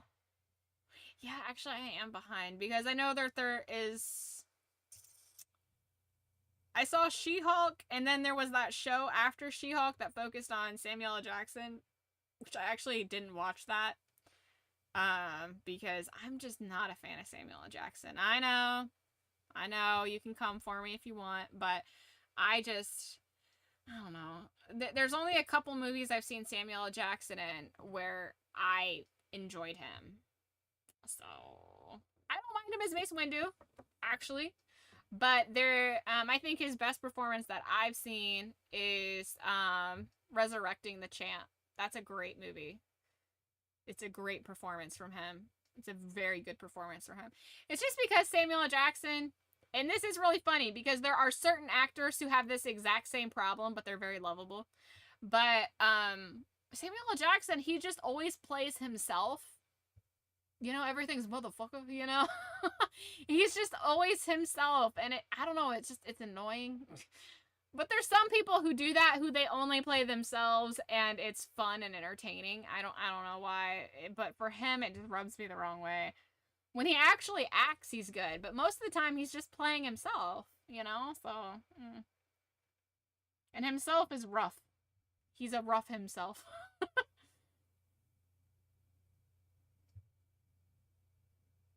Alright, y'all, I'm tired. I'm gonna get some sleep. Stay safe, y'all. Yeah, I need to go to bed, too. I need to go to bed. I need to go take a nap. I have a lot of stuff I gotta do tomorrow. I gotta do some stuff before work. I gotta work. I gotta do stuff during work. I gotta do stuff after work. And then we're gonna pick up where we left off. And we're gonna go as long as we can. I'm planning on taking, like, actual energy stuff. I'm gonna drink some energy shit tomorrow. And then we're gonna fucking... My eyes will be glued open because that energy stuff is like legal crack, and I get it off Amazon and I love it. I don't even care if it had, like, if I found out tomorrow that someone's like, did you know that had cocaine in it? I'd be like, that explains a lot, and I will buy more. Thank you.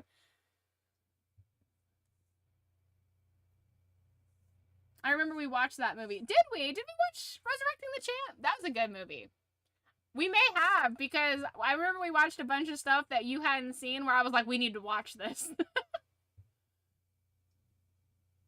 I should sleep, but it takes me hours to fall asleep. Yeah, I have sleep stuff that I take. I take something called Midnight.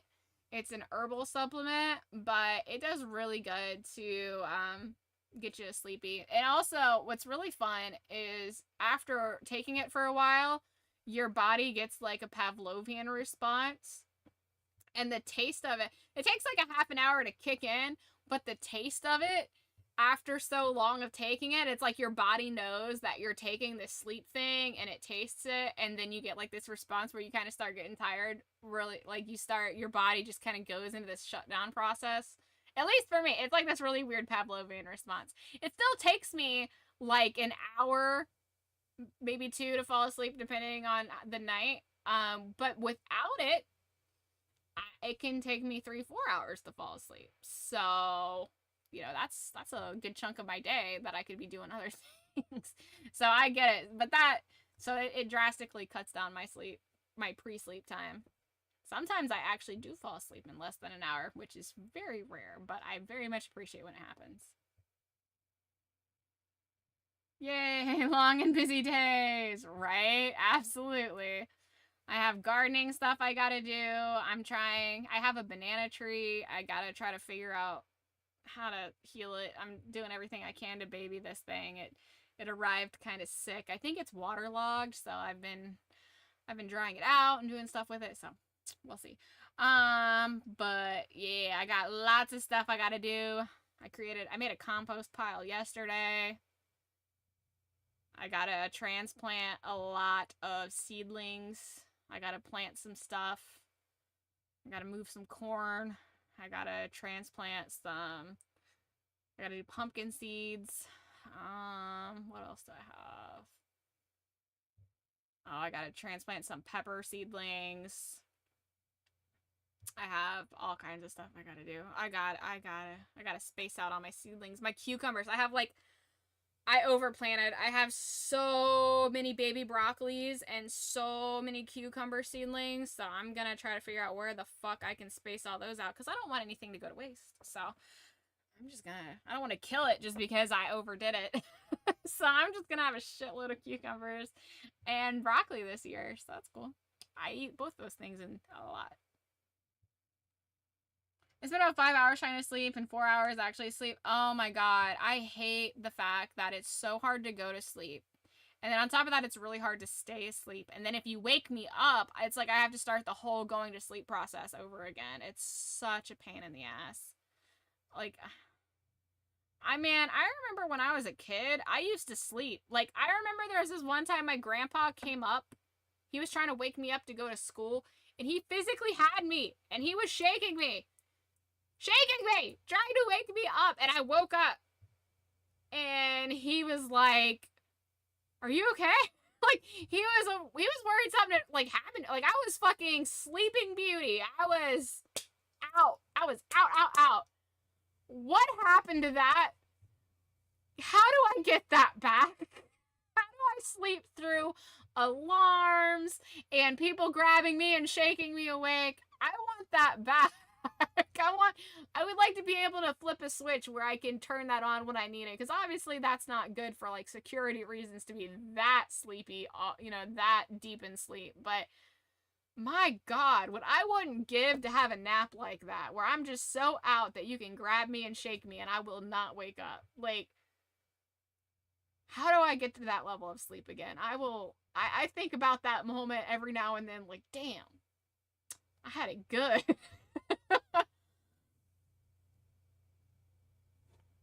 As long as it's cheaper than actual cocaine. Oh, let's look. Here, I'll show you exactly what it is. Now, it's supposed to be for women, but I'm sure there's a male version of it. Let's look. I get it on Amazon. If only I had like a, hey, this person recommended this item link. Let's see. Oh, my banana tree fertilizer is coming tomorrow. Wonderful.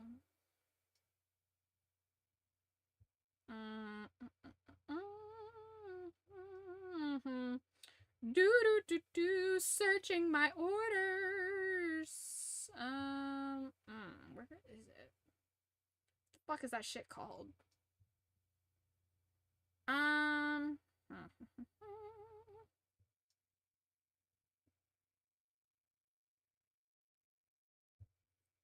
actually don't know what it's called. I know what it looks like, but I don't know what it's called. Oh no, where is it? I'll find it and I'll post it in the Discord.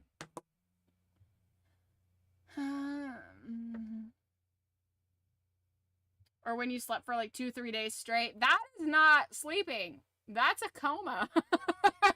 that you were just in a coma. That was just a coma. That was a mild coma that you were in, sir. That is hilarious. I've definitely been there though.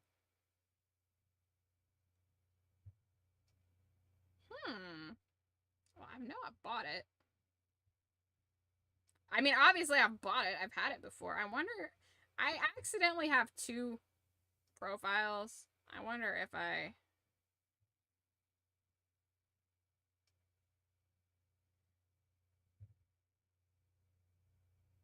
How do you spell collagen? Collagen. There we go. There, that's what it's called. Collagen burn.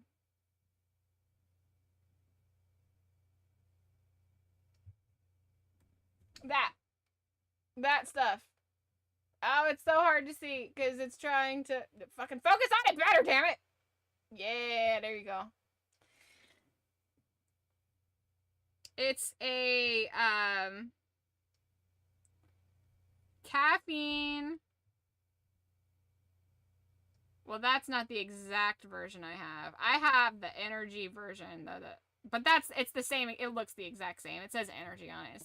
But it's tropical punch, and it tastes like Tahitian treat, and I'll mix it with like my Greek yogurt. Shit you not. Tell me I'm wrong. You take energy powder, you mix it with yogurt. Isn't that technically a go-gurt?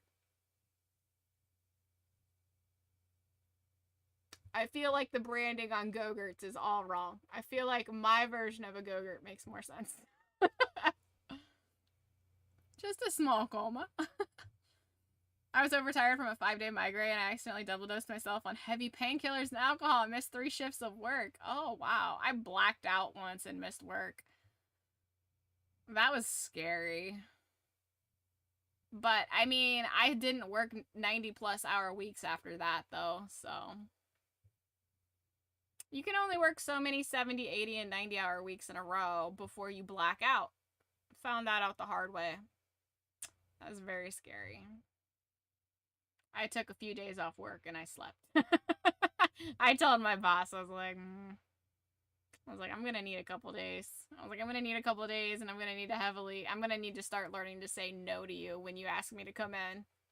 Like, I'm sorry. I know I'm your go-to person. I'll drive anywhere you need me to go. I'll do anything you need me to do. I just, like, I never said no to a shift. I never said no to staying late, getting in early. Like, I worked all the time. You woke up thinking you took a nap.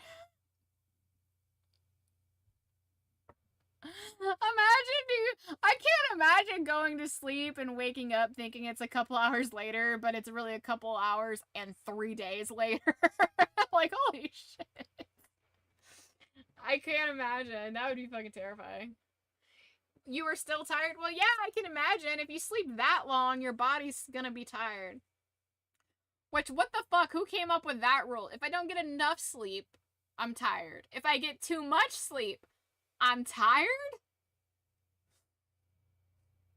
But sometimes I need at least 9 hours of sleep to feel energized, and other times I go to sleep for like 4 hours and then I wake up ready to fight the day. Like, so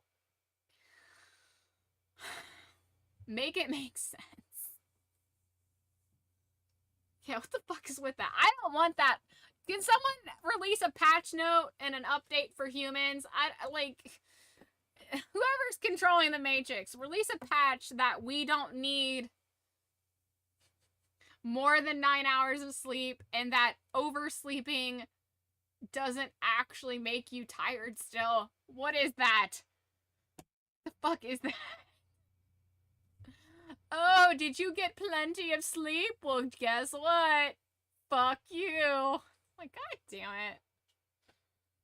Shit, man. How am I supposed to know if I got enough sleep if I'm always tired? How am I supposed to know if I got the right amount of sleep? Tell me.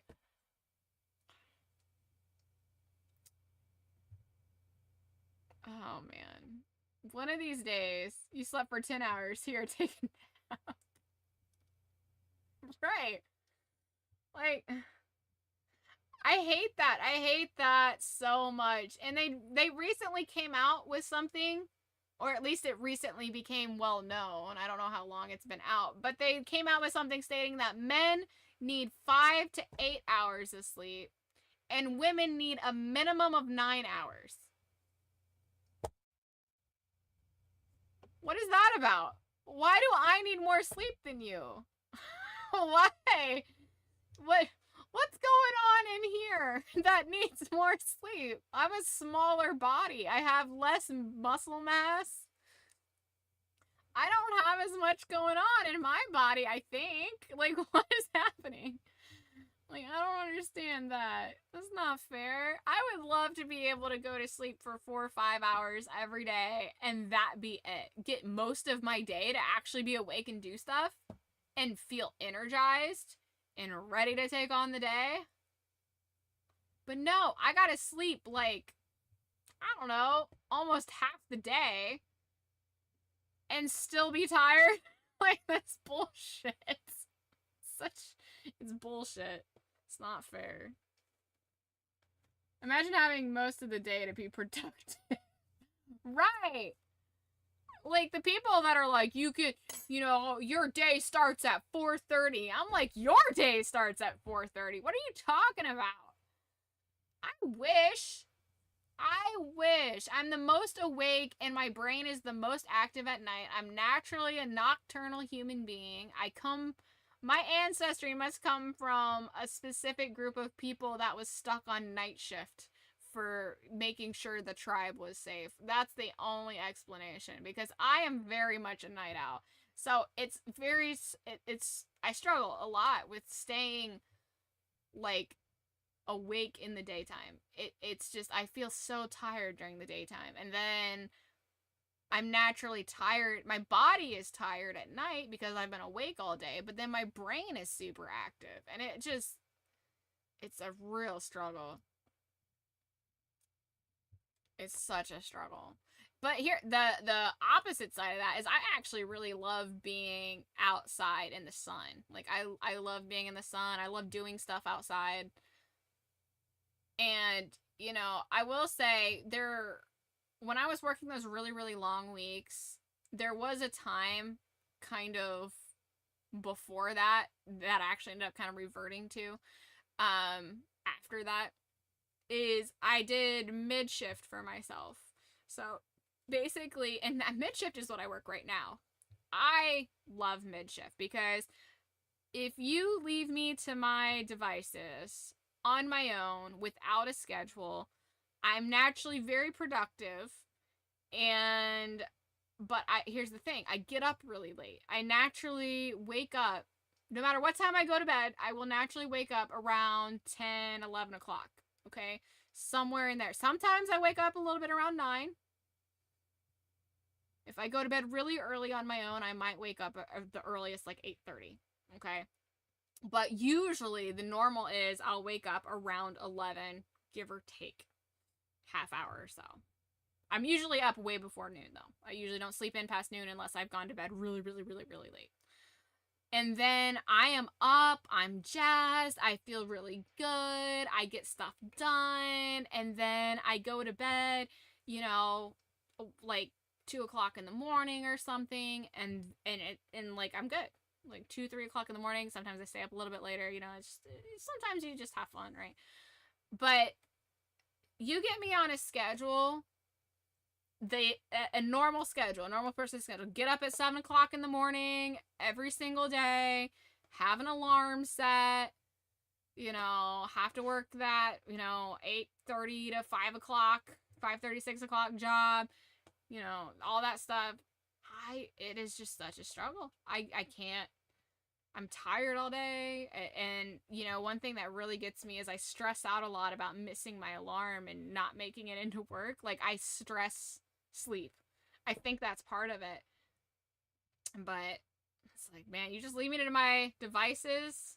I work that mid-shift range really, really good. So when I was a manager and I had control of the schedule, we had an evening manager come in, and I was in the mid-shift manager, and we had a first-shift manager. So first shift and second shift, and I worked mid-shift. So I covered everybody's breaks. I covered everybody's lunches. I got a bunch of stuff done while everybody else got to do their jobs. I was able to work the floor, reset planograms, just really get the store top-notch.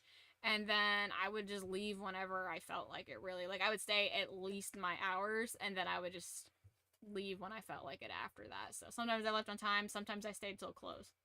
But I always work the best mid-shift schedule. Don't ask me to come in early.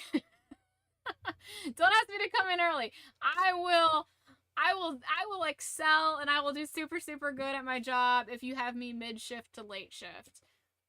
Maybe even third shift or overnight, but you will not get the best performance out of me if you have me coming in early. It just, my brain doesn't do well. I'm like, I tried for a year straight. A year straight, I had an alarm set every day to get up, and I had an alarm set every day at around 9:30 to go to bed. I had a get ready for bed alarm. I had a get ready for bed alarm, and I had a get up alarm. And I did that exact same schedule every day for a year, and my body never adjusted to it. People try like, oh, we just need to make it a habit. No, it doesn't work for everybody. 15 years of night shift work will do that. No, I've always been that. I've always been a night shift. Even when I was a baby, my mom said I was a night shift baby.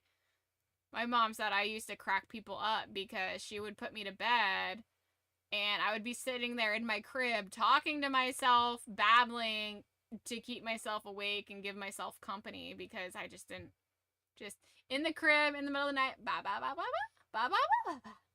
Like, that's what I did. I remember at night, like, as a toddler, my mom would put me to bed, and like I would come out, or I would just like lay there and listen to the adults talk and the TV from, you know, down the hall kind of thing. Like, as long as I can remember, I mean, before I can remember, it's always been, I'm a night owl. It's what I do. My whole life.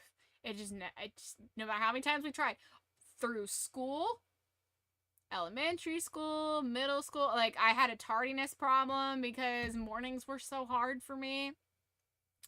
Like, it was rough. Tardiness issues, because, like, I mean, I was good once I got to school, obviously, but just getting up in the morning and getting there was just really, really hard. Easier said than done. Yeah. Yeah. Yeah, maybe for you, like, if you're a morning person, naturally, it's easy for you to get on that schedule, but it's so hard. And even if your body kind of sort of gets used to it, like, it knows it needs to wake up, like, I did get to a point where my body kind of, like, knew it needed to wake up, but it didn't make it any easier, you know what I mean? And, like, all it takes is one late night of gaming, and boom, I'm like energetic and I'm back to being a night owl all over again. Like it there's no bounce back. Like it doesn't just immediately, it's like, oh, thank God, we're going back to our natural state. And then it's like, no, that was a one night thing. We got to fight to get back to where we were. You know, it's just night owl, man. I'm a natural night owl. But it is time for bed. My night owlness does need to get sleep. I'm gonna go do my usual routine of washing my face, because there's nothing I love more than going to bed with a clean face. I hate the idea of going to bed with a not clean face. I don't know how people go to bed without washing their face. My friend used to do that. She used to go to bed with her makeup. And this is 2000s caked on Maybelline matte finish makeup. She would go to bed with that shit caked on, and I'm like, this is why you have acne. This is why you have acne. You make your grandma buy you Proactive because you can't wash your face at night. No worries, sleep well, Kim, and see you soon. Absolutely, we will be here tomorrow, and we will have lots more Star Wars action fighting laser battles, and it will be good. But I love you. Have a wonderful evening, my sweet, sweet Padawan Nuggets. As always, I've been Kim ANOKI. You've been a nugget of awesome. I love your fucking face, and I'll see you tomorrow. Bye.